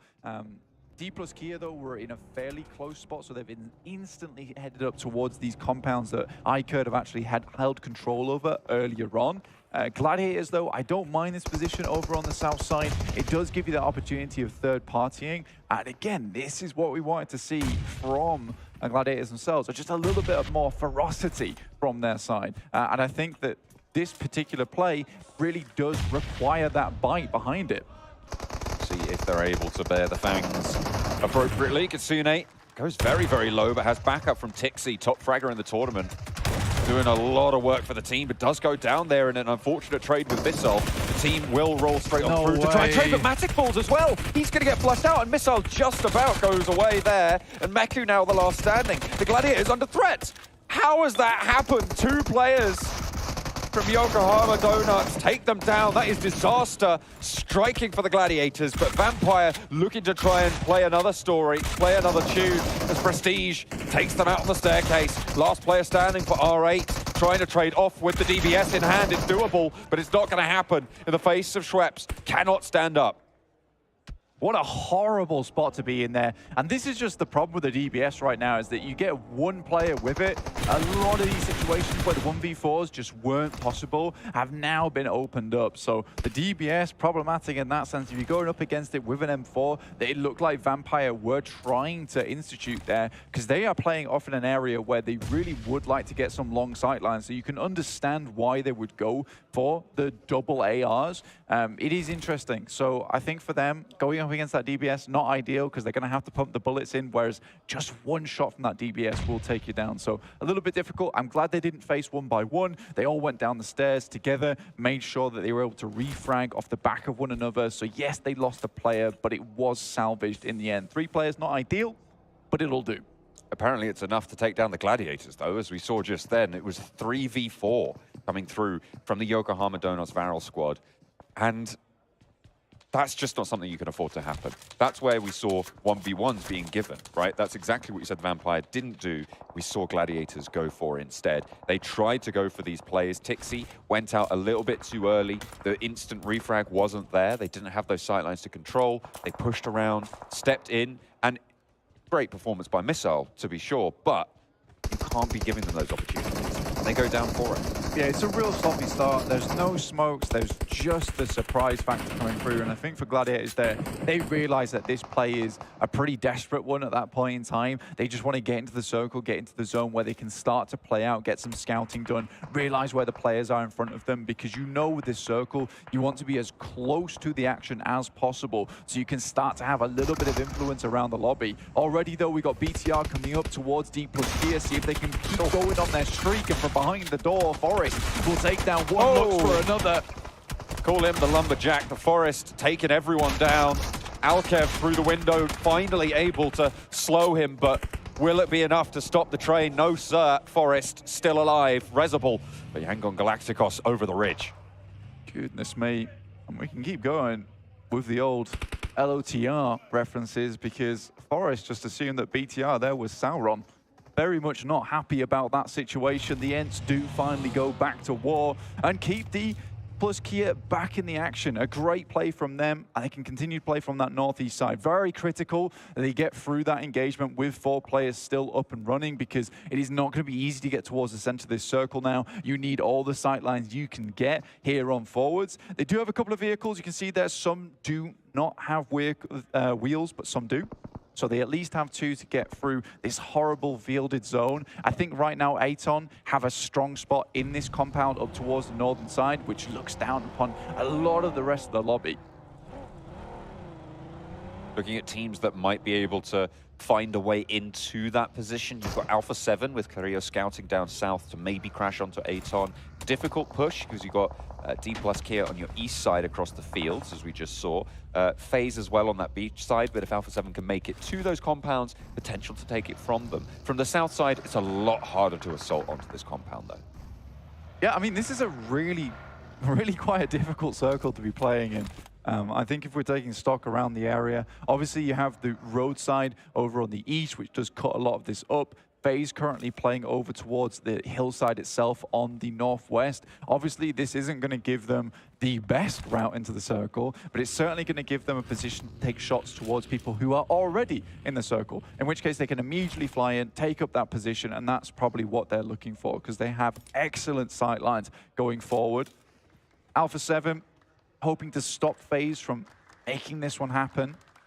They do get these shots off. Alpha 7 need to be ready to receive and quickly, because you know that at some point, as this next circle comes through, FaZe will have to cross this road, and that is so treacherous. Being split up on this circle on either side is horrible. Forest here, very quick on the trigger, really good reflexes to see exactly where the players were coming from. Did just enough damage to help the rest of his team actually take down the final player from BTR as well. He has been on an absolute clinic today, even getting 7 eliminations on that last game. By the time, a lot of these players had just got 1 on his side, so very, very well done. Really, really solid stuff, and it speaks to the increase in power we've seen from this roster. 3 eliminations found so far in the game. I have to go a little bit further across the way with the circle as it falls. Teams on the south side looking to maybe go into a little bit of conflict. DRS moving up to the Vampire position now on the southwest side. 3 players have made it to the wall. Delta goes down to a nade from Schwepp. That's a really good start for the hold from Vampire. Ravenclaw puts another one straight down the middle. Schwepp tries to split the difference, moves on to the outside, but the nade from Killer lands on its target. Rules is low, but still alive and cooking. He will be lobbing it straight on into the building as well. Schwepp needs to dodge it, but can't quite get out of the way. The shrapnel finds the mark. Rules heals up as well. A lot of value on this early push. Ravenclaw has been flushed. It's now just Stone from Vampire. Yeah, he has to pull something special out the bag, and I think that it's going to be the retreat approach for him, as Schweppes will go down. You'd imagine Stone's just going to try and live out a little bit longer. I think they realize right now that their lead is dwindling a little bit. D plus Kia, the closest behind them right now, with 4 players still alive, 3 eliminations found 2. So Vampire need to get something of like a top 5 just to keep hanging on, because D plus Kia on this game, if they can rotate in from this northeast side to a strong position within the circle, they can have an excellent game ahead of them. And I think a lot of the teams towards the center are damaged. S2G, for instance, they're currently running with just 2 players. Yangon Galacticos are heading over towards S2G. If D plus Kia spot this movement, they can follow up on top of this. FaZe looking to move in at the same time. Alpha 7 making their way down south. FaZe took a knock over towards Ventures, which puts them on 3, but they are behind some cover, maybe looking for that res. You can see 2 players just over the way going for it, and they will have a little foothold into the zone. But Alpha 7 have the high ground. This is going to make FaZe's journey so much harder. Yeah, I mean, Alpha 7 made the 100% correct decision. I think they knew exactly where FaZe were playing. FaZe were hoping that they maybe would peak and they could find one of these shots through, start tossing these very similar smokes, and then quickly just send on over. But Alpha 7, very patient, waited for the next circle, but in come D plus Kia, and already that's 1 player run straight down. Carrillo has to go big now. With the DBS, can he make anything land? No, he can't. That's 2 players. Revo's down in the meantime as well. 3 players, all 4 of Alpha 7 melted in the face of D plus Kia. And nade sent back over the top, but this is FaZe's chance. 2 players down, so they are severely diminished. No one going down for FaZe, and they can roll over these hills. Aton do not chime into the fight either. Fabian taken out with that nade. 4 players still, 4 FaZe, into the vehicles they go.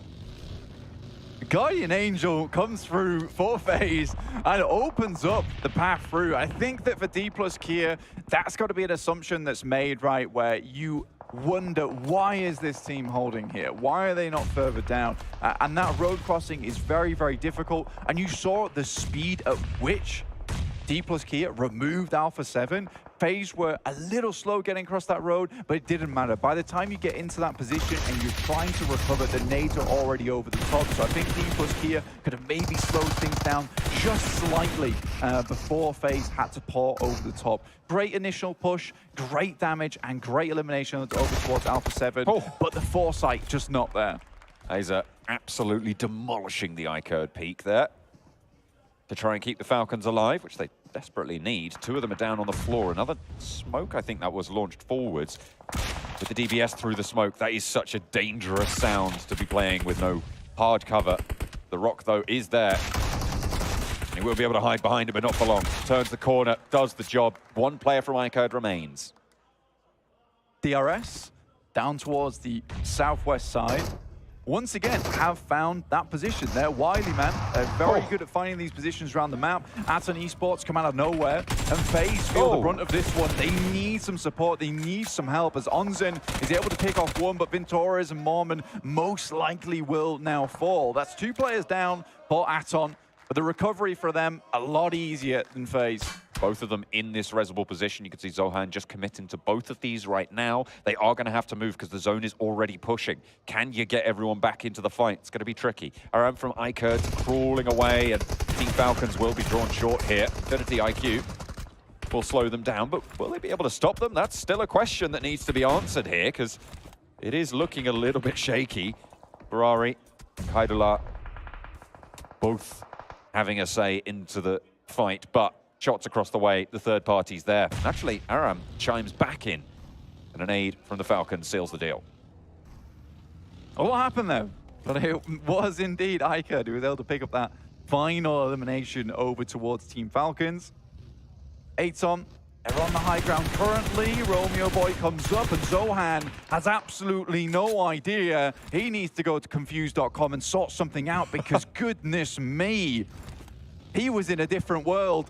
Looking for some sort of payout there, but it's not really going to be too easy to make that claim.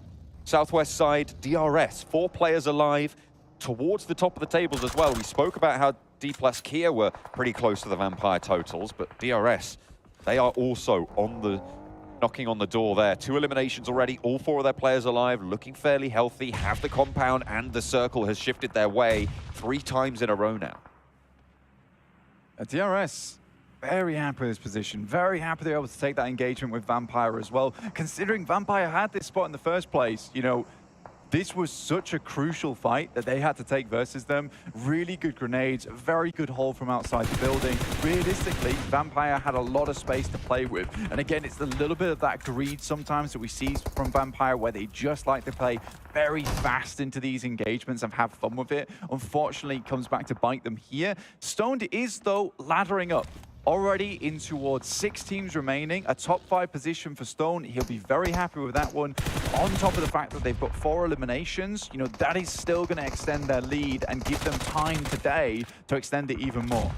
The teams cowering behind the ridge line with the blue zone pushing them, eating each other alive now. Aegon XI8, Infinity IQ, both going very low, but it's Infinity IQ who stay alive and try and keep themselves together here, but with only 2 players, you've got to wonder how much further can they go, because they're going to have to break across this ridge. They will have to cross the road to get to the next circle. You know, with the way this actual compound set up, it's going to be so hard for any team to beat out versus DRS. They have such a strong spot going forward. 4 players alive, so many diminished teams who had to face the brunt of everything. Like I said, this circle is absolutely brutal. Aton, though, vicious with these grenades over the top. Infinity IQ as well, managed to pop a sniper shot. I think there was an M24 landing into the back of S2G. Not ideal, and they will fall fully. Stone now under pressure from DRS and will fall in the face of it. A nade in through the window. Delta picks up the point, and DRS now have got the tower to overlook towards everything else here. Aton do still have a pretty solid ridgeline to play along, though. I mean, 4th place there for Vampire Esports. They're not going to be happy with that one. Killer, though, on the swivel at the moment. A literal human turret. Spotting several different players. Drops the nade up topside, and will just up some acrobatics to get away from that. A bit confusing. Does let it go off. Now looks over towards Ferrari. Will get the shots in. He drops the deck, but you are visible as anything. Guys, I am lucky for DRS or what? दो matches देखे दोनों पे DRS के chicken type बन गए. #3 unscathed. I'll find out about that. One player remaining for DRS. For Infinity IQ. 9 eliminations for this East Side team roster. I'm lucky for DRS, guys. Yeah. This is really good results. I mean, it's from really 10th in the table at the start of the game. Yeah, it's really nice to see the dichotomy between DRS as well. दो ही matches देखे भाई. दोनों पे DRS. Since yesterday. Really good execution towards these end games. They know exactly what they want to do. They know that this circle is difficult, so they do have to be a bit more passive in this game. Bensu goes down. Let's go DRS. It's all over. Ane do. Over this ridge is like wearing a high-vis jacket, and DRS are ready to zone in. He's leaning out the window. They're going hell for leather, all or nothing, and Delta runs it down for the last. Nice. Easy, babe. Easy. Take home a big chicken dinner. Chicken dinner to Team DRS. एक बार DRS up in the chat and 614 लोग देख रहे हो guys. If you're new to the stream, make sure to like the video and subscribe to the channel. सारे लोग like कर दो, 1000 like कर दो and subscribe कर दो channel को. The Nepali fans at home have to be proud of these guys. They have DRS is made for global guys. For their country here in Allstars. I mean, it's just been beautiful. DRS is made for global. Grow as a team throughout lots of different tournaments, and now to be here and doing their home country proud, not only in game but also just on the stage here, looking fun. DRS OP, yes guys, DRS OP in the chat. Like and subscribe भी कर दो इसी खुशी में. DRS के लिए. Happy for DRS guys, happy for DRS. Crazy. And with that points total, I wonder if they've managed to they are proving overtake. I think Vampire were just a little bit too far अपना मतलब worth prove कर रहे हैं भाई वो जाके. बहुत अच्छा लगता है देख के. शुरू से देखा भाई DRS. मजा आ गया guys, मैं emotional हो गया guys. DRS will definitely be looking good for second. Yeah, 100%. They were not far behind whatsoever, John. So that kind of point scoring. सैंग भाई भी आ जाते मजा आता पिक्चर में. सैंग भाई आप भी आ जाओ. How far? बीच में सैंग भाई भी दिखने चाहिए. गाइस हमारी डील हो रखी है एक सैंग भाई के साथ. उन्होंने पहले ही बोला था सैंग भाई अगर DRS अच्छा खेल गई तो हमारे एजेस पक्का है.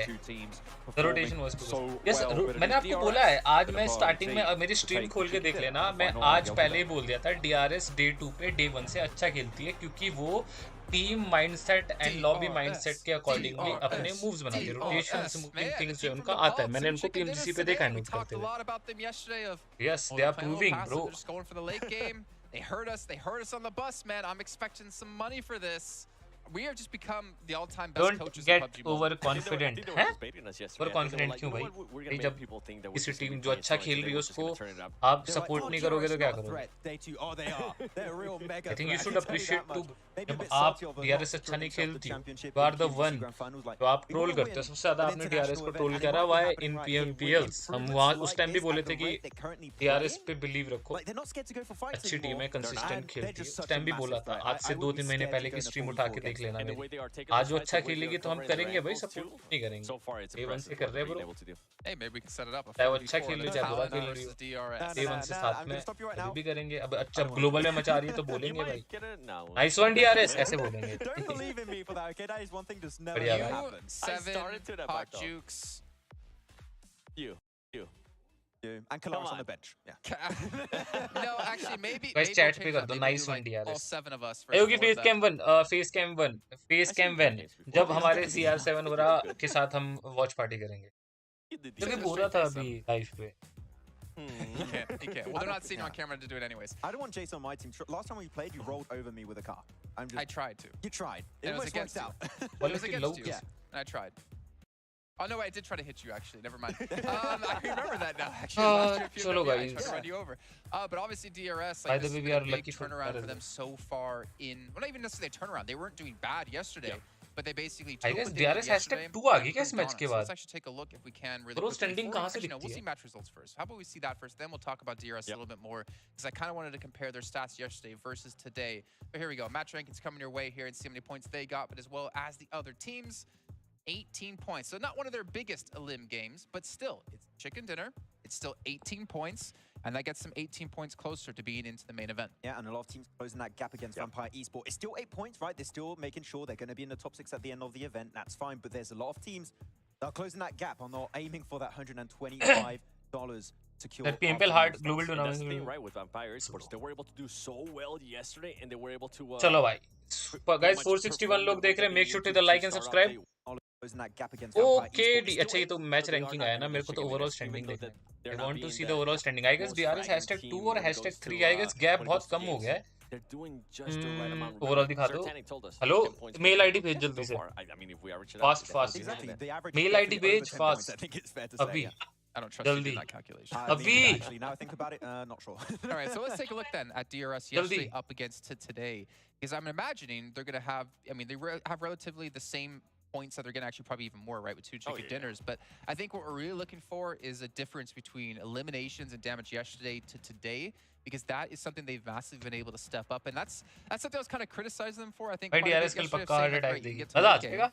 देखते हैं the eliminations to back it up. You don't yeah, have hashtag to ऐसे region hall. They're not going to be a CCT. Why you deleted top 16? They've proven they could be a CCT. Why you deleted top 16? मैंने अपनी कब करी? मेरी उस पे ये thread में जाके देख लो. Top 16 मेरी वहीं पर है. D+ भी थी मेरी top 6 में. Top 5 के अंदर DRS 6 को मैंने D+ लिया था. And the damage that they were able to get here. So let's see. They're already pretty much tied There's still up. 2 matches left to come, right? So that's what makes it even more impressive. Yeah, almost tied up, and they still got 2 full-on matches to go here. 7 and damage.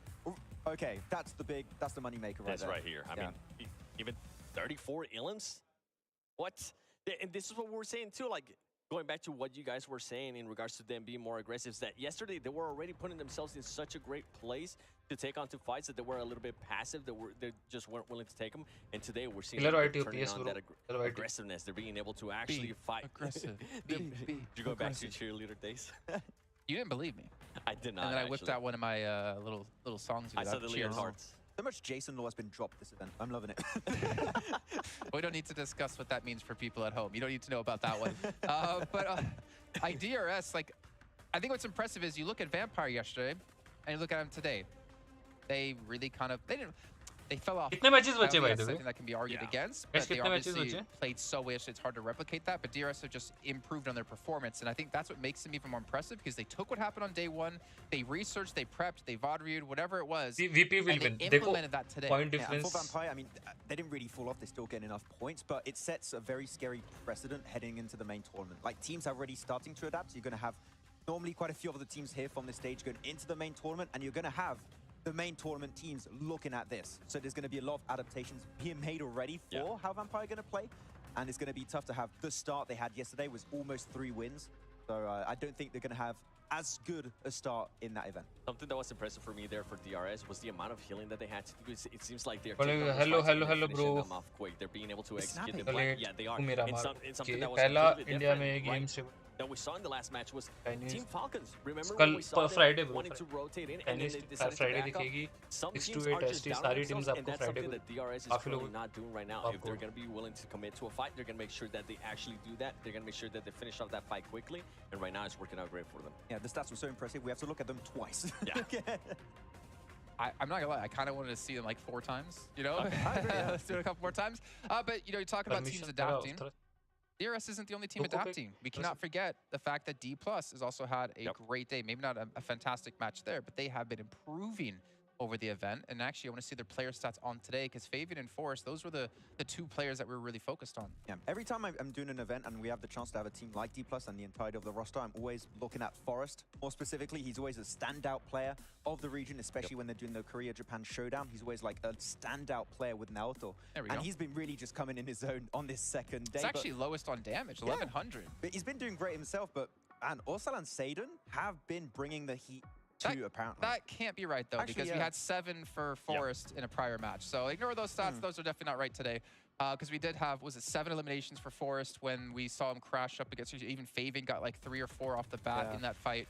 But that is still a big step up nonetheless. And the thing is, I want to see what other South Korean teams can bring, because I feel like we always see the same team, and whether they're known as Damwon Kia, D+, or Archer back then. It always feels like when you get a team from those 2 regions, it's always the same. Yeah. It'd be cool to see new ones. Actually, they almost didn't qualify. They tied with Duxon Esports, I believe it was.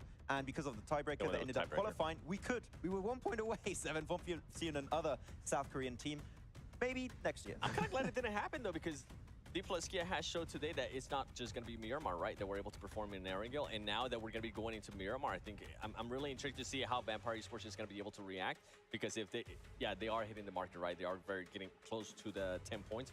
If D+Kia continues to perform the way they did yesterday in Miramar, we could have a different number one. That's the thing, right? We do have 2 Miramars coming up back-to-back now. We had Falcons win one of those. We had Bigatron win one of those. And I feel like we start off the day really talking a ton about Bigatron. But it's back to kind of what we know with Bigatron. It's kind of like the flash in the pan that, unfortunately, it's not that I enjoy being mean to them or talking negatively of them, but I feel like this has happened so many times where we get our hopes up, we see that flash in the pan couple of games, and then it goes. So we're going to have our casters because they're about to go out of the airplane and drop in onto Miramar with John Allen and Blink.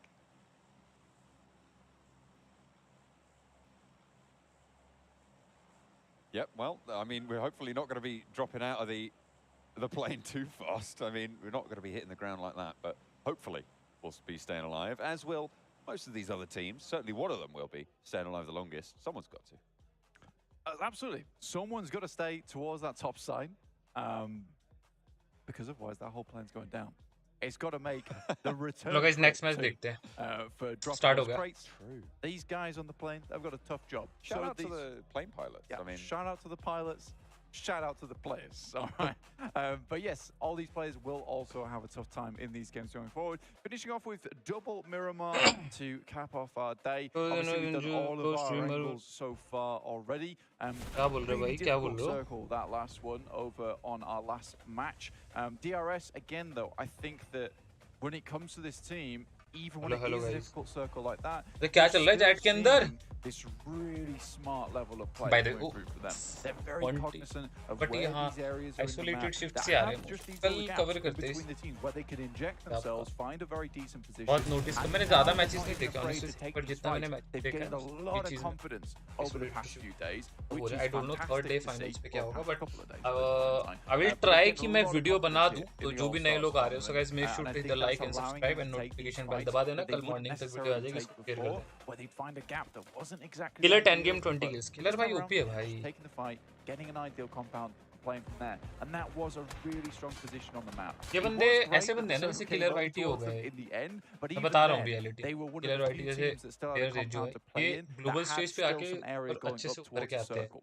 Gante Delta बिना अब Killer YT अच्छा खेल रहे हैं, but पीछे support भी देखो ना, I guess Delta और Gante भाई support करते हैं, angle बनाते हैं. देखा है कहीं में. वो भी काफी help करती है. तो ये पूरा एक team game होता है. At this stage in the tournament, it is But definitely a Killer closing YT gap. भाई We've seen it done in एक रहा है less भाई. than a game. So Close we'll range Killer YT see भाई का what बहुत more challenges they can throw towards the top of those tables. Either way, we said Vampire looked अगर pretty India good में तो to मजा कोई qualify as दिक्कत top नहीं bro. 6 SG over the course of their performance from yesterday and the और start ट्रेई of game का today. Scene ठीक Even though it hasn't been as strong as it was yesterday, wait कर लो Vampire 2-3 still महीने के बाद. looking very solid to get one of those qualification spots. I would now say that DRS in a similar spot when it comes to the probability that they'll be seen in that top 6 and make their way to the final stages. Oh, swing over towards the Infinity. Ferrari goes down quite quickly there. 8 point so the gap. Infinity will be playing on with Oh 3 my members God, going forward. That playing path did force a lot of these teams off towards that eastern side. DRS has Cycle take head over towards 293 point के साथ. and मैंने अभी also देखा. that way. So again, for Gladiators, we just saw them on our screens. Guys सबको बुला लो. अब ये match अच्छे से देखने वाले हैं हम. Let's go DRS. 10-point average over the next 2 games. They'll be very pleased with that one. Sem9 also rocking up over towards Alpha 7. Revo down, star player on the side. Immediately, their smoke's down. They're getting their boy back up because he is certainly important to the livelihood of this squad. A very, very key part of the roster right now, and Alpha 7 need all the strength they can get, to be fair, because they have been, I think, underperforming their expectations, almost certainly. This was a team that people were predicting to win over on the main stage, and right now, they are middle of the tables overall. They're in 9th place. It's not the team that we wanted to see. No, not at all. 50 points currently. देखो sat देखो in bro क्या scene 9th place, so 3 points away from qualifying if they could, because they already are in that main tournament. They've already qualified for it. You know, you could be that one guy that says, oh, they're just preserving their energy for the main tournament. But I think that the way we've seen Alpha 7 play in the past, it's quite effortless the way they take control of the map. So I'm not sure what's going on here. On point POV देखोगे ना बहुत perfect गलत गिराना मतलब a little bit. गलत मारा मतलब गलत गिरा positive way. They'll be looking into that rigorously. You know that the coach over there is looking to see what's going wrong after so much success. You come over here, which is arguably, I would say, a easier lobby, right? We do have some teams within here that I think that Alpha 7 should absolutely try, but they're just not. So I can no longer have that kind of say into these games. Matic sending off once again. This guy's got into a fair few fights so far of a couple of teams. Had to drink a little bit of an energy drink to get himself back up to full, and then takes another engagement with the guys from Alpha 7, who are just harassing them time and time again. North George now heading up towards La Cobradilla. He's sent that information back, and the rest of Gladiator is starting to group up just a little bit. Who is excited for main? Obviously, बहुत सारे लोग excited हैं mains के लिए, especially for the PL teams. Honestly saying, PL teams के लिए बहुत ज़्यादा लोग excited हैं. Push onto his position. Basically, he's on his own at this stage, so a little regroup in the near future, you'd imagine, but not really pressing right now. No one looking to try and take that position. On the northeast side, the Gladiators went down to them last game on an unfortunate set of trades, 1v1s, and giving a little bit too much on their push. Yokohama Donuts, the team that took them down last time, moving in through Torre Armada and potentially moving parallel to the Gladiators.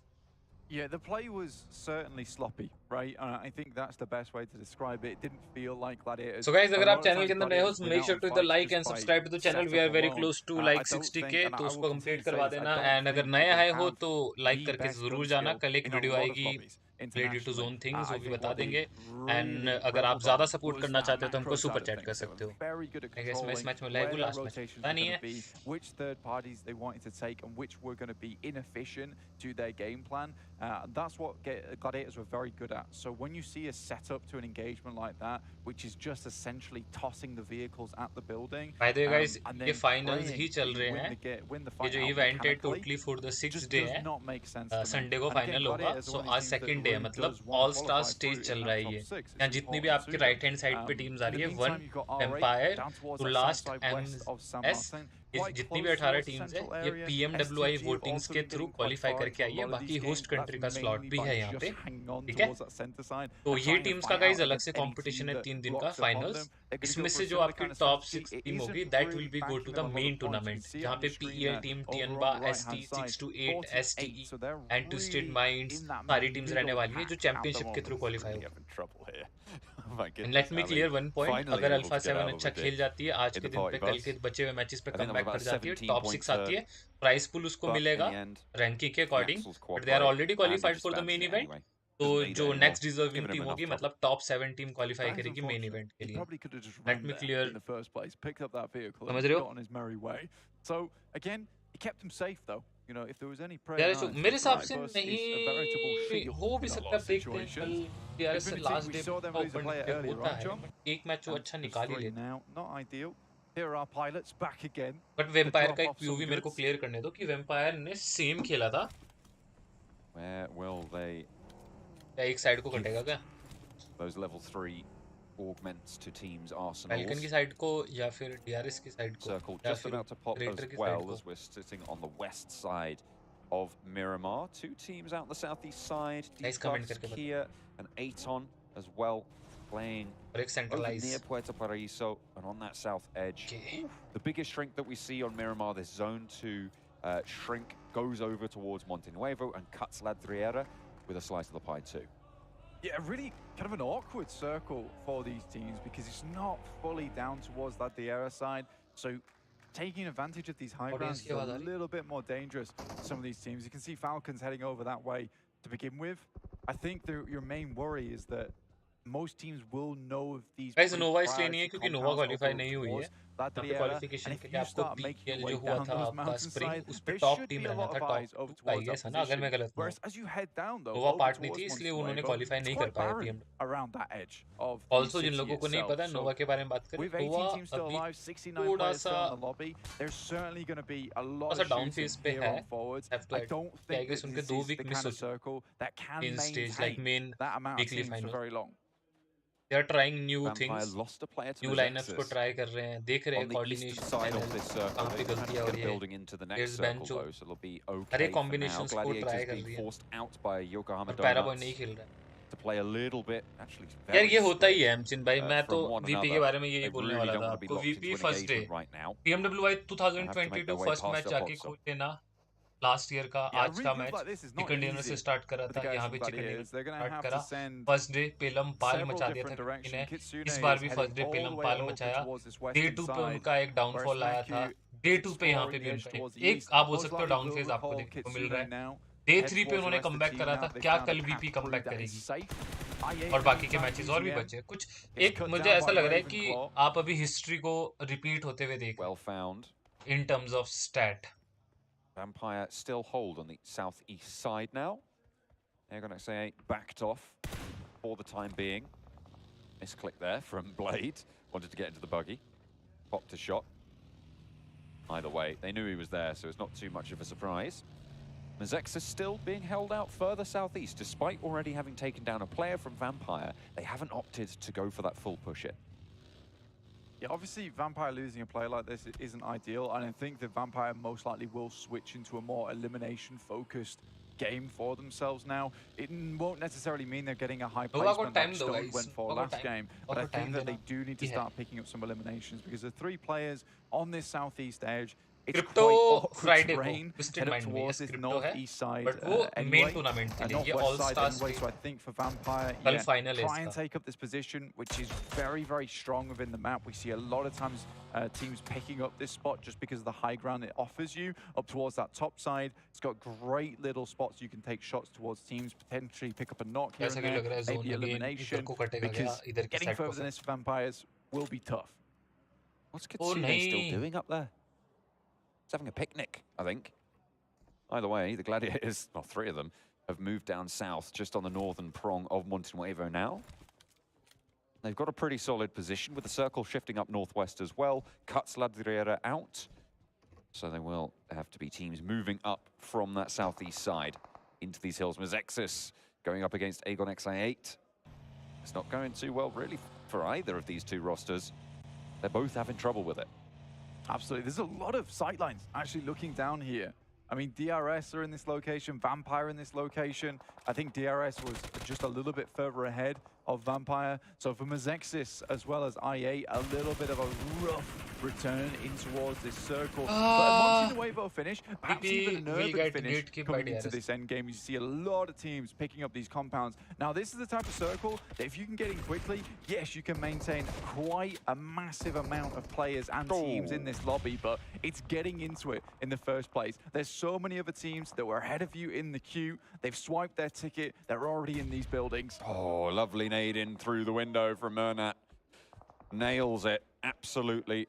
Blasts them away. Not really too much you could do about that. And another nade nearly takes down the player, but stays alive for now.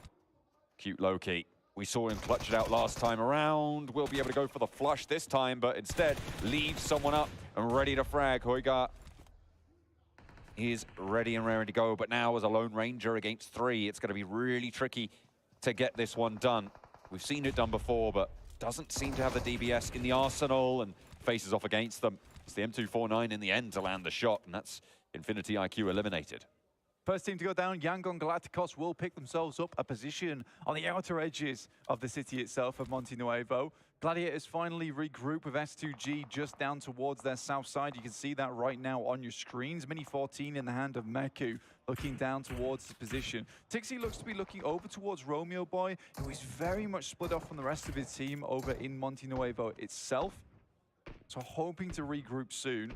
But for Gladiators, a difficult rotation in. Equally for Yokohama, they're up towards that north side. They'll have to push down through these fields, through these roaded areas. Alpha 7 also would like to get in. But we have so many teams already in that center area. BTR, R8.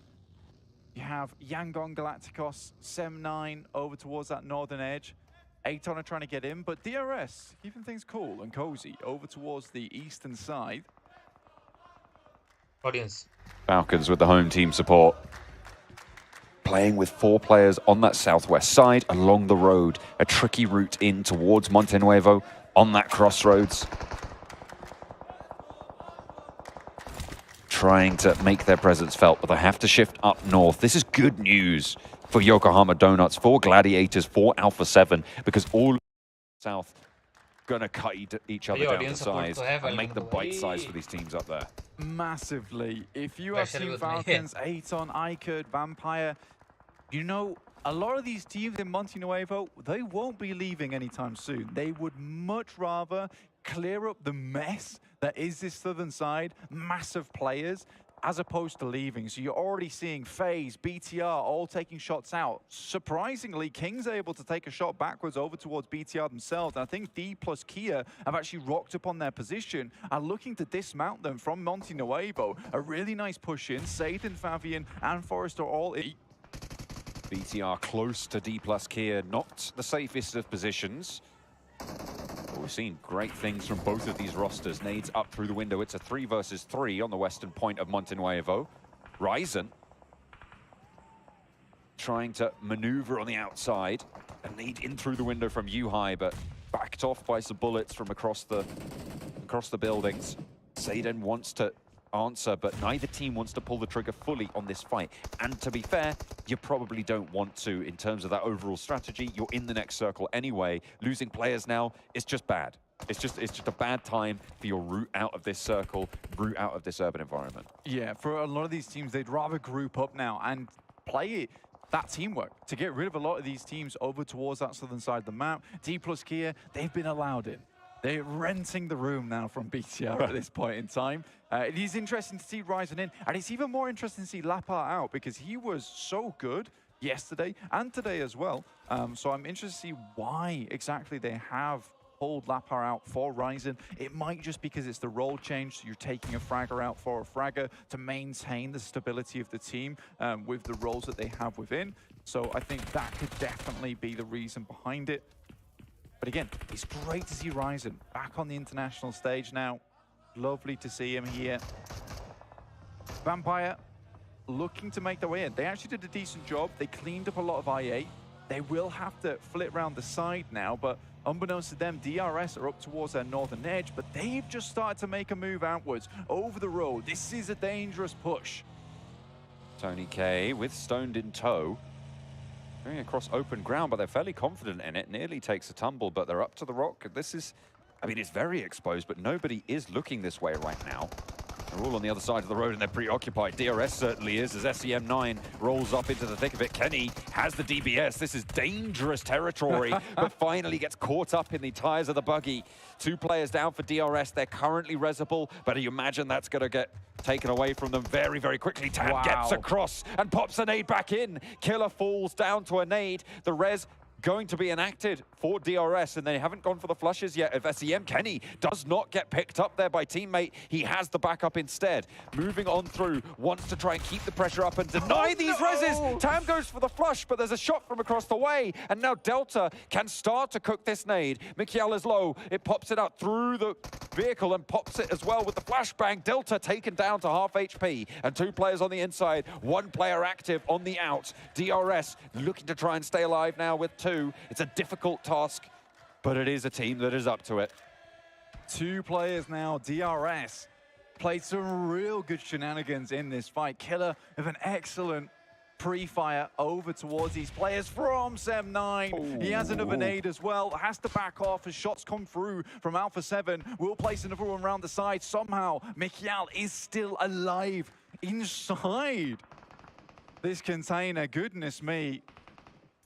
Gets away with it as well, and those nades are not going to touch him whatsoever, and Killer seems to think that if he just keeps tossing them, he's going to get them in, but Mikiel right now is completely safe. And that's 6 grenades down. I don't think there's any cheeky little terrain bumps there that can bank it off and get it into the dumpster, into the skip. But still, DRS cut down, cut in half. As the circle keeps the urban environment into the fight and actually makes the fields to the north of Montenegro, or the open ground, a little bit more treacherous and forces these teams to the north to have the problems of their own. Yeah, if you're a team towards that northern side, you do technically have a little bit of an advantage because you're more maneuverable than those teams down towards the south side. The issue for these guys is that you really have to just stay on the edge of this circle now, because you start to get a little bit too close to this open area. The teams from the south, that is not team fire. That is lobby fire coming at you, honestly. It is horrible to come up against. So I think right now for a lot of teams like Yokohama, as well as Alpha 7, S2G, Gladiators, they just want to stay out of dodge as long as possible. Kitsune will pick up Romeo Boy, who was very split off from his team a long time. And now they can fully focus over towards S2G, who are in the compound underneath them. Mafioso trying to put nades downhill, and a lot of damage felt. There's the knock finally. Ali taken low, and Mafioso still with the happy feet on the mountaintop. Ali very low, gets the heal off. Nade being cooked, taken down very quickly again. Unknown is there on the off angle. Mafioso just can't catch a break, cannot peek this ridgeline. Yeah, like I said, that lobby fire is coming in clutch. Look at all those players off in the distance, all wielding those 3Xs, those 4Xs, taking shots their way. Even Team Falcons have to expend as many smokes as possible. In the meantime, Gladiators are somewhat safe because they are just hiding behind S2G, but at some point they will either have to push over towards Yokohama's position or over towards S2G. Mafioso isolated now, wanted to deal with Ico, drop down and regroup with the rest of the roster for Alpha 7, but at this stage, they have been severed. That supply line is not there anymore. Cut off by Falcons. What more can you do? Drop down, I guess, just go for the fight. That's going to work out. First aid, is it going to be in time? Just misses it, unfortunately. It was just too slow. Can you crawl on through there? He might be able to get to the zone. Center Texas wants to move out, but if you can get through, good, but no, cut down, out in the blue. That is really unfortunate for Alpha 7, losing Mafioso there. Yeah, it's a difficult push for him versus Ico. They had to really speed up that engagement between them and Ico, but Team Falcons obviously had oversight. And speaking of Team Falcons, what a wonderful run from them. I mean, maintaining 4 players from that side of the map on the southern side versus a lot of these teams that have had sightlines towards them. Really good use of utility and smokes, getting those vehicles through and finding those positions that they can play in. Up against Yangon Galacticos is Vampire already. Burnout Boy comes out through the side with the DBS, which seems to be their kryptonite, but Kitsune, he's got overhead. He's taking shots down towards him, already takes down 1. Only gets the 1 player from Vampire all the way flushed, and I don't think Stones knew where those shots are coming from, but S2G are going to make Gladiators' lives just that little bit harder. The nade goes a little bit long towards the back lines for S2G, but the forward 2 are not so lucky. Razy, Kelsey, both going to fall down here. Tixie gets lit up. Silas with the SKS. A lot of ammo in the back pocket as well. Plenty more damage to do as Kitsune taken down to half HP. They back him off. The Gladiators are going to have to get this res right now if they want to keep 4 players alive, if they want to move forwards to the circle at full strength. Even then, it might not be at that level. Getting as many of those heals off as possible, as quickly as they can. FaZe coming in now. They hear the shots. And these guys love the third party. They love what he came through in the last game. It saved their lives, but I think they've just jumped into a bee's nest that they maybe didn't want to assault. This is outside of the zone too, so FaZe is taking a very questionable play here. I think it was the only position they could go to. They swerved off course, and now Gladiators are fine. They're like, yeah, you deal with S2G. I think we're going to head down towards the circle alongside this ridge. Uh-oh, Revo with a DBS in the corner. It's devilish to deal with, and too much for the Falcons. They move up, 1 goes down, Revo half HP on the corner, but it's not going to matter. 1 more now to step into the breach, but it's not going to happen. But not this time anyway. He needs to pop the reload. His teammates falling around his ears. Cenetex has been knocked. And nade on the corner could be good to find a little bit of damage, but not really going to get too much more than that. The heal from Revo can start to be enacted, and on the western side, they're still in the zone. It is terrifying going up against this guy. He dances the beat of the DBS as he comes around the corner. think right now Team Falcons have met their match with 6 off in the distance. Obviously, A7 will have 1 player down. And there it comes. Yokohama took down Gladiators last game. Gladiators just went up against FaZe, were able to clear out the majority of them, but they're out in the blue now.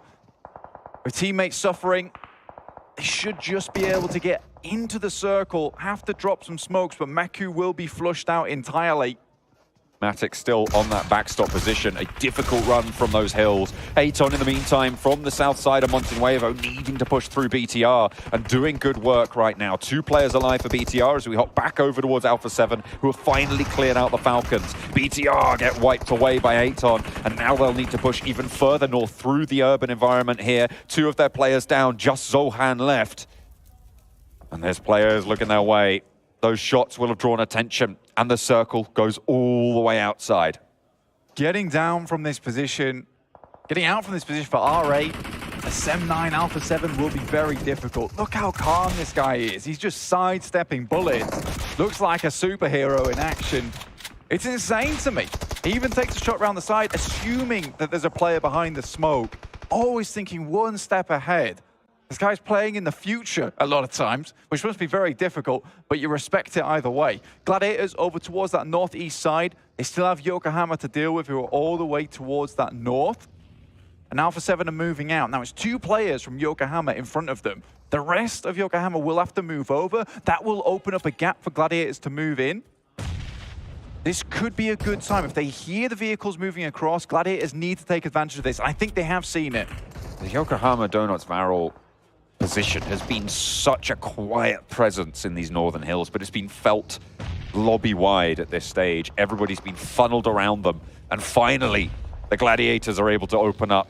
A first shot lands from Kitsune. 3 players are alive on the side of Gladiators, and they'll move on up a little bit closer. They've got a tree, they've got the top of that ridgeline in this next zone, and the Yokohama Donuts trying to get this fight done, but Alpha 7 have other ideas. Ozi-san next to fall, and only 1 player now left standing, Kazimaru, dispatched. Across the way, it's the Gladiators to take the shots, and now they can just continue to rattle off these magazines towards Alpha 7. They roll straight on up as well. Matic almost going down, but just about ducks behind. Kitsune, not so lucky. Tixi needs to hold this one down, but Revo lights them up, and another knock sent over towards the Gladiators, overzealous and predicted by Alpha 7. They get cut out.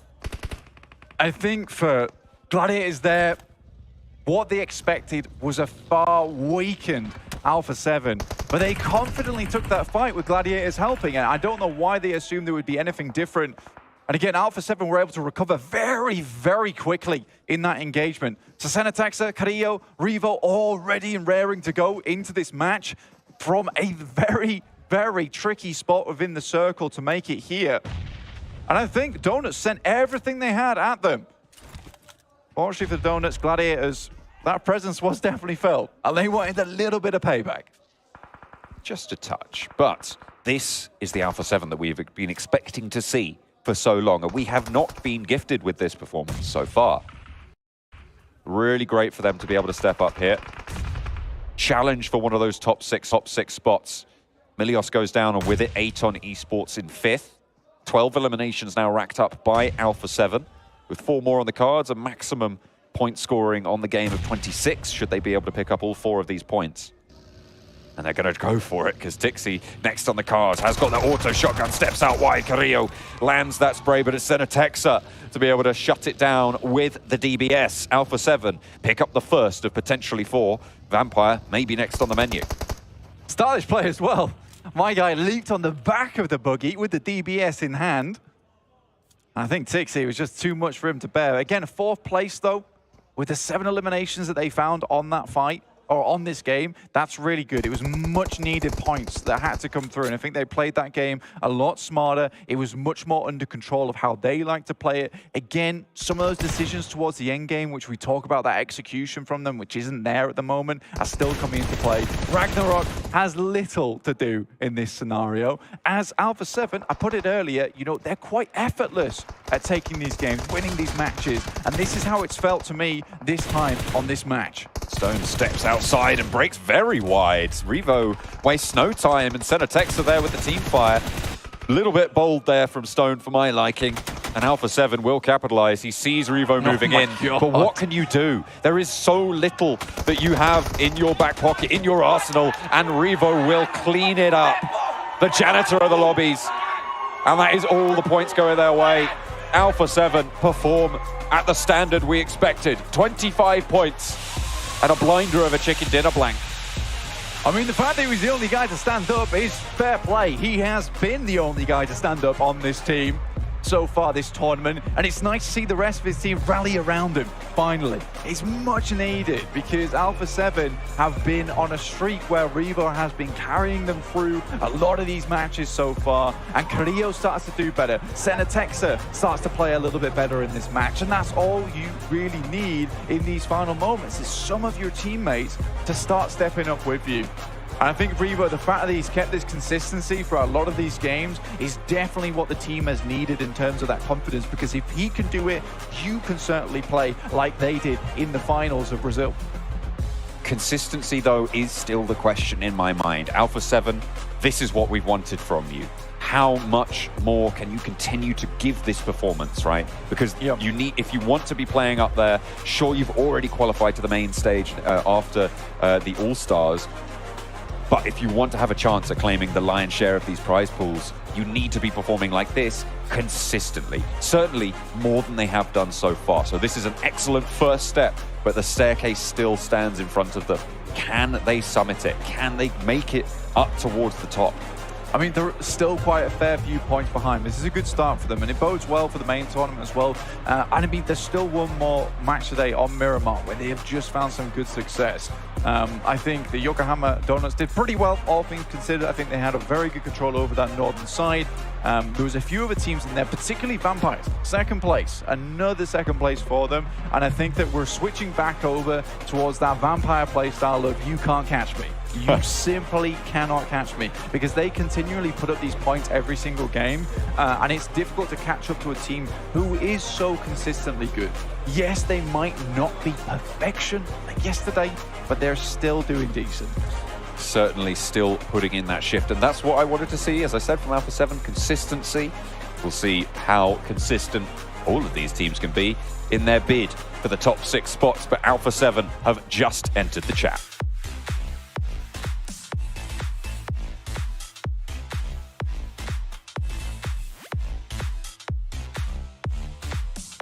It finally happened. It took a lot longer than I expected, but do Brazil! They finally get the win. Does this mean that you're kind of lining your eyebrow? That's what. Wait. Was it you? Hey, no. Wait. No. Hold up a second. What's going on here? You don't remember the start of the show? Uh-huh. So you got all, I know you get all excited seeing Alpha 7 win, but you forgot you got to cut. He put it in a little box in his brain and just put it on the side. This never happened. I didn't think it was actually We going to happen. literally got a VOD we can go back on, okay? But Alpha 7, though. Yep. I think that was Mafioso was the lowest fragger of the team. We saw Carrillo stuff up. We got Revo in there as well. We got Senna too. Like Alpha 7, you know, I don't want it to be a flash in the pan, but it is a start for them, and we know what they can do with momentum.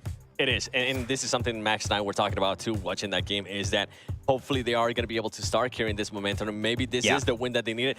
It kind of sucks, right, that it happened second to last game on day 2, but I'm glad it finally happened. But you know, I mean, you covered Alpha 7 for so long, right, 7? And at this point, you know that there's that tipping point in every single international event where they start to do better, and then they just start to build that consistency game after game after game, and I think it's going to continue. And sometimes for a team, all it really takes is one player.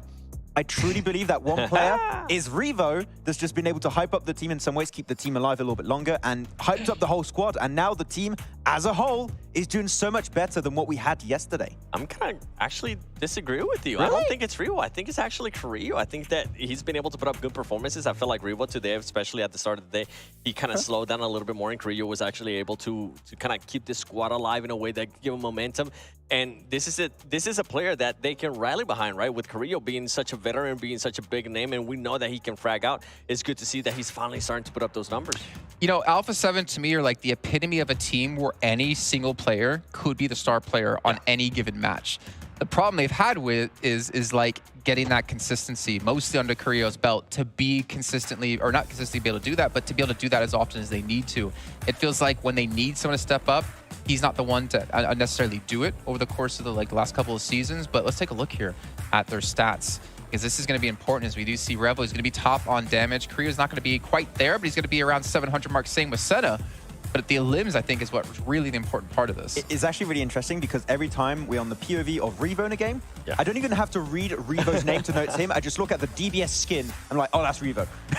that's the Revo playstyle we're expecting to see. But Revo's still having some good moments. But Carrillo, as you said, been stepping up. Like every player as an individual has been able to fill in some moments when they had to. And something that I've seen more out of Carrillo is that he does end up playing by himself a lot, and I think they're finally starting to utilize that by being able to put him in a certain place where he can get those off angles on the other teams, and I think we got a chance to see that there in Miramar. Something I do want to go back to, because in a way I do have to agree with you. Revo has been able to get the biggest clutch ups for his team. He has been able to get those big pop-up moments. So I can see where you're going there with Revo. Yeah, I mean, every player is a star player, as you said, right? So yeah, but you know, I think you said something to me earlier on, Seven. I don't think we were on air at the time, that you feel like Carrillo tries too hard sometimes. He tries too hard to make like a fancy play where he doesn't necessarily need to. And maybe that's just like channeling back to like the Loop squad, where he kind of would be the player to make things happen, and he has to maybe realize that I don't need to do that. I just need to do my job, and we're going to win games. Yeah, and at times I feel like he's still just getting used to his role. As I mentioned, I keep seeing him alone more and more and more, and sometimes they send him the scout. And for the longest time, before Revo became the player that he was and all the other players were able to back him up, I was like, why are you sending your star player to be the scout? Why are you exposing him to be able to do that? He's always in danger, Yeah, you don't want to do that. And I feel like he's now maybe starting to fall into that too. And I think we kind of have to get into the mentality of the team. They already qualified for main event. Yeah. If they had not qualified for the main event, I feel like we would be seeing a completely different Alpha 7. So I think it is starting to play into their mind that they don't have to try as hard, even though there is a lot of money on the line. Yeah, I mean, looking back on this game in particular, I was going through the entire last 3 to 4 circles thinking, okay, this is a Donuts Barrel win every single day of the week. There's no way they lose this. And at one point, they regroup. Alpha 7 is pushing uphill across the road without any information on where Donuts Barrel actually are, and completely obliterate Donuts Barrel. And even Gladiators come in as backup, destroy Gladiators, and instantly start splitting, taking control. Like, the insane synergy this team has when they're just closely packed playing together is mental, and I want to see it continue. That to me is the strength of Brazil. Like every single time I saw, like I still say, I know it was like years ago, loops in my head, just they were like a shark in water smelling a drop of blood. Once they figure out that there's blood in the water, they attack and they swarm all over you. And then once loops kind of like dissipated, I didn't really see any team live up to that. But that's like, to me, the strength of Brazil is that they have the ability to win in these fights so quickly, so cleanly, and catch you completely off guard. Yeah, there's so many fights in this game they should not have won. And I think it's rare to see gunplay make the difference at that kind of extent. But it happened 3 times in a row, which, without losing too many players, only Mafioso, which is insane in my mind. And with Alpha 7 before this match, I can't really think of any other times where Alpha 7 has been able to be that aggressor when they are actually in a good position. It's usually them leading the charge. It's usually them being the aggressor, but they're actually just trying to break into a compound because they have nothing to work with. But now when they had the actual area, when they had that actual positioning, they were able to do wonders with it. What was it? Aggressivity? Aggressivity. Now in French. It's an English word, I promise. Check the dictionary. No, but say it in French. Agressivité. I like Le that Bison. Le Bison et le Guitoun. Yeah. Let's take a look at the match rankings though in this last one. See how many points Alpha 7 got, and of course some other teams out there, because it's going to be very important considering we're past the halfway point of the event. We're getting close to determining which teams will get through. But more importantly, we're getting more of an idea of who will make it through. As you can see, 25 big points here for Alpha 7. Vampire getting themselves 13, but also R8. You know what? They've been a little bit under the radar today. They've had a couple of good finishes. Only 6 points, but still, the team who was, I believe, close to last place is going to be able to move up the leaderboards. Yeah, I think we're still going to have some decent changes at the end of today compared to what we had at the start of the day, though. On the second page here, I'm still a bit sad I'm not seeing the presence from Infinity IQ I wanted after the end of yesterday. I'm not just seeing those big macro splits where they regroup, and it's just not happening to the extent we really wanted to see. So, I mean, let's be honest, right? I feel like FaZe Clan we could call out, S2G we can call out here, and Infinity IQ, obviously, as you mentioned before, even, not Falcons necessarily because they have 6, but there are a couple of teams who just aren't living up to what we expected. And this, the worst part about this is this isn't even the difficult part of the event yet. I mean, yeah, it's not easy. Trust me. I'm not saying it is. But you're playing against teams who didn't necessarily finish even close to top 5 in their respective PMPLs. Then you're going into an event, if you make it, where teams did win their PMPLs or the regionals and stuff like that, right? So this is going to be only harder from there on. And teams like, unfortunately, S2G. One-hit wonder? Everything. Yeah. Is it the one-hit wonder? I mean, after PMGC, yeah. I mean, I was told normally, okay, there's no issue. There's literally no issues for S2G entering this event compared to spring season in Turkey. There's no more excuses. Like, we need to see them perform, and unfortunately, it's just not happened. What other excuse are they going to come up with now? You know, that's why I kind of end up cutting it. By the way, you were talking about R8. I was going to say their fingers are sweating, but no, the stage is nice and cool. No, Max's forehead isn't there. I can't see. It's too bright. I'm just kidding. By the way, you were talking about R8, another team that has actually been performing pretty well in the last 2 matches has actually been Atani Esports. This is a team that's been able to get some good points that they need, and I'm hoping it continues that way. I know talking with Chaco yesterday, I think he was finally able to find the actual place where he needed to go. He found his place, yeah.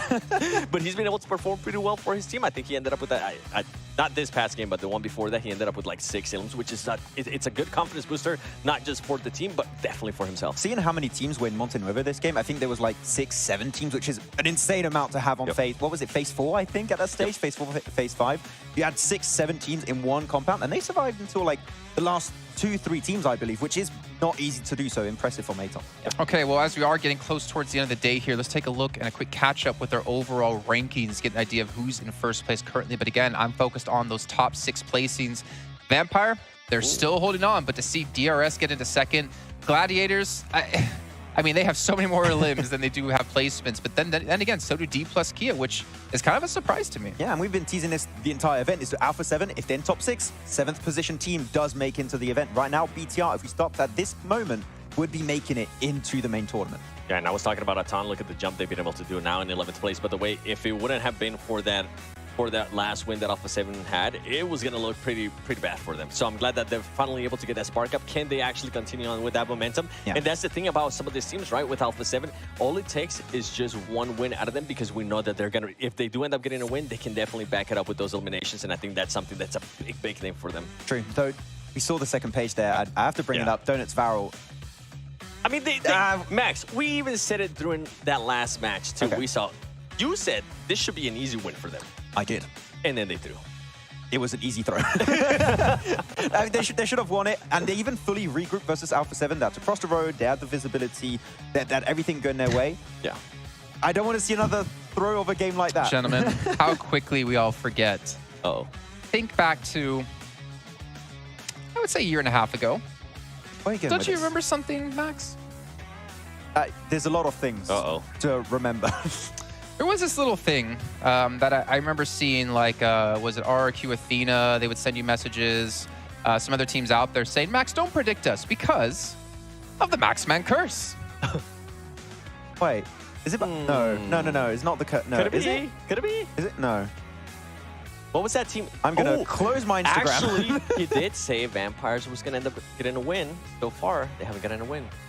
You have cursed them, Max. I said Gladiators were going to get a win. Did they get a win? No, you said Vampires. Try again. I was trying to, okay. I'm closing my Instagram. You cannot DM me anymore, okay? Don't come after me. I'll check out your threads, don't worry. Oh, nice. Oh, gosh. With Vampire Esports, though, since we have the ability to look at their 2 different days of play, let's actually dive into their their stats, their team stats yesterday up against today here. And I believe 7, you actually want to dive into this to kind of look at what's been really going wrong with Vampire. I mean, obviously, not gonna have as many limbs, not gonna have as many damage, but it's more about the quantity and the difference between the 2 that's really gonna stand out. Yeah, I mean, we see it on the damage right away, yesterday. Even though we do still have 1 game left to play, you can see the big difference, and this is the main one. I think that I wanted to see 45 elims yesterday to 22 today. That is a massive, massive difference, and I think we really haven't seen the likes of Tony K. I actually expected him to have a much, much better performance coming into today. They really haven't been able to get that firepower behind them. We haven't really seen those fraggers, but the thing that has been working out for them is they've been getting those placement points. Yeah, exactly. I mean, we kind of talked about it earlier, right, Seven, in the green room. It feels like Vampire Esports kind of went in survival mode. Like, okay, we got lots of points already. If we just get decent points with like decent averages, 8, 9, 10 points every single game, which is what they're trying to do, it should be enough to qualify, but it sets a scary precedent heading into the main tournament that they should normally qualify already. Yeah, I think you actually brought up a really good point, right? Maybe I'm just being too harsh to them in my own head because they had a great day one, right? Winning 2 chicken dinners off the bat. They're still first place. They're still looking like they're going to qualify. Do they really need to push extra hard over these next days? Because it's not a sprint right now. It's a marathon for them, knowing that they're going to make it into the event, or at least, well, I'm not the Jason Curse. They're most likely going to make it into the event. They don't need to like push extra hard. They don't need to actually like push themselves like that because they realize, well, we still have the main tournament coming up. It's only going to get harder. Maybe they're focusing on trying out a couple of things, which is why we could go back to the idea of bring Newsy in. If you're already feeling comfortable, bring him in, get him some reps in before we get to the main event because you have no idea if you're realistically going to need to use him. I don't want to curse them, so I'm going to say, theoretically, in theory, if they keep these kind of results, they should make it. Nice. I don't want any beef with anyone, okay? I wonder if our sound guy's listening from earlier on, if we can hear the actual proper Maxman curse by tweaking your mic a little bit and actually showing people your real voice. Oh, we can't do it. No, we can't do it. Oh. How much did he pay you, Mr. Producer? I got him. Well, I mean, to be fair, right? There's Vampire there. We see DRS as well have another good match. They're continuing their momentum. But I'm thinking outside of the bubble, can we actually take a look at the overalls one more time? Is that possible? Because we want to talk about not in the bubble. What about the teams outside of the bubble and actually look at what we're currently looking at as that threshold here? You can see 6th place, 75 points, Alpha 7. Bigatron knocking on that door. FaZe Clan, they have the potential. Infinity IQ, they've had a very rough day, I feel like. I feel like I see them on the second page more than the front. I still really believe here, Seven, that Infinity IQ can get a chicken dinner, but they've been a little bit inconsistent throughout today. I want to see the Infinity IQ we had at the end of day one, like where they go for these big splits and tend to regroup in really strong positions. It could happen, but yeah, I mean, a lot of teams can still make it. The point gap is still extremely small, but do these teams on the second page outside of top 6 have what it takes to make changes like we've seen teams like DRS, etc. make today? I mean, if we really had to pick a team, right, the team that everybody would have to go with, especially from this space right here, would have to be SATGE. Just because of PMGC winners, we would expect them to be being able to get to the main event. After World Champions. So far they really haven't been able to do anything. PMWI confirmed harder than PMGC? This is All-Stars, though. This is All-Stars, though. Yeah. I mean, I would say PMGC is harder because this year, last year you had 50 teams to try and qualify, and that was rough. Yeah, but they had to be popular to get here. That could be harder.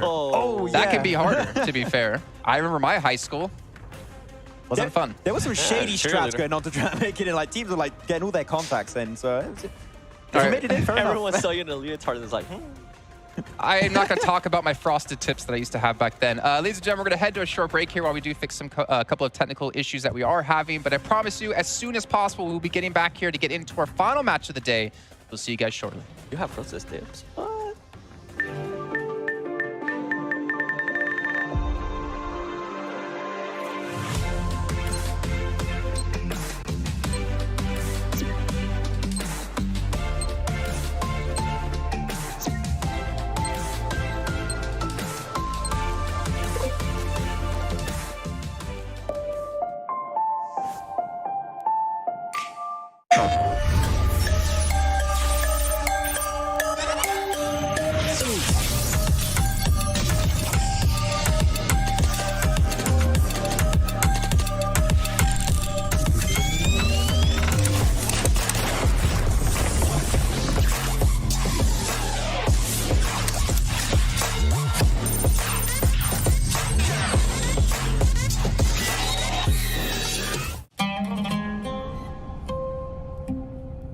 There is a place where you can elevate what's hidden inside, where you can reframe yourself. Sonomi means the new you. The you can step into.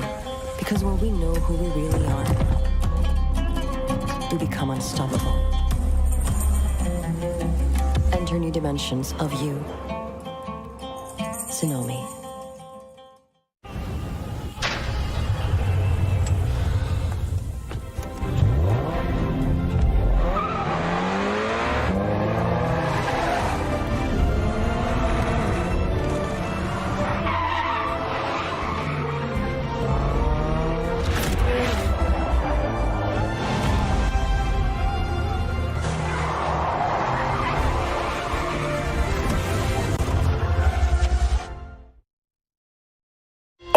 new Honor Magic 5 Pro. Freeze even fleeting emotions in just milliseconds. Take marvelous night shots with lightning-fast exposure.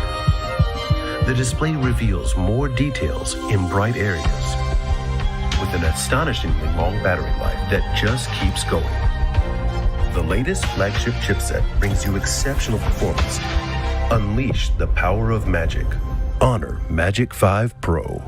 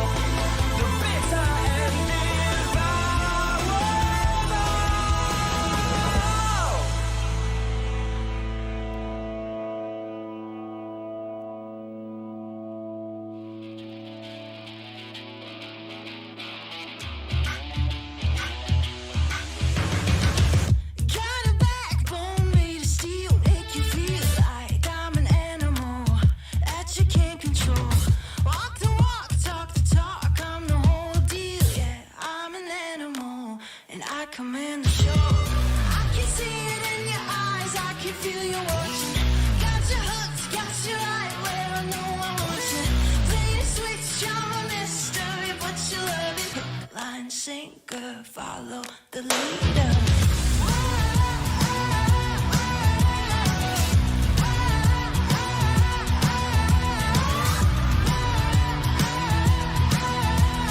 Hook, line, sinker, follow the leader.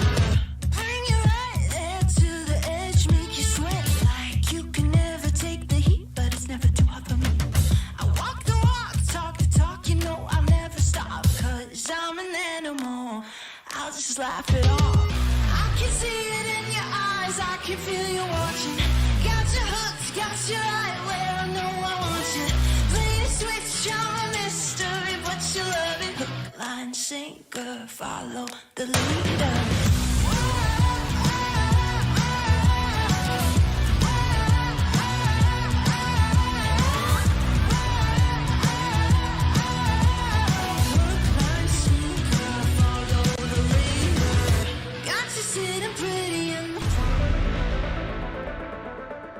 Hi everyone, my nickname is Kitsune and we are from Serbia.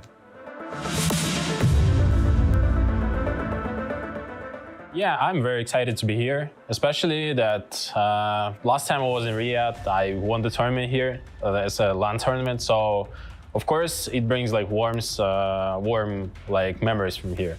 And I'm super excited to meet all the people from the PUBG Mobile community, and it feels great, you know. First of all, we bought the phones that will be here on the tournament, and we had like really rough time adapting to this, but now we feel.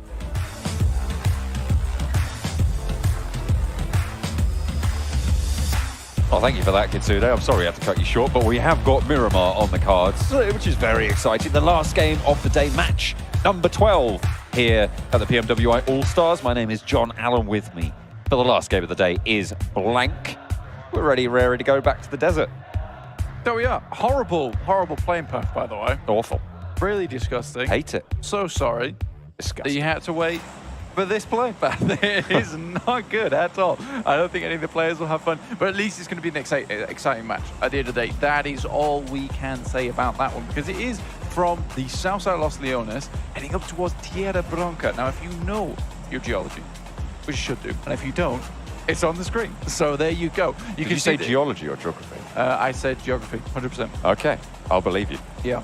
It's like geology also would work. There's a lot of rocks here on the map. I'll tell you who does know his geology is Stone from Vampire. He's been cracking a lot of rocks on skulls this time around. One of the highest frags in the tournament. That is true. As have Vampire in general. Yeah, they have been doing very, very well. I think today is a difficult metric to kind of just get a good idea of what Vampire's doing, honestly. I think that yesterday is just such a firecracker of a start of a tournament for any kind of team. Vampire starting the day with 2 chicken dinners in a row. It's very hard to follow up on that type of thing, man. And I think for them to get into today and then put up a pretty stellar performance, like you're on around about, I think it's 55 per day points for them right now. 55 points per day, I would say, is pretty decent. Just under 11-point average, which is realistically what you want to see. 10-point average, sorry. Yeah, no, it's pretty tricky to keep that sort of a pace up, especially with that readjusted point system that we've had coming into 2023. Vampire absolutely out in front, very, very close to that 10-point average. In fact, after currently, this game, yeah. Yeah, currently they are over that 10-point average, yeah. which is nice, like you were saying. So, can they keep that up? 120 would be the mark, so 3 points, and they can keep that 10-point average going. Behind them, DRS, Gladiators as well. These are 3 teams that, at this stage, have started to solidify themselves in. Although we do want to see more from Gladiators, their capabilities have been displayed before, and it feels like in this tournament, I mean, they haven't had a chicken dinner so far. They haven't been able to convert as well as we've seen them do in the past. So that's what we're going to be looking out for Gladiators in this last match and going into tomorrow's games as well, because if there's one thing that Gladiators hate the most, it is not qualifying for the next stage of these global tournaments. It happened back in PMGC twice. Yeah. In very, very dramatic fashion. It happened here as well, actually. Yes, yeah. Yeah. For European Championships. I mean, they were at the top for quite a while, and then that position just got taken over by Fireflux, who did fantastically well. You can't deny that coming through from them. Now, Gladiators do need to make their way through over towards that main tournament. I think they will be happy to qualify into that tournament for themselves. Currently set at 91 points, as you can see. It's still a decent point scoring, because you can see 6th place is 75. So they're around about 15 points behind that cutoff zone for a lot of these teams. But you go further down past 6th place, a lot of the teams underneath them really fall away in terms of points accrued, just because a lot of these big scorers are at the top of the lobby currently. Vampire, 117, gorgeous stuff. DRS still going out on their streak of 101 points now after fixing a lot of problems, because it was funny, they were getting themselves to the end game practically every single match yesterday, but unable to put up those eliminations or secure that chicken dinner. Today, I would say it's a pretty easy fix for them, which is just be a little bit more aggressive. You're making all the right decisions to get to that end game, making all the right rotations. You've certainly done your homework coming into these matches. It's just that extra little oomph that was added. Now, I say extra little oomph as if it's the easiest thing in the world to achieve. Yeah, just oomph it. Just oomph it. Yeah, that's all you need. But they have done fantastically well to make that happen today. Now, looking at the circle really quick, John, very far down towards the south side. Definitely. Definitely. Not the furthest we've seen south, but it's pretty close to it. It's encircling a lot of Los Higos as well. So all the way down on those south islands. Teams up towards the north, that's Alpha 7 over in La Coppereria. Not seeing the Gladiators out there. They did, in fact, drop down the south side, close to, well, doing quite a wide split from South Los Leones out to the west towards Chumacera, towards Minas de Valle, with all 4 of their players playing fairly separate right now. Bigatron are close by to them. You've got Aegon XIA as well. Mezexis also in a little bit of proximity, although it's about 600, 700 meters from Kitsune. It looks like the regroup from the Gladiators coalescing towards the center of the circle, though, so that's good. Kitsune just needs to get back towards them, and they will be able to fight from there. A lot of teams still up the north, though, so there are a couple of paths that they'll have to take. Death Valley, between that Graveyard, Picado, Minas Generalis area, being braved right now by the bombastically bellicose DRS, as they have reformed themselves into such a fragging powerhouse today. Yeah, and I think that if you take a look at DRS right now, I mean, you can't see them on your map or on your screen currently, but they are making a very early rotate down from San Martin. And I think this is one of the keys to their success, right, is that they're very quick to get looted up and then get moving. The decision-making from this team today has been very, very swift. And I think that's very important when you are a team in this kind of lobby with 18 teams playing. You need to be really quick on your feet, making those decisions on the fly, and then get running, because you know that DRS, they're a team that always has their laces tied. They're not tripping over anything so far, and they know where they'd like to be in the lobby. They're very deliberate on a lot of these movements, which is great to see. DK plus Kia taking a little bit of damage down towards Sem9, but it is Sem9 who is taking the massive brunt of the damage on their side. It's a rotation that's made a lot easier for themselves. It was a bit more difficult on that last Miramar, but this time around, because it is in the circle, heading down towards Los Higos, much easier. There's more time to do it. Sem9, however, being in the way. D plus Kia not happy about this situation. No, it's far from ideal. 2 players now remaining on the D plus Kia roster. Sem9 with all 4. Rez should be popping off soon. It's Forest and Saden. Forest is such a massive store of power for this roster, though, so they do still have a chance. However, on Miramar, it's very, very difficult to control the ground you need to do when you're rotating in from the edge with only those 2 players. Yeah, it's somewhat unfortunate for D plus Kia that they run into Sem9 on that area. I think it's a rotation that Sem9 is pretty privy to at this point in time. They've seen it happen quite a few times over the past couple of days. So I think that they just waited on the underside. It is a little unprotected, but if you can get the drop on the team rotating through, just like they did there, it's quite easy to get the eliminations and the knocks. And by that time, yes, Sem9 had taken 2 knocks, but they'd already flushed 2 players from D plus Kia. What do they do at that point? They kind of have to retreat, because this is the only direction they can make it through. And wasting time here for D plus Kia is going to be very bad for themselves. They're going to need to think of a backup plan of how to get into the circle, because we will be shifting to stage 2 very shortly, which is our biggest shift and which will define the rest of the game. A lot of teams hovering around Los Leones currently. Circle, as you say, just about to pop. FaZe, they have managed to carve themselves out a little spot to keep themselves safe. Not too many players close by to them. They are fairly central, you can see, just to the west of Los Leones. And the circle does shrink. This shrink, it is, as we said, the largest shrink that you see actually across the whole of PUBG Mobile Esports, this Phase 2 Miramar circle. But as it stands, this really isn't as impactful as a lot of the other shrinks could have been here, Blank. This eats into where the majority of teams would have been stationed anyway. Yeah, I think the thing about this circle is that there's Chumacera still involved, right? And there's that rocky outcrop down towards the south side. But there are a lot of compounds, but no one singular priority compound. I mean, there's a couple here and there which are better than the others, but mostly we can fit a lot of teams into this lobby, and we might just have a lot of compound play overall, quite flat. There are roads involved, which you will need to cross later on. I think this is going to be quite a fair finish to Miramar, more fair than we usually see, where there's a lot of these fielded areas and one team that controls such a strong position, like we saw Alpha 7 over on that northern side, looking down to a lot of the squads who had to pass over pretty open terrain. It's very difficult. DRS, though, again, now defending their position. Low-key, trying to take some good shots over that way. Romeo Boy just about makes his way into the alley and escapes as quick as he can.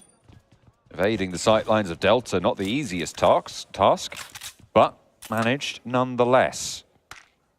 Once more, will mount up, but 2 players in the building for Yangon Galacticos. Romeo and Cute Loki. Gianti reshucking the shells back into the DBS. Very handy in a pinch, especially in an urban environment where they find themselves. It is so devastating around those door frames. Looks like Mazexis are going to look to try and move in behind through Los Leones.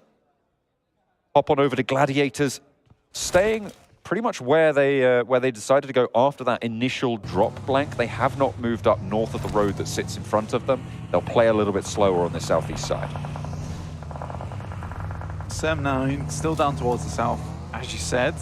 Gladiators off towards their northeast side.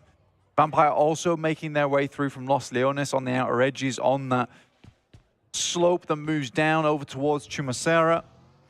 And Alpha 7 have headed down from La Triera, moving in from that outer edge. I think they want to play a much more safe edge play style. It's what they attempted on day 1, trying to go for something a little bit longer in terms of the approach, spending much more time with blue. I think they're still going for that approach today, but they have shortened that amount of time that they're in the blue now. So still making those similar good rotations as I spoke to earlier on the desk. You know, that first 15 minutes is great from Alpha 7, but this time around they're setting themselves up for that success in the late game, which they have been missing out on until very recently. Circle pops, it heads over towards Los Leones still, so it keeps a lot of those teams who are worrying that they'd have to find their way out, gives them a little bit more time to plan those routes should they need to leave, which is most likely to happen in these next few circles. On that eastern side, FaZe still very much in there. A 2-2 split for Yokohama Donuts Barrel. We'll see if they have a little bit better luck this time around. They had taken such an extremely good spot in that last game. Set up camp, started all singing around the campfire, playing those songs, and they were having a great time. Then they went for the 2-2 split. They left the campfire behind. It was no longer cozy. And at that point in time, I think they were trying to control way too much area, and I think they realized that by the time that 2 of their players got assaulted by the 3 from Alpha 7. And I think in that situation, Gladiators just disappeared from their heads. Right? They just no longer existed. They completely forgot, went over to deal with Alpha 7, and Gladiators go for a very, very good backstab. And again, you have a similar situation where Gladiators are like, Alpha 7 no longer exists in our heads. And race on over for the loot, in which case they do get taken down. So some sloppy play here and there, but I think overall Gladiators had played quite a fantastic match last game from what was a pretty rough position on their side of the match, pinched between Yokohama Donuts as well as S2G. So it was quite interesting to see them play out. And I was a little bit more confident in their approach until they just sent it. And they still got a decent point record on that last game either way, so not the end of the world, but it would be good to see the Gladiators get a chicken dinner. No, just a mini apocalypse, really, at this point in time. It would be good to see them get at least one chicken dinner during the Allstars Stage for the Gladiators. It would be. Now, one team that I cannot look down upon is Team Falcons. They're doing really, really well. I think they've made some pretty hard rotations into the line of fire of a lot of strong teams, but they just push through it a lot of times. I think that, yes, they don't have extremely good team fighting capability, but it's good enough, and they have set themselves up for some really good fights in the past. Very good utility usage, I would say, and their terrain control is more often than not quite decent. Now, could we get against Alpha 7 off the back of that momentum? I would say that they were looking pretty downtrodden over the past couple of days, but now look a lot stronger. Mafioso does fall, though, on a very aggressive push. Revo able to make the numbers go their way. Senatexa looking to get the res. Should be able to pick him up here, but unknown from Ikerd has the off angle. The circle shifts out to that northwest side, which means that this move forward for Alpha 7 is going to be a little bit easier. And Blank, you named them. You said they were doing well, and you did it to them. Falcons fall in the face of Alpha 7. I think they're giving it all they've got, Captain, by the end of the day. And I think it's okay to go down here at 18th place. I think they've done very well over the past 2 days, especially on those latter parts of yesterday, to bump up their scorings, because currently in 5th place, 85 points, I would say that that is not bad whatsoever for Team Falcons. They were not looking great at the start of the day yesterday, and they have really picked things up, something proper. Very much making the crowd proud. We're all supporting them here at the arena. Alpha 7, though, did take some nasty shots coming their way, and S2G, they certainly need to step something up. The desk we're talking about, it's not what we expected. There's no more excuses on the line. Not that I would say a medical injury was an excuse, to be honest. But I think this is where they can start to show us all that homework, how it's paid off coming up to this event. All this time they've had to watch these teams. You'd hope that they'd have a very, very good final day. Because right now, I would say in 10th place, 48 points, it is becoming very difficult to breach into that top 6. Gladiators trying to deal with Sem9 now. Matic forwards. Kitsune a little bit further behind. The rest of them stationed even further back. Tixi and Meku playing backstop on the 2-2 small split here. as they regroup up, playing 3 together now. Tixie still out on that off angle.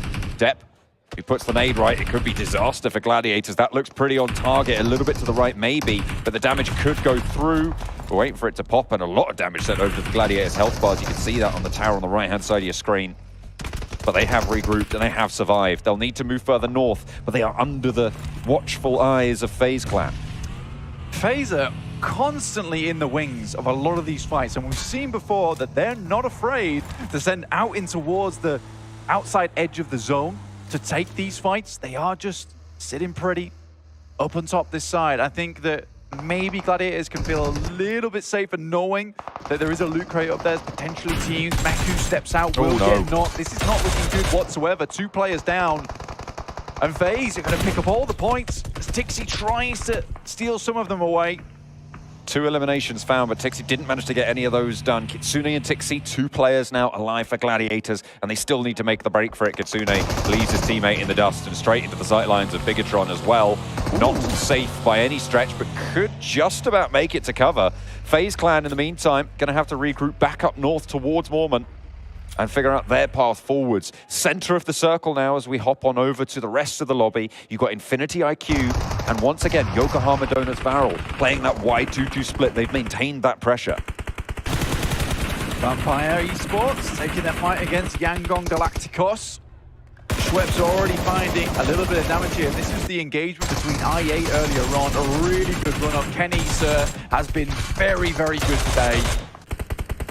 And that is not easy to pull off, and he makes it look fairly easy up until the point that FaZe were able to get involved, who have been quite the vulturous team, I would say. There are a lot of times just waiting for these engagements and picking up the pieces afterwards. Wouldn't say it's the most honorable play style, but it's certainly getting them points. All Pixum and Grubbly, their play today. But if it works, it works, and you can't say fairer than points on the table. You got XI8 under pressure from DRS as they swing out to the shots in the shack. IQ wanting to stay alive, but Blade not so lucky. Ghost finds the needle threaded right through his ear. And Tony K leaves Delta to pick up the point. Killer opening up with the vehicle explosions as well. And that is going to be a whole load of points actually going through for Delta and DRS. I mean, Vampire could have been on around about 9 eliminations so far. They've had a very good start to their game, waiting for these teams to move out from Los Leones, which is something that was going to happen eventually. They knew that these buildings up here can hold 1 or 2 teams. Huge. Nice nade there coming through from Unknown off the top side. Now Alpha 7 with 2 players should struggle to take this engagement versus iKid. Revo is there though, the star of the show for this Alpha 7 roster. And remember, what we wanted to see from Alpha 7 was to be able to maintain the pace that they'd set for themselves in the last game. Revo leaves Center Texer as bait on the back of the buggy. Does manage to get through for his trouble, sure, and will get ahead of the game for iKid, but facing off against 4, you're gonna need to get out of there pretty fast. Heads down the hill, already taken a shot, takes another as well. The buggy is not moving quickly. With the tire out, the speed is not reached fast. And Revo, 2 first aids, needs to find some cover because iKid will be hot on his heels. Yeah, once again, Lone Ranger vibes for Revo. It's a sad day for this lad. I mean, he has just been on his lonesome quite frequently in these games. But that's just the way the cookie crumbles here today. I think he's been doing very well to keep his team in the balance, honestly. 75 points just on the cusp of 6th place. But 4 eliminations, though, should see them a little bit safer into tomorrow, with BTR hot on their heels in 7th place, 67 points, but they only have 2 players as well, so I think A7 can at least be happy that their 6th place is pretty much confirmed at this point.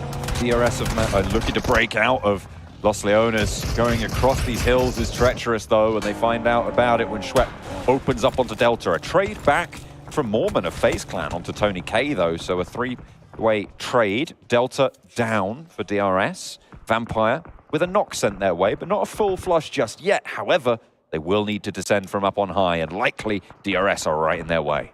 I mean, DRS recovering from that explosion on the vehicle. They've got to feel a little bit rattled here. Vampire are looking to shake the cage a little bit more as they just get down towards this compound, hide things out for a little bit longer.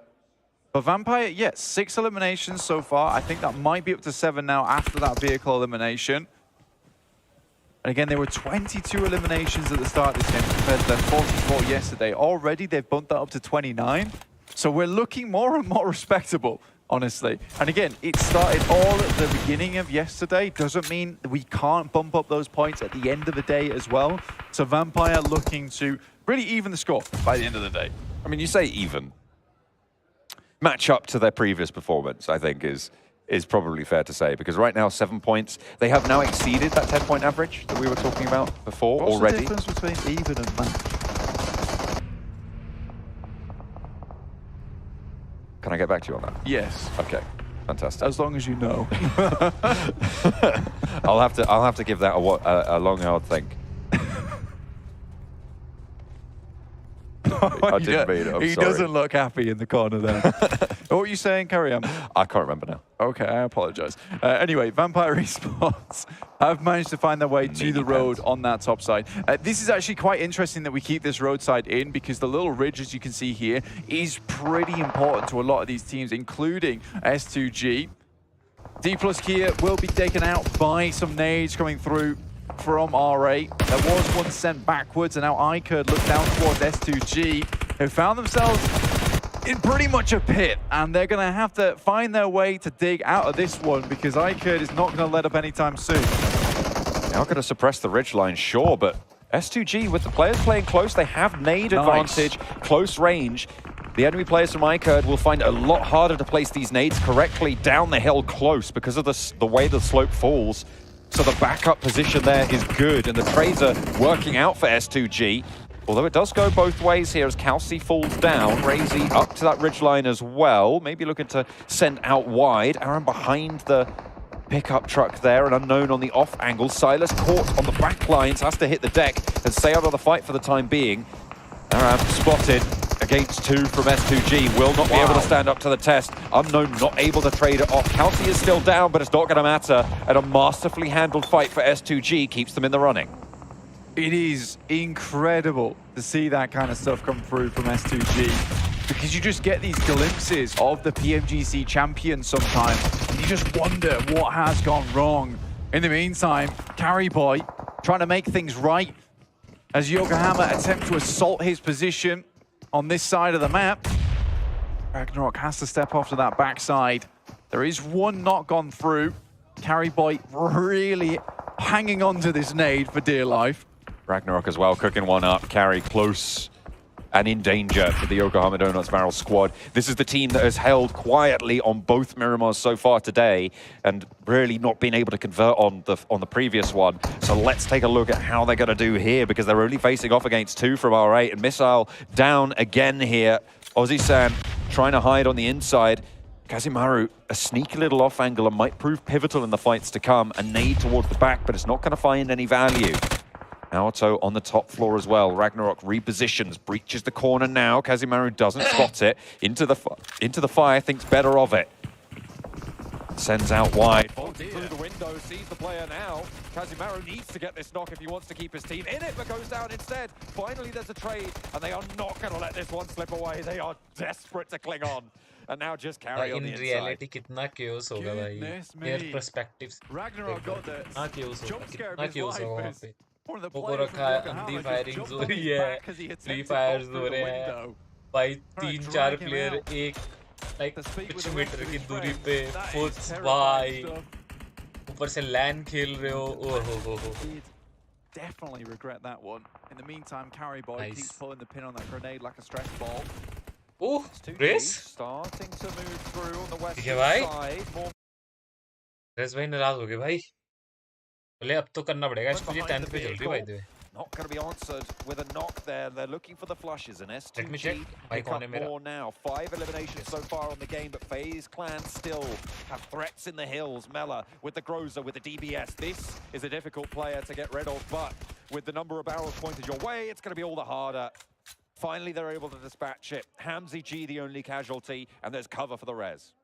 Once again, we see this coming through from FaZe Clans. They absolutely melt when it comes to just a one-on-one fair fight between 2 teams. They are very much looking for these third parties all over the place, and it's definitely getting them points.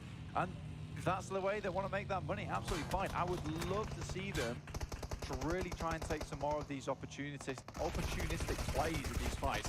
Yokohama spinning in the vehicle mid-air, though. Seems to have worked out pretty well, because S2G got completely spun for 6. Goodness me. How on earth do you make that work? I've no idea.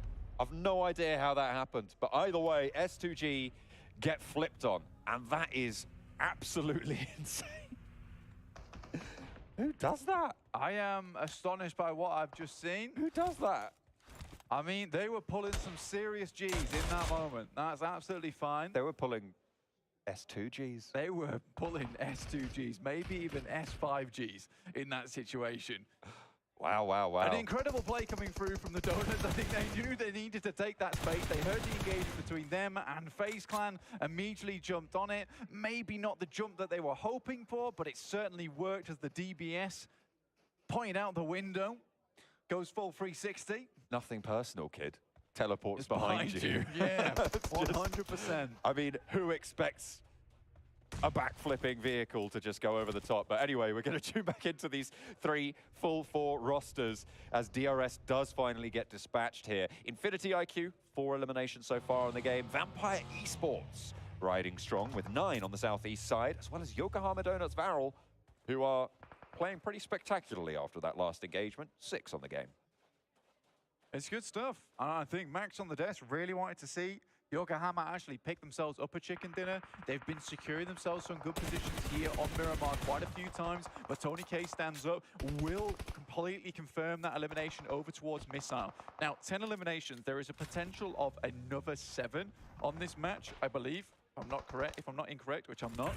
So 17 eliminations total are available now for the Vampires. And I think if they can pull that out the bag, they will have massively extended their league here. And tomorrow is going to be really difficult for any team to try and secure first place. Point was stolen away there by Infinity IQ, so that brings it down to 60.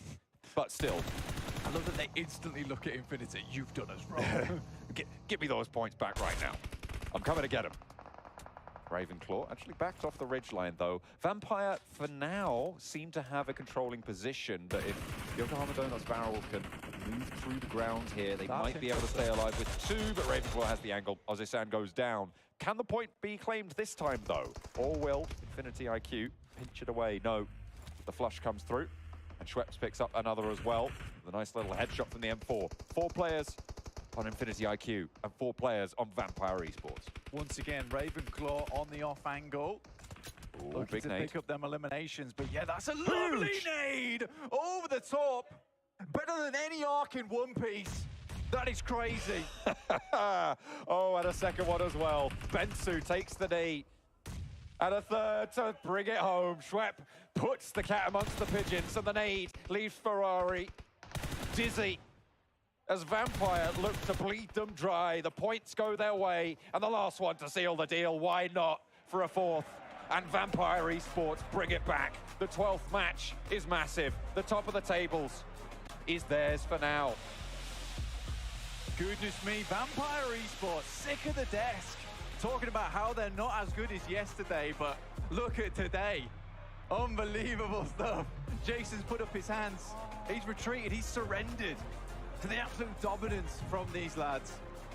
चलो भाई ठीक है जाते जाते D vampire ने निकाल दिया chicken guys बहुत बढ़िया एंड गाइस 700 लोग देख रहे हो if you are new to the stream make sure to like the video and subscribe to the channel so guys कितने 700 लोग देख रहे हो 1000 लोग है सारे लोग ना गाइस एक काम करो मुझे पता है आप में से काफी लोगों ने नहीं करा होगा लाइक एक साथ लाइक कर दो सारे 700 लोग देख रहे हो एक साथ लाइक कर दो देखते कितने लाइक बढ़ते हैं लेट्स गो एंड आप लोगों को नहीं पता कल मॉर्निंग पे मेरी वीडियो आ रही है जोन वगैरह के बारे में बात करेंगे सो गाइस सारे एक साथ लाइक कर दो मुझे देखना है कि एक साथ लाइक करेंगे तो कितने लाइक्स बढ़ते हैं क्या ये 100 होंगे 200 होंगे 300 मुझे पता है मोस्ट लोगों ने लाइक नहीं करा है आ जाओ I want to VP regional matches क्या आती है वीसी बटन 8 चलो भाई आ जाओ लेट्स गो एक साथ दबा दो एक साथ दबाओ सारे आ जाओ रैंकिंग देखनी है भाई Actually, whoa, yeah. Chris broken? I mean, the card didn't exist? You weren't sure? I don't think so. I mean, Jonas did good. So I'll appreciate that. No, absolutely no. You have to do it too. It's not right now. It's not happening. You have to do the Alpha 7 thing. Alpha 7 Yeah, and you're I'm like... doing it. You're doing it too. Are you doing the right side or the left? Last day कब है? कल last day. Tomorrow is the last day. Last day कल है main tournament का. Tomorrow is the finals. Remember how you were talking about Vampire? Last day कल है मेरी जान. 500 लोग देख रहे हो. Like and subscribe. Last day is tomorrow मेरी जान. कल कोई चैंपियन बनेगा ऑल स्टार स्टेज का and top 6 team will qualify to the main stage जहां पे 6 to 8 TNBA STE two state minds को ज्वाइन करेगी टीम्स. दबा दिया like button. Let me check कितने लाइक्स हो गए. It's last match I think yes over for the day. 3 Erangel 2 Miramar और 1 शैनॉक. 6 matches over for the day.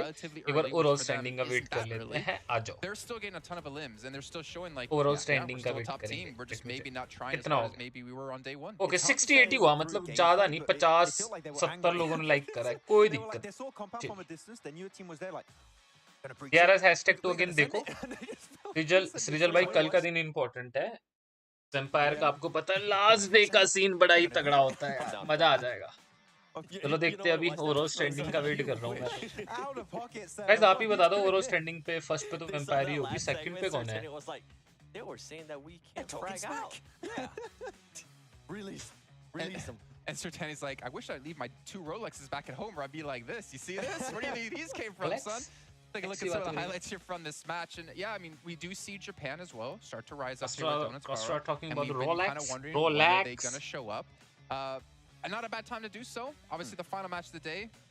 But now that means they have to replicate it tomorrow. And to continue to replicate it tomorrow if they want to break into top 6. I was a bit scared in the first Miramar today when they took that fight versus Alpha 7. I feel like they shouldn't have lost it. So it kind of made me rethink if they were able to take these Stone रोने लग गया. They could do it. They had a really he has with the 1-1.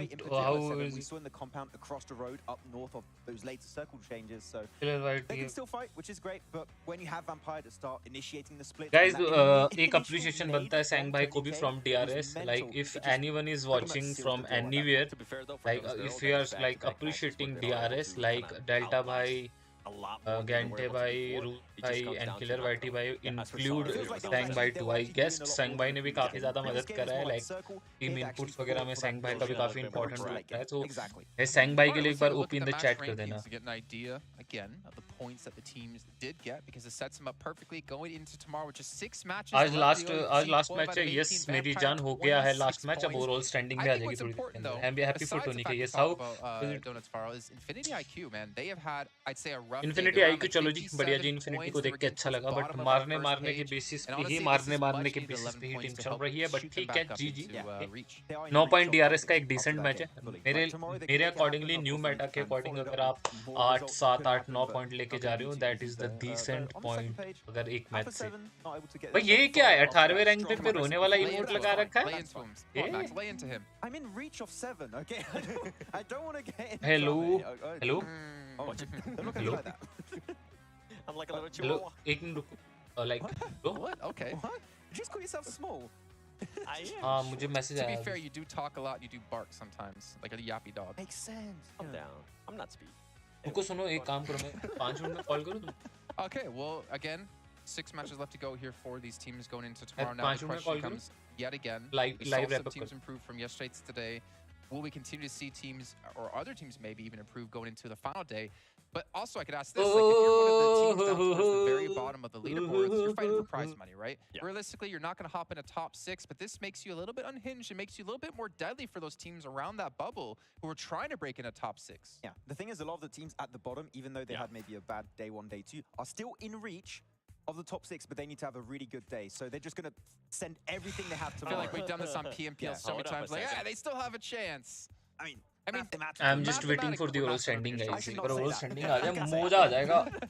Killer MVP, yes. Could make it, right? So they're going to go back, say, okay, there's no other way. Bro, what is the unless we have the biggest day ever. So they're just going to be like, okay, we're going to start breaching teams, maybe hot dropping, even though that. Yes, Rajan, bye. Killer MVP, okay, मेरी जान. I kind of want to see the overalls though to be able to see which one of those teams can actually even a chance. Finally, the overall standing and Vampire 143.33 point की lead है. Let me pause it. Then Gaming Gladiators 94 point, 89, 85, 79, 71, 69, 67. So here we go, the top 9 teams after the day number 2. कल है day 3 and the final day of All-Star Stage. एक बार comment करके बता देना आपको क्या लगता है इनमें से कौन सी टीम होगी जो टॉप 6 रहेंगी और क्वालिफाई करेगी फॉर द मेन स्टेज, जो वहां पे PEL teams टियनबा 628 STE twisted mind को ज्वाइन करने वाली है. कमेंट करके बता देना what do you think. Secondly guys DRS gaming का 33 पॉइंट का डिफरेंस है. मतलब डीआरएस गेमिंग को कल के दिन पे ज्यादा नहीं तो बोलूं 2 मैचेस नहीं 3 मैचेस होने चाहिए बहुत ही अच्छे, क्योंकि वेम्पायर भी खेलेगी लास्ट डे पे अच्छा खेलती है.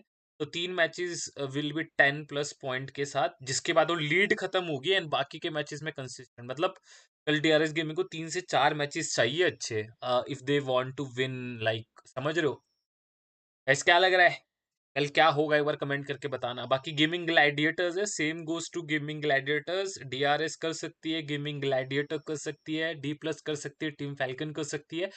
वेम्पायर का लीड बहुत हो चुका है. कल वेम्पायर को बस अपने बेसिक फॉर्मूले पे खेलना है, that is 7 to 9 point from every match. जो एक वो बनता है, नंबर बनता है, जो एक एवरेज बनता है, उस पर फोकस करना है.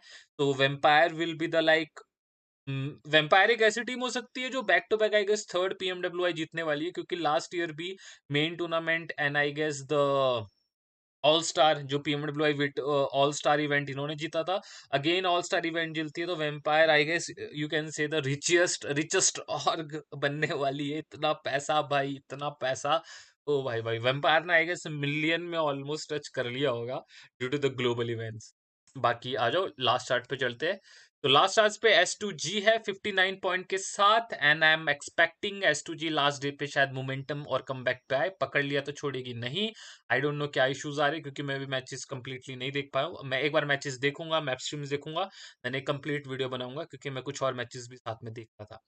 डोनट्स का डाउनफॉल बनता है क्योंकि कुछ एक इशू हुआ है. I can't reveal it now, but उनका कुछ इशू है, तो बोल सकते हैं कि शायद उस इशू की वजह से उनके कुछ इतने पॉइंट आए हो. I8 48 पॉइंट है, डिसेंट है. कल के दिन पे वो टॉप 6 के अंदर आई गेस एंट्री मार सकते हैं. टॉप 6 79 48. I8 को कल देना पड़ेगा अपना heart if they want to qualify for the main stage. Yes they can, but वो ये कल के दिन पे जो भी आपको सेकंड चार्ट पे टीम दिख रही है, इनको बहुत ट्राई हार्ड करना है एंड इन टीम्स को उससे ज्यादा ट्राई हार्ड करना है, क्योंकि नीचे से सारी टीम बैठ रखी है टेक ओवर करने के लिए. टॉप 6 फेज आ सकती है, आईको आ सकती है, बीटीआर आ सकती है. जिस तरीके से इन्फिनिटी का एक आपका वो दिख रहा है स्टांस पे जोन आएगा तो वो छोड़ने वाले नहीं. गलतियां कर सकते हैं मे बी ऊपर नीचे, बट छोड़ेंगे नहीं, अच्छे पॉइंट लेके जाएंगे जैसा वो इस मैच पे लेके गए. बाकी यस गाइज आज के लिए इतना ही था. बाकी एमवीपी कौन बना है भाई आज? MVP for the day okay alpha 7 के बंदे के साथ de bater de frente. Yeah, I believe that every team is a tough team in this championship, but definitely Vampire. That's why they're at the top of the game. अरे hitman भाई कैसे हो? Vampire जीतेगी 40% if you अरे vampire, अरे hitman भाई कैसे हो? वेम्पायर वर्सेस ब्लाइंड देखना था ग्लोबल पे, मजा आएगा. करवा देंगे बोलो, TDM मैच करवा देंगे, बट इनका इशू होता है, वरना तो करवा देते. Vocês retornaram com o Senab para line. Ping issue आता है, पिंग इशू हिटमैन भाई, वरना ही लाइक करवा देते. TDM मैच तो कब का करवा देते, 1v1 करवा देते, वो लोग 4v4 करा देते. Ping issues. DRS love from India. Yes bro, love from India guys. एक बार DRS OP in the chat कर दो. The global team guys, I don't think अब इसके बाद किसी भी पर्सन को मौका मिलेगा. कुछ भी लाइक जो मीम्स एंड ट्रोल्स वाला सीन होता था, DRS प्रूव्ड इट वेल. एक बार चलो PMGC hashtag two, but PMWI में again they are proving why they are best. And yes must appreciation and must respect to DRS from day 1 से. मैं बोल TDM नहीं भाई, लाइन चलो लाइन करवा देंगे हिटमैन भाई इस बार के PMGC पे. So we just want to ask, has that changed your approach to the All-Star Stage, or you're still out to win it? Bom, vocês são o único time que já está qualificado pro Help. make a big Pedrinho of Alpha 7, and I'm also joined by Victor, who's going to help translate for us. Pedrinho, I just wanted to ask you, from yesterday to today, what have you changed and did it make a big impact during day 2? Ele quer saber o que mudou de ontem para hoje para ter impacto tão grande na jogabilidade. A gente analisou muito o jogo dos times ontem e fizemos uma mudança no jogo de hoje para encaixar com o mesmo jogo que os times estão fazendo. Yeah, we've analyzed a lot the games from the different teams, and we try to respond to them and make our game fit more with what they're doing and have a better reaction to the action in the different.